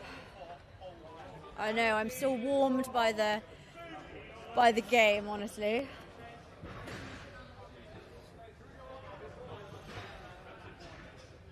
Imagine how this place would have been a few days ago when it was minus something. Well, that's outside. what I was worried about actually today, that it would be absolutely Arctic in here. I think it's been worse. It's not too bad. 2 years ago, I think it was colder. We had a really cold day a couple of years ago. The action's hot though. That's nice. Just half of my money just missing that. It's with Groves. That swing past Groves from outside. Oof. Well, it hit net, just not the one, just the one behind the keeper. Yeah. But that's not a bad thing. Used most of the clock. Got a reasonable shot off.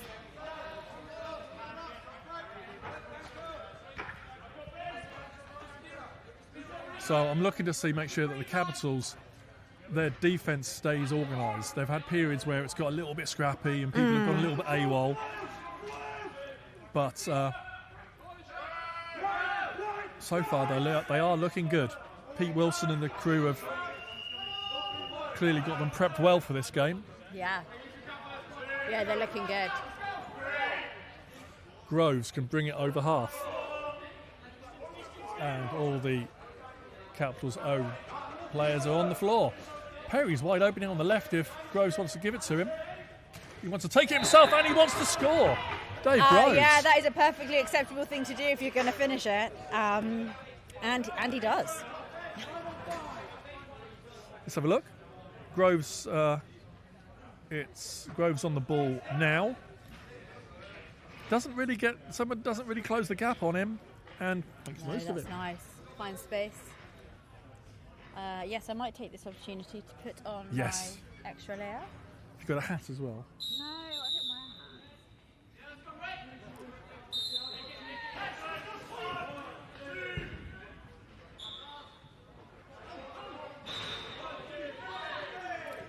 Long outlet, but that's now going to be over and back.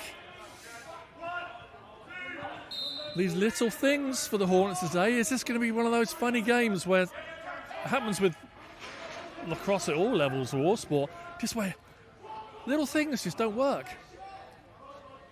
We will find out over the course of the next 45 minutes. Kruminick spinning.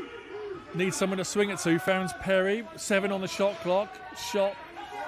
Brindle. Outlet. Here's a chance. Nichols Cook has done well there. He, from the Capitals, got out there, stopped that shot. Helena's all wrapped up.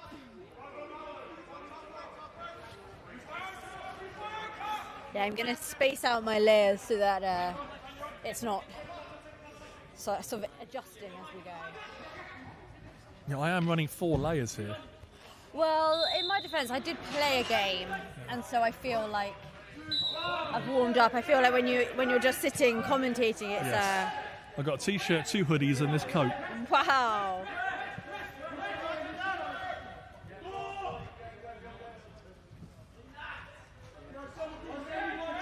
Oh, Jack Nichols putting himself about again for the Capitals.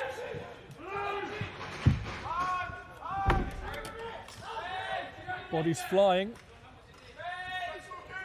Ball's still live, right in front of us. Right in front of us. Lots of physical stuff happening. I think we might have a dent in the board from that one. Yeah, my pencil has fallen on the floor. Gonna knock our team sheet off. Still with the Hornets. Makalaga, 14. Looks to go underneath, under pressure. Shot from Outside downtown, saved Kaczynski. I am liking how the Capitals are defending so far today. Yeah, very physical. But now Martin's got inside, there's a shot. Kaczynski's jumping around like a crazy man in there, making those saves. That's nice. Oh, just nearly doesn't connect, but it's a good look. A quick pass out from Brindle, but it's Capitals that collect. Well, it's That's lucky Groves stayed at home and didn't then go off and sub there. He was back there. That's just good IQ, really, isn't it? Yeah. Oh, but here's a chance. Needs to get in with Dougal. Slows him down. Who's 22? For the Hornets, Jacob Arneson. With Hallam. Now with Makalaga. Ball's behind Allsop. He's known to dunk occasionally, but he now gets pressured from Kruminick. He's got round him, behind the back. Go for a BTB. Not quite there. 2 seconds. This is going to be a Caps ball. Oh, next week, BTBs count for 2 goals for the women's game. In. Oh, sorry, I'm talking rubbish and there's a goal. That was lovely. That was off the bench. So we had quite a long clear from this player down here, who I'm not sure what his name or number is, but sees the outlet coming off the Capitals bench. It's a long pass out just in front of goal and finishes off on Brindle's right-hand side. Doesn't even notice it goes in. Kruminick with the goal. It's lovely, quick transition stuff. And is that a timeout? And it's a timeout for Hornets as Capitals go 4-3 up. With 1.5 minutes left in the second. Wow. Exciting stuff. Exciting stuff. So I'm just thinking what the Hornets now going to say, because obviously Hornets were going in this as favourites. It's only coming up to half time, lot of game left, but yeah. If the maths are, say if Capitals just won by a couple of goals, then it'll be the Steelheads who go through to the final. Yeah, so what was the outcome of the 12-9 to Knights. over Steelheads? Yeah. So where does that leave? Knights are in. So Knights are 2-0. 3-0. Knights 3-0. Steelheads are 1-2. 1-2, which is going to be the outcome of one of these games. Yeah. Great. Cool. So Capitals would win, they'd be 1-2. Steelheads lose, they'd be 1-2. Hornets lose, they'd be 1-2. Hornets win, they're in. Because they'll be Capitals win. It has to be on big goal difference. Yes, they need to win by quite a few. How many is quite a few? About 10. Oh. Quite a few. So even if they win, they might not get it. No, so if they win, they'll be the party people. So if they win by 2 or 3, yeah, then Steelheads will go through. Oh, I see. And, okay, and yes, Hornets I'm will with be. you. Yeah. Gosh, it's confusing, this, isn't it?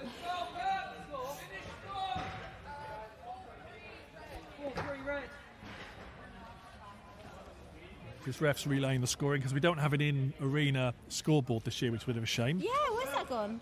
We couldn't get hold of it. Right. It's That's fair enough.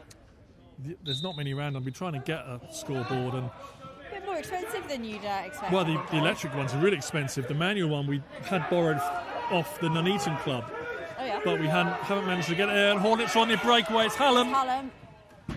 Just wide. We haven't been able to get the scoreboard off Nuneaton this year. They've said we could use it, but we haven't managed logistically to get hold of it.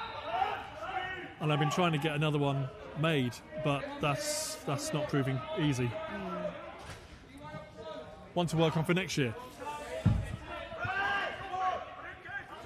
It is Red that collect. That's Dave McCall down there. Needs it, but recollect. Still with McCall. It's pretty slippy behind there. I don't know if you saw earlier. A little tough.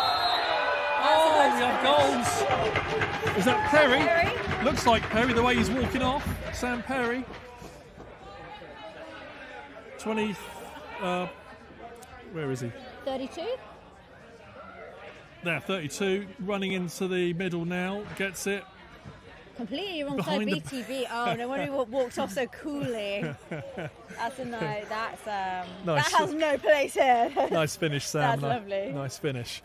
Okay, that gives Capitals a 2-goal lead, and they win the face. Who's their face-off guy? Trying to get the number for you. 20 something. Number 2. I thought it said 2. It does say 2. Will Graham. Will Graham.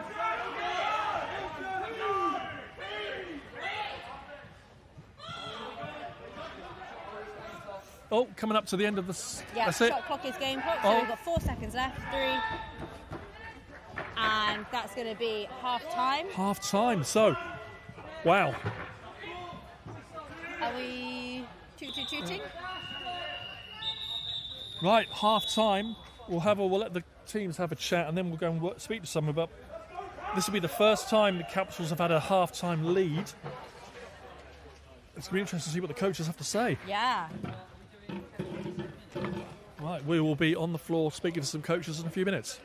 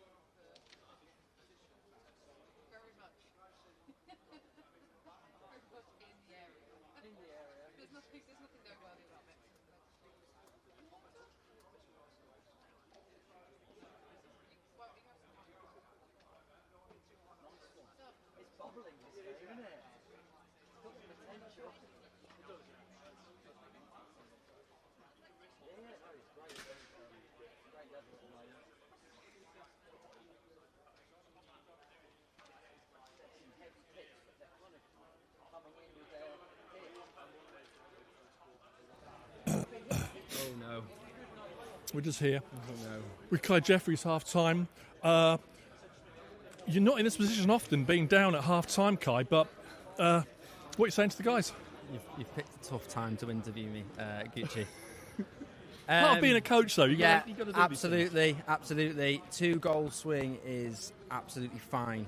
We have not found our momentum yet in this game, have we, at all? We know we get a bit of momentum, get a bit of a run.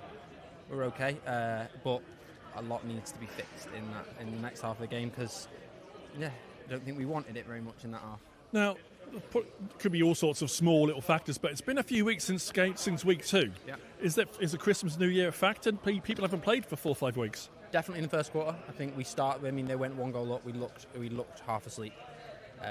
So we've blown out the cobwebs a little bit, but we've loosened up a bit now. We're starting to patch some gaps, but they're playing some good lacrosse. So a bit too complacent. Need to honour them more.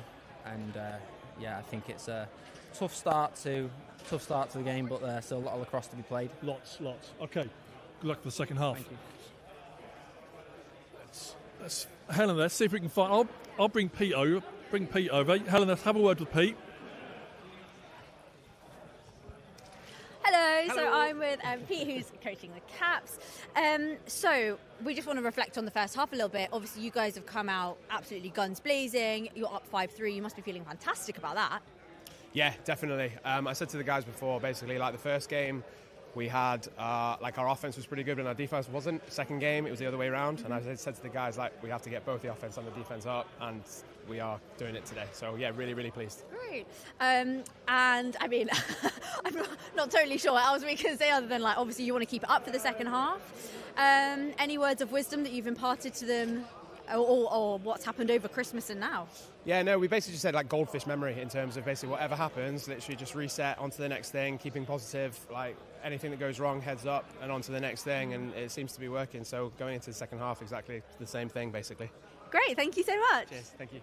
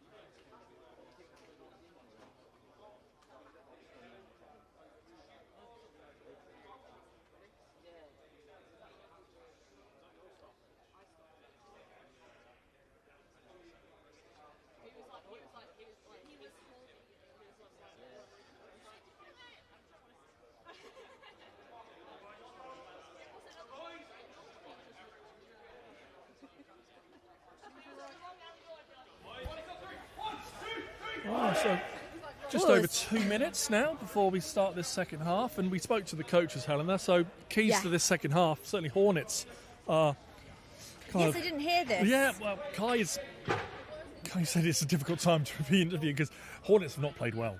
They're not playing the normal stuff. They're just off pace. It seems like they're just off pace, whether it's Christmas, New Year, but they're only, I think, going to get better as this game goes on. The thing is, on any other day, the way that the Hornets are playing, they're so consistent, they're so strong, they are such a solid unit. But today, Caps have come out with this new energy, and I think it's just disrupted their rhythm a little. Yeah, but if Capitals had kind of sat back in defence and let Hornets swing the ball around, I think it would be different. But Capitals have gone out there aggressive, and I like that. And the thing is, I don't think there's anything glaringly wrong with the way that Hornets are playing. Like, they are doing their, all their stuff. They're taking great shots. They've got great looks. They've got great chemistry. Can't criticise the lads for that. So, yeah, it's just, on the day, what can happen. And, yeah, Caps have come out just looking like they really want it. Yeah. But as Kai Jeffrey said to me at half time, it is a 2-goal. It's only a 2-goal shift. Two goals is nothing. Well, that's what we were saying going into our fourth quarter. It was 4-2, I think. Was it 4-2? Yeah. I think it was 4-2, and it ran away from there. But at that point in time, anything can happen. It can swing either way. Yep. I mean, and as we saw from the Hornets Knights game before Christmas, it's swinging one way, and suddenly you're down to 1-goal game. And it's always a cliche, but it's always next goal is big. Like Hornets bring it back to 1.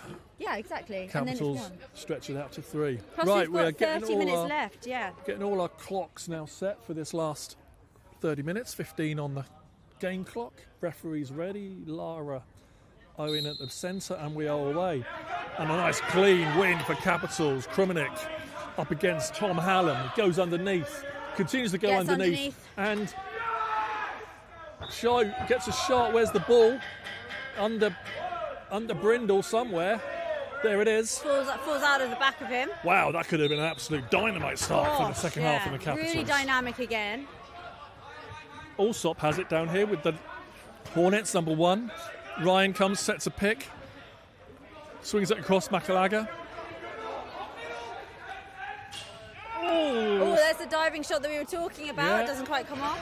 Allsop's got a dive in his locker. This is Jamie Powell for the Capitals. Needs to get it over. There's the 10-second count.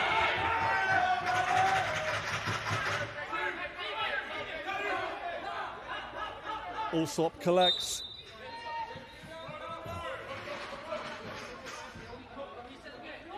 Swings it, Makalaga. Up to Joe Harris, back to Makalaga. Shoots, scores! Wow, there we go. There we go. And there's that one goal that we were just talking about. That could be the start of the momentum shift. We'll see. So swings over from the left, over to Makalaga. Up top, back down to Makalaga. And a shot from there. Lovely. Yeah. Didn't have to do much movement, much work at all, really, to find that bit of space.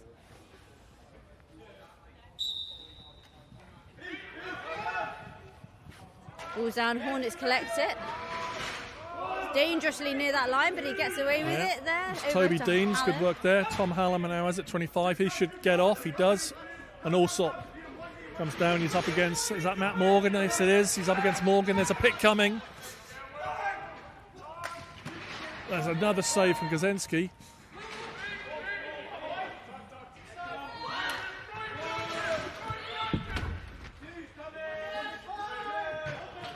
There's a shot, save, and Brindle can release, takes a short outlet to Ollie Allsop, gives it to Ollie Allsop.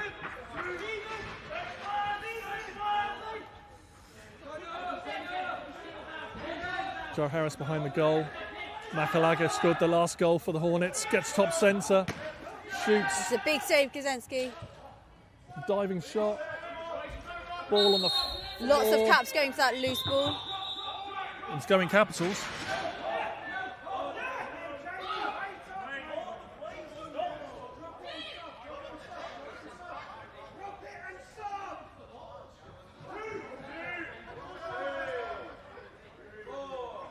Right, Capitals collect it at the half, and we go again. McDougall to Groves.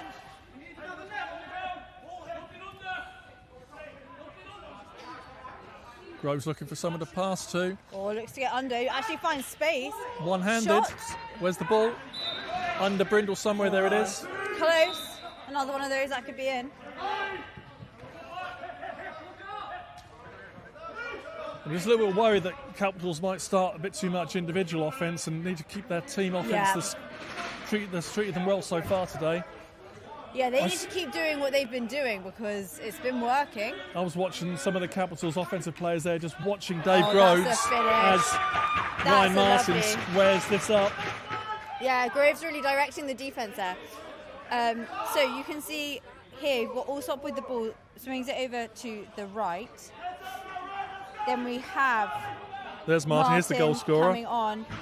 Groves watching Allsop, and Martin gets over the shoulder of Grinsberg. I think something similar happened in our game as well. It did, yes. There was a shot, and it was I think it was right when Annabelle was in goal, and through two players. Yeah. Yeah. Hard to see as a goalie. Here's Kromenik. He shoots early. Yeah, that's gets rid of it. But it's gone out of the arena, so it's a Hornets ball. Looks like, okay, yep, it's with Allsop, passes it off to Toby Deans, passes it off to other Allsop. So the last two Hornets goals have been goals where the Capitals haven't been out pressuring them. So, yeah, which they were doing all through that first half. It's looking a little messy in the Caps defence there, actually. Kuzenski saves. Grimbergs can bring it over half. There's a big hit from 24 as running into 23 for the Hornets. Grinsberg looking for a second, pushing his way through, bullying his way through.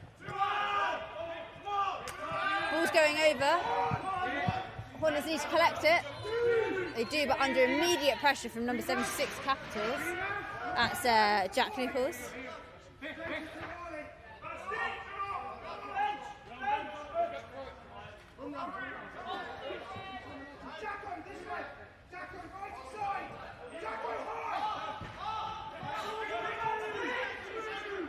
Ten on the shot clock.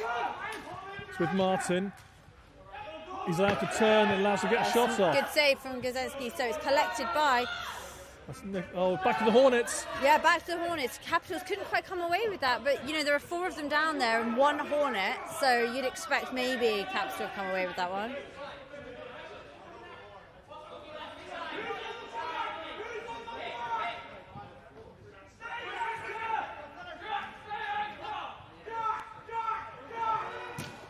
A shot from outside that's saved by Gazensky. He's going to come up with this loose one. Collected, it's with the keeper. He's got an outlet in Grinsberg down the off-bench side. He'll take it over. I think Volts wants it today. He's not afraid of that contact. He's not afraid of taking a shot. Yeah, he's definitely on it. Groves, he's on nice it as well. Shot, yeah. A wrap check on the way round from Dave McCall. This is Hallam done work there. He gets off, gives it to Martin. He's going to just chill because he's waiting for Ollie Allsop. No, he's found the middle. That was a good look into Will Allsop. Back with Martin. He's got Allsop, Ollie Allsop now with him on his lefty side. Swings it, Makalaga. Another shot from outside. This time he didn't score. Tipped. That's a nice Allsop. Nice quick release from Allsop. And Capitals can clear. It's a 2-on-1. 2-on-1. Is he going to look for him or just shoot? Oh, he should have passed it across. Ball still out. Allsop tries to collect, but it's with the keeper. And it's going to be Allsop that gets rid of this one. And Martin just slows the pace down in front of us. Gives it to Allsop. Back to Martin. It's a nice look getting topside. And it's in. I mean, that is textbook stuff, actually. So that takes it to 5-5, but if you look at this replay on here, Allsop, who passes it down to Martin, back up to Allsop. Engages his defender, BTB over to Martin, who just gets topside. He's topside and inside. Yeah. And finds the left-hand side of the keeper. Looking at the right-hand Capitals 42. Where's 42? There we go. Jamie Linden. Yeah, Jamie Linden. Oh, just they're the things you look back at the film and you go, but it's what we were saying. You can't let them get topside. You can't let them get underside. It's tough. When you're in that one-on-one situation, you have to make a decision. But maybe in that, maybe it just needed that contact. It needed to read that situation. Hey, it happens. And Hornets have gone. Sorry, my mistake. It hasn't taken them to 5-5. It's taken Hornets to a 1-goal lead on the Caps. So assuming this is a Caps timeout. Yes, I assume it is as well. Because that momentum has shifted. It's been a 3-0 quarter so far for the Hornets.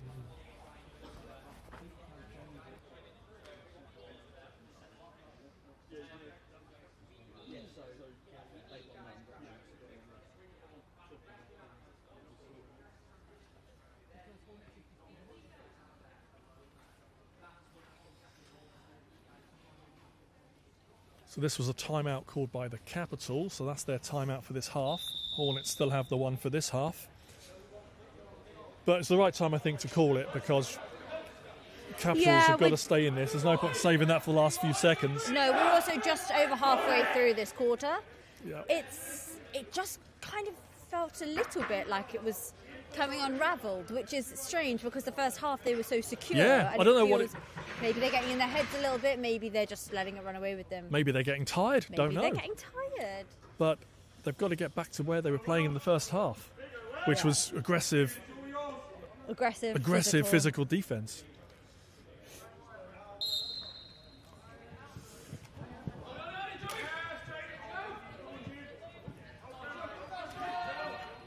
Hornets win it from the draw with Joe Harris. And this is Martin up against Grimbergs. There's Allsop up against Morgan. Ball's on the floor. Coming away with Hornets. 9 on the shot clock.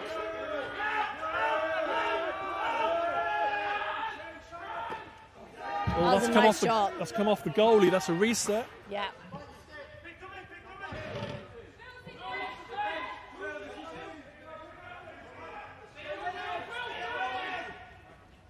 Oh, that's wide for Martin. He had a big bit of goal there to look at. He's right down the line that I'm standing in. Still with the Hornets.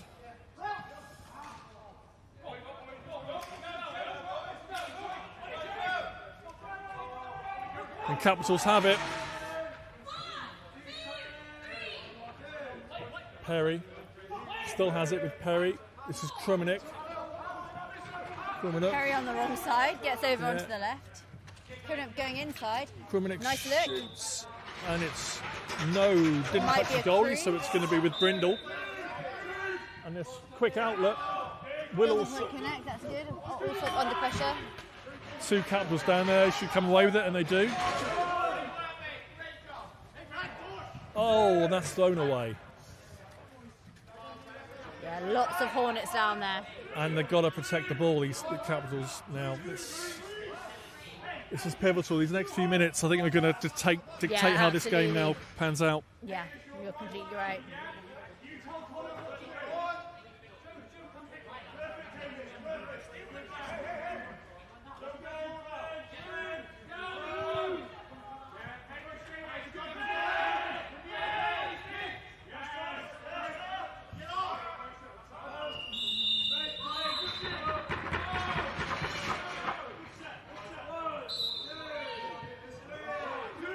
Nichols-Cook for the Capitals gets it over half. Up against Martin, who's an offensive player who's still on the floor. Martin now gets off. They've got a chance there. They've got numbers for a few seconds. Groves looks for the pick and pop, can't see it. That's going to be over and back. Unfortunately, just missed.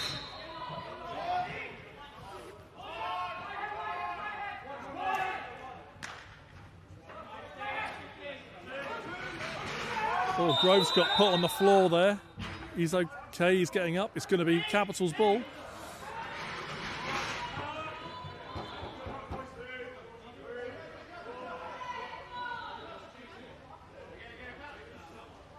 Kruminic goes down to get it from the far corner.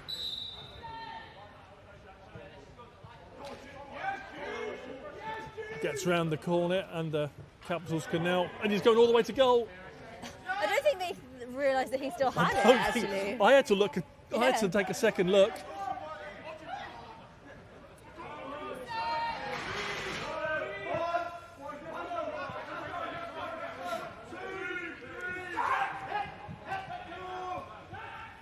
I'm feeling the Capitals have lost a little bit of the control they seem to have in the first half, and now there's been a couple of cheap turnovers. That's better though. Now pick it up and go to goal. Is that rain I can hear? It is rain. Wow. Wow, that was a nice little slide, slip and slide over here. But it is a Capitals ball.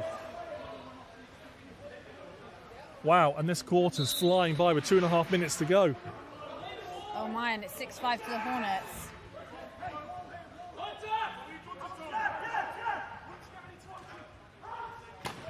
There's another save, Brindle. Yeah, Perry going for another BTB, doesn't quite convert this time.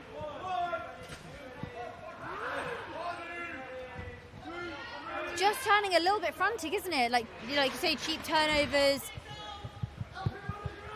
Oh, hello. Yep, we've got a delay penalty coming. Yeah, you can hear Helmet. And are they going to probably make it count? They do. That's with the goal. So that will mean the penalty's not served. Goal, we're all tied. 1:50 and a little bit left. It is raining outside, haven't they? I think he's still getting a 2-minute minor for this.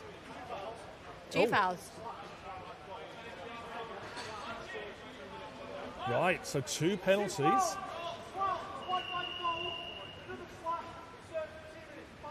Wow, that's big. So Capitals are going to have a chance. Yeah, Capitals with the equaliser, and now they're in the power play position. And they should start with the ball at the half, which I think they are going to. Yep. No, it is going to be a face-off. My mistake.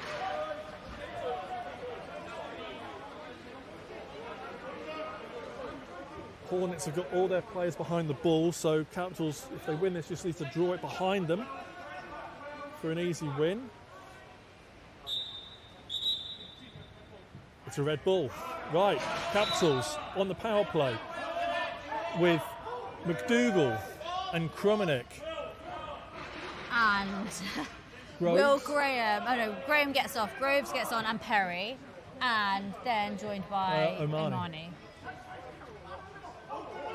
30 seconds just over on the... Oh, and that's an early shot. And the clock is ticking. We've got 20-odd seconds, 25-ish left on the third quarter.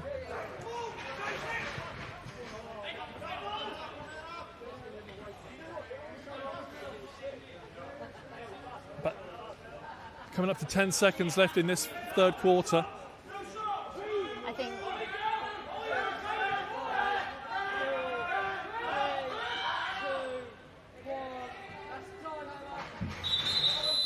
That is the end of the third quarter, and we are all tied up, 6 goals each. Oof. Well, that's an exciting scoreline to be going into the final quarter with. Well, I think Capitals done really well there. That they've they've kept in this. This is the first game of this season that they've. It just felt coming a little unravelled. Yeah, they've got it back together. But then, they've reconnected. It felt a little bit like the third quarter was more like a first quarter. Yeah. So yeah, maybe a little bit of that getting in their heads. So now there's a big. So Hornets 15 minutes to, as defending champions, save their day and get into the final. Capitals 15 minutes to be absolute party poopers for the Hornets. And either way, it's going to be exciting. It is.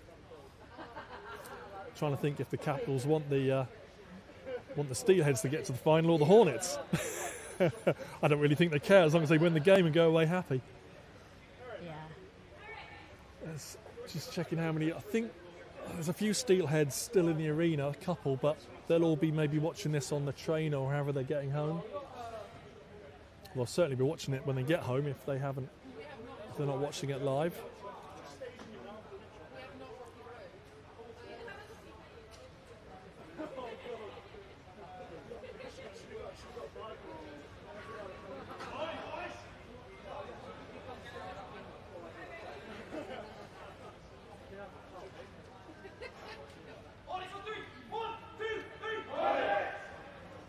Well, we all love a close game, and yet again, Winter League is delivering us a close game.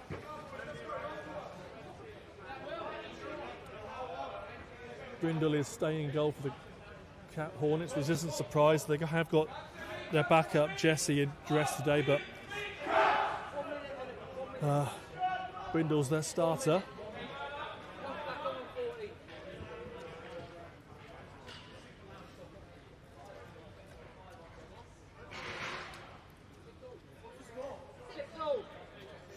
Right, the last 15 minutes of Winter League Week 3 is upon us. Exciting, yes. Hornets do have one man. How much left in the penalty? It's about one. Right, we've got 1 minute left on the Hornets penalty. So again, Hornets have brought everyone behind the ball.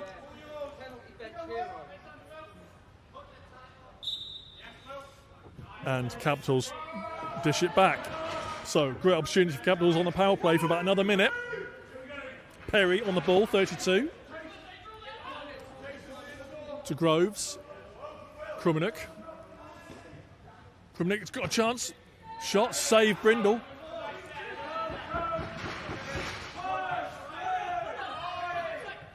There's a good look. And a great save. Unfortunate to not get that. That was a lovely look coming off the bench. Still got the ball. Can he take another shot? And that's in. No goal. Oh, it's been called off for a crease violation. That kills. That was such a nice recollection of the ball.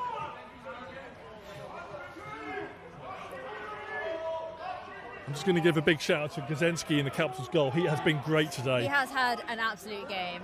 He's certainly been on a par with Brindle at the other end. A little wayward with that pass, and he's sharpened these up. Perry again takes a shot. Perry shoots wide. Perry gets it again. Just shoot normally, Sam. Oh, that ball on the floor. The turf monster again strikes behind the goal. Players on the floor. Brindle has it, gets it off to Hunter Smith. For those of you who don't know, he's a young Canadian. He's over here, I think, studying. Hornets have it. Yeah. That looks like Makalaga with the ball. I think it is. 6 on the shot clock. Oh, Martin gets underneath and bags a goal. Wow. Yeah, let's see this one on the replay. Balls with Makalaga. So there's Martin now with the ball, and the defender took that extra step. And he gets the underneath. So defender intercepts that, runs at the field. Hero. Yeah. Misses. Gonna watch that for a while. And the Hornets grab the lead. But this is only their second lead of the day. And all the penalties released. The Hornets are back to full strength, and the Hornets win the face-off battle with Will Allsop. Gets it to Makalaga.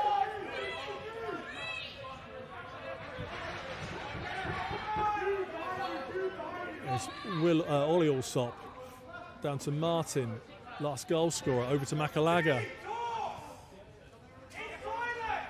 Allsop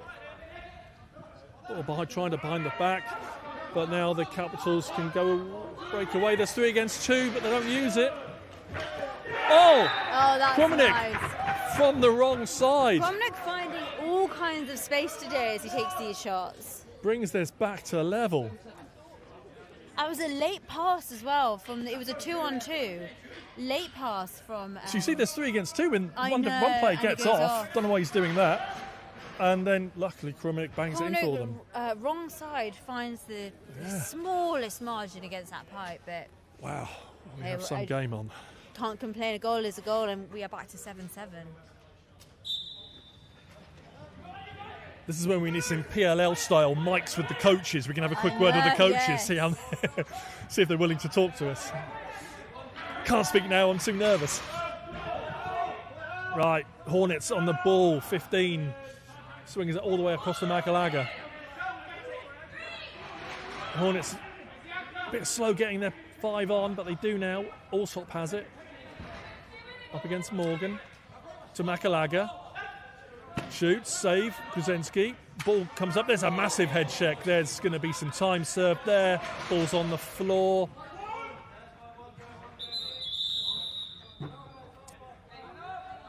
It's James Makalaga coming to the penalty area, penalty bench. Be a 2-minute minor probably for the slash. Lara's here. They're calling it in, 2 minutes. So, Capitals. Power play. Omani.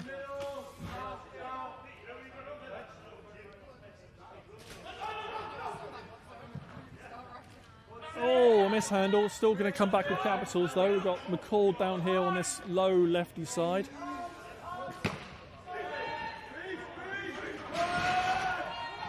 And we've got a chance for a breakaway. Oh! What happened there?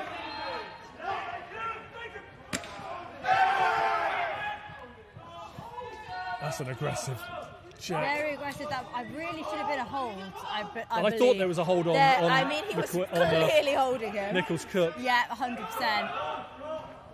All kinds of physical activity happening here, which is very exciting to watch. I think it's only going to get more physical as this quarter progresses. And coach is saying settle. They don't want this to become a penalty just penalties one after another. Penalty after other. That's going to kill either team. We've still got 9 minutes left in this quarter. There's time. I know it's getting a bit tense because it's a tied up game. And that is another huge save. Another save, Kuzenski. There's Nichols Cook. This time not with someone draped all over him. No. Omani. Krumnik, Groves, McCall gets on the floor. Back to Omani, who's got Perry down here in the bottom left-hand corner for the left EO players. Ball went a bit astray there. Groves has still got it. 3 on the clock. They get the reset, but the Hornets come up with it. There's a look from the bench. Oh! I thought that was in the goal.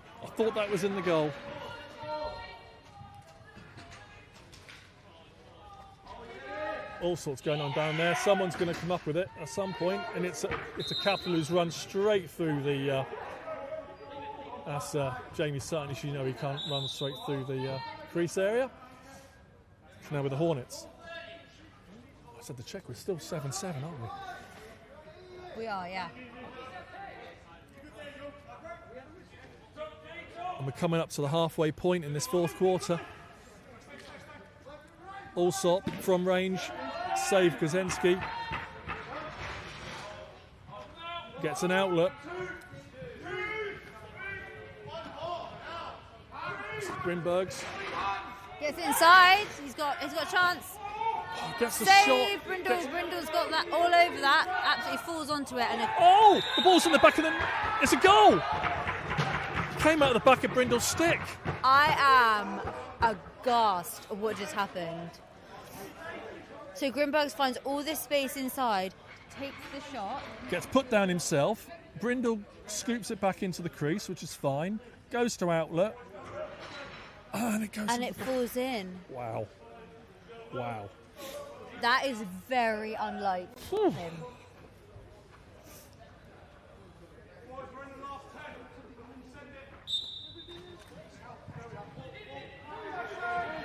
Oh, there's all sorts going on in the middle of the floor there. It's against the Hornets. Will Allsop being called for the hold. It's going to be Capital's ball. That's not ideal, given they've just gone a goal down.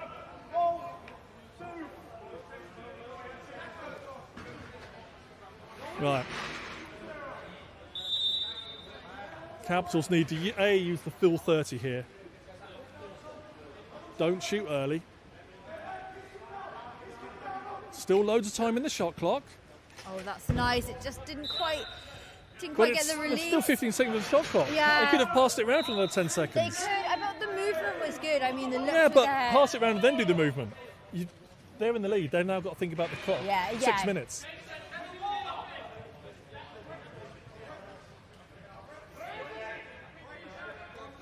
Hornets on the ball. Makalaga. There's a penalty coming. There's too many men. Caps have got 6 players on. Oh, just stay on then. Don't run off. Just stay on. Oh, ping. Allsop. Ollie scores. Ties this up.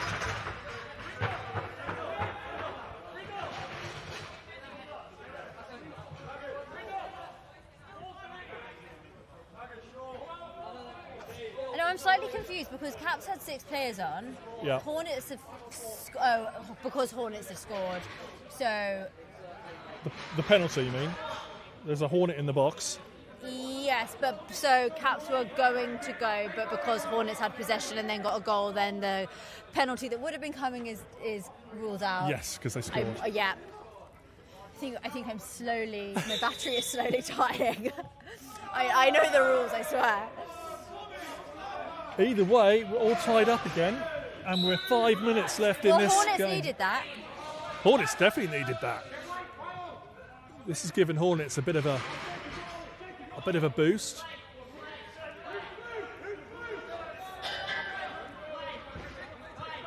If you're a Hornet, if it's all square and you've got the ball, you're feeling confident that you can score. Yeah, although they are still. They're still man down, but I thought they were going to play 5 on 5. Yeah, but they're still man down. They can hold the ball for a full 30. Not a problem. Release now. This is Jamie Sutton for the Capitals. Needs some help.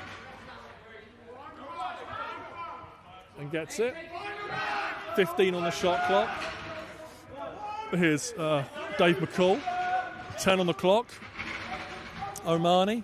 Jack Nichols sets a pick for him inside. 4 on the shot clock. Gets the shot off. Gets a reset as well. Save Brindle.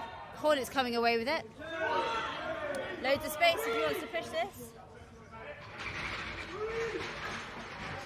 So a reminder for those watching, if this does end up in a tie, we will go straight into a penalty shootout. A best of a 3-shot penalty shootout. This is Makalaga, that's if it's a tie. Over to Allsop. 4 on the shot clock.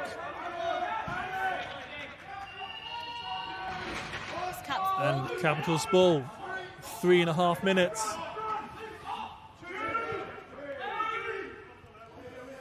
This is Omani. To Groves. Scores!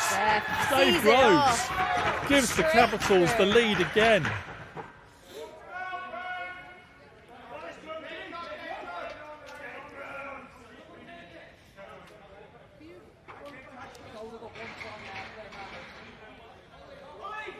Just cutting straight through the middle, has time and room and space and everything just to see that off.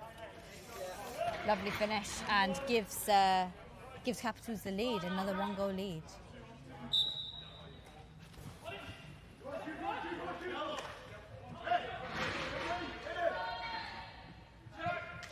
Ooh, dangerous place to lose the ball. Very dangerous.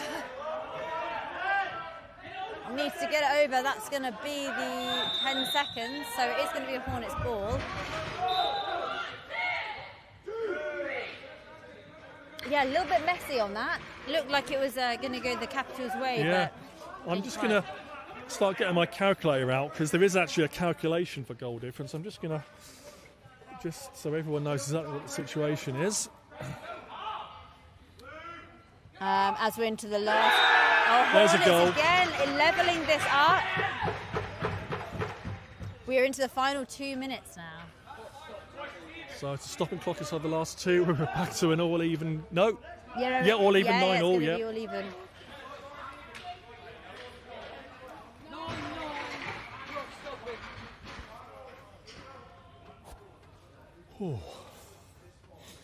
Everyone take a breath. 2 minutes to decide who's going to join the Knights in the final next week.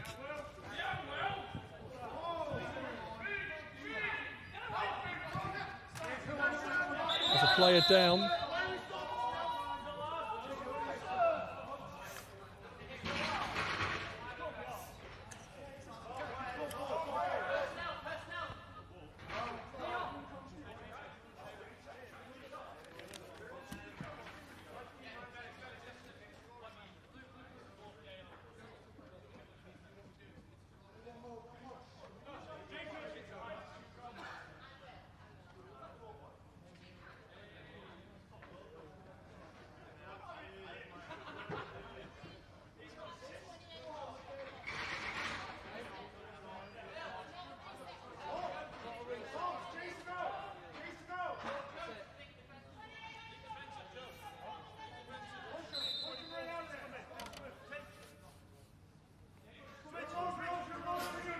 Hornets on the attack, 1:40 in the game. With Martin. Good defence there from Nichols. Cook shoots wide. Makalaga collects. 10 on the shot clock.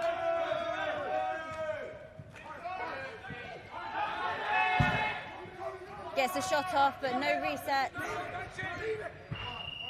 That's a good little flick to That's get a it. super flick from Will Alsop there, perfectly timed.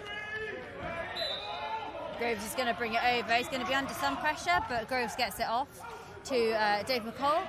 Trying to find Conor McDougall on the inside. McDougall collects.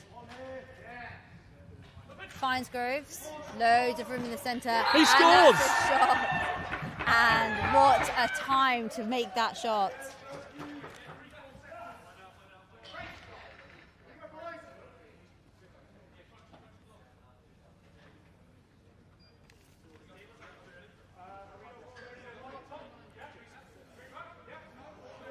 So we are now at 58 seconds. Oh, we're a little bit lower than that actually, I think. 54 seconds, and we're in the final quarter, Capitals leading 10-9.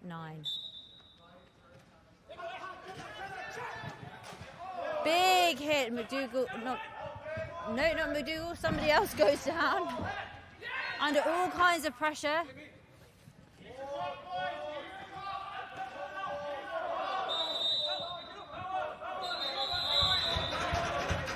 Wow, 30 seconds. How many? 32 seconds. Not sure what's going on here, but there is big noise. Hornets wanting something, and they're going to get the ball.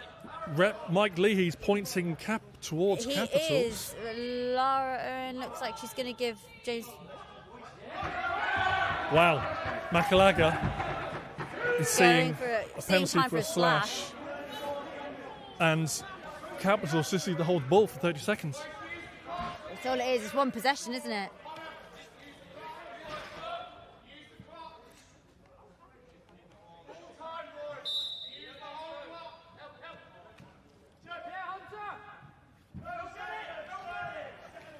They just needed to hold the ball, but that is easier said than done, apparently. As Hornets come away with it. Timeout called by the Hornets. No surprise there. No surprise under immense pressure. I think Hunter Smith that was up against the boards. 19 seconds left.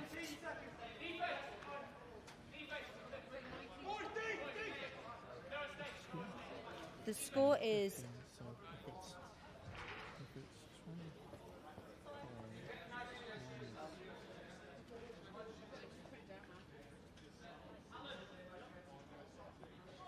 Shot clock's game clock, 19 seconds. 10-9 for right.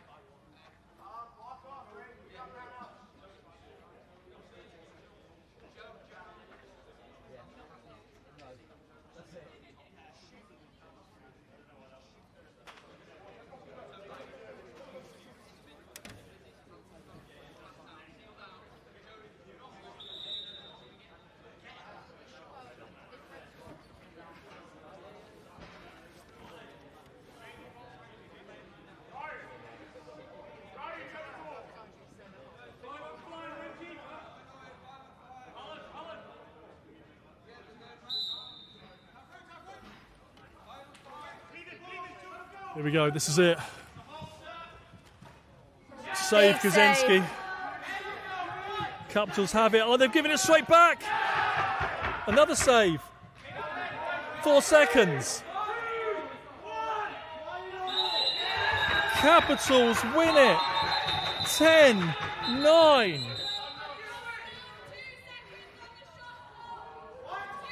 No. 2 seconds. Sorry, too early. We've got 2 seconds left. Hornets have the ball in the far corner with 2 seconds remaining. It's getting all kinds of physical. Emma Jones using her stern umpiring voice. Allsop is going to rip it. Ball's down, that's out. Capitals win 9-10. I'm getting my calculator out. Wow, what an exciting game. Hornets will be absolutely seething with that, I'm sure. And there was some confusion, I think, about why Makalaga was going to the box for that last moment of the game.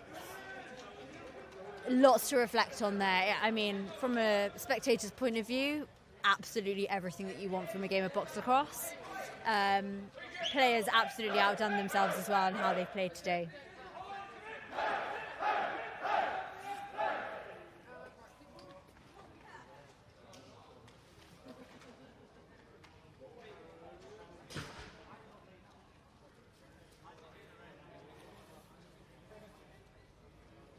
Yeah, Steelheads are through. Literally by 1 goal. Wow. Steelheads are through. That's outrageous. I think Marissa said she was around next week. Okay. I'll let you know. Well, I'm going to head off. Yeah, thank you very much. Right, let's go get some reaction. Right.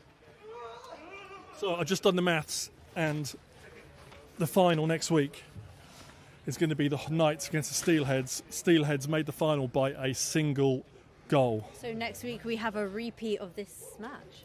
Repeat of this morning's game. Of this game? No. Oh, and this game will be Yes. the 3rd place. Let's go and Wow. have a word with some players. Take a breath as I'll well. take the caps if you don't mind. You're taking the caps, okay.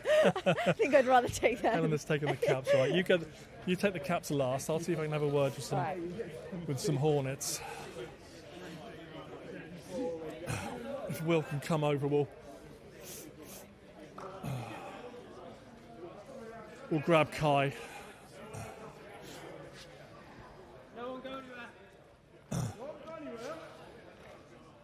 Oh, Kai Jeffries, Hornets. I'm just going to give you the mic. Try and describe how you feel, how the guys are, because you've missed the final by 1 goal. Capitals played a lot better lacrosse than us today. They deserved to beat us, and I'm obviously disappointed. Unfortunate, but yeah, they deserve that win, and just didn't have it in the tank. Weren't good enough.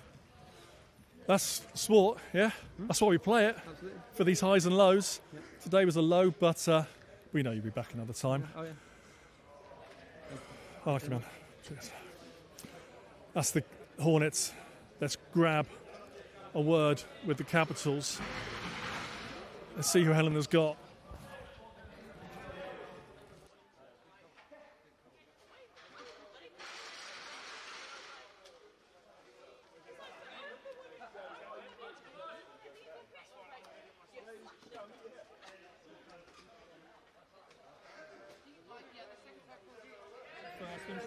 Pete, come in as well. And look at him. Right, here with the Capitals. Drew Krumenick scored a few goals here today.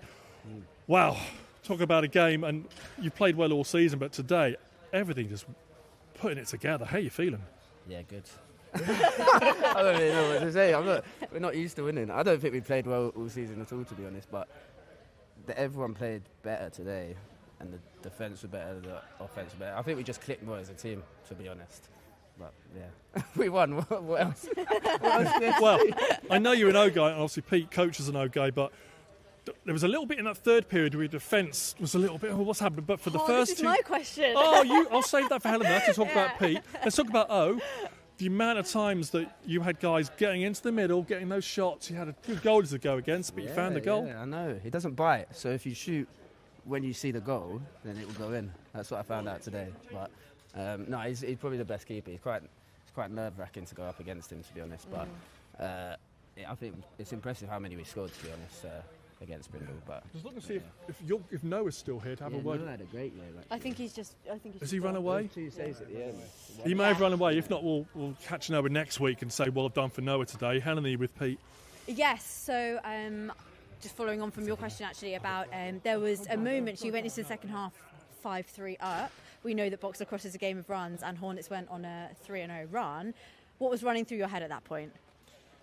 I always say a team will always have a blip quarter in every game, and that was that quarter, the third quarter. A bit of a blip. Credit to Hornets for getting those 3 goals, but we had a timeout. We had the quarter, had a bit of a reset, and then obviously managed to get the win in the end. So that's kind of what matters, really. But it was very exciting for us. Obviously, you're going kind of one goal. And some of those goals were just outrageous goals. You know, if you're lucky if you get one of them in a game and you manage to get 6 or 7, like Sam Perry's lefty coming round BTB, walked off cool as a cucumber, Groves with outside shots. I mean, you must be super proud of the boys today. Yeah, really, really, really proud. Don't give Sam Perry too many praise for that. But no, it was a lovely goal. But no, super proud of the boys and just making the right decisions when they needed to make the right decisions, taking those crucial shots. So yeah, really proud of the boys for sure. Great, thank you. We're joined with Noah Kaczynski here. Noah, you had a defence in front of you today who were pressuring, and that must give you confidence. And you were making save after save. How are you feeling? Oh my goodness, just so grateful for our whole team putting in a full effort tonight. Offense, defense, transition. The Hornets has so many talented players, every position, and the fact that our defense was able to hold the shots as low as they were, it made my job so much easier and gave me so much confidence. And yeah, it starts up top with our coaches, Pete and Lauren. They put us in such a great position today, and we were able to click for 4 quarters. So, does mean you're in the third place game, and you've got exactly the same game now for third place against Hornets. How are you feeling for that next week? Very excited. Yeah, I know Hornets are going to come back firing for sure. Today was a great win, but it's on to the next game, and we know the recipe for success. It's just playing together, staying positive, goldfish mindset, just playing the next play no matter what happens. And as long as we do that, control what we can control, we're going to have a lot of fun, and that's what I'm most looking forward to. Well done, great game. Helena, getting our breath. So we now know our finals. Yeah. We've got Knights against Steelheads for the men's final. Ravens have won the women's, but you've got a game next week, and that still can finish on a high. Yes. Yeah. And then a repeat of this game for the third place, Capitals. Hornets, and I'm losing my breath. I know, it's so cold in here, the brain cells are freezing. But yeah, we're super exciting week next week for all of those games.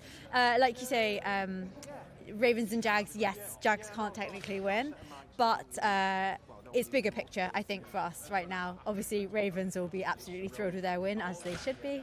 But yeah, we're thinking bigger picture, and we can still come away with so many small wins and hopefully big wins from that. But obviously, it's all to play for the boys next week. Yes. All to play for. So we will be back here next week in Oxford. We'll start the coverage around 11:30. The men's third place game will be at 12 o'clock. The advertised schedule, we're going to change. The women's game is going to be the 2 o'clock game, and then the men's final, Knights Steelheads, will be at 4 o'clock. Very exciting. So tune in this time next week, Lacrosse Live UK. Thanks so much for joining us. Thank you. Bye-bye.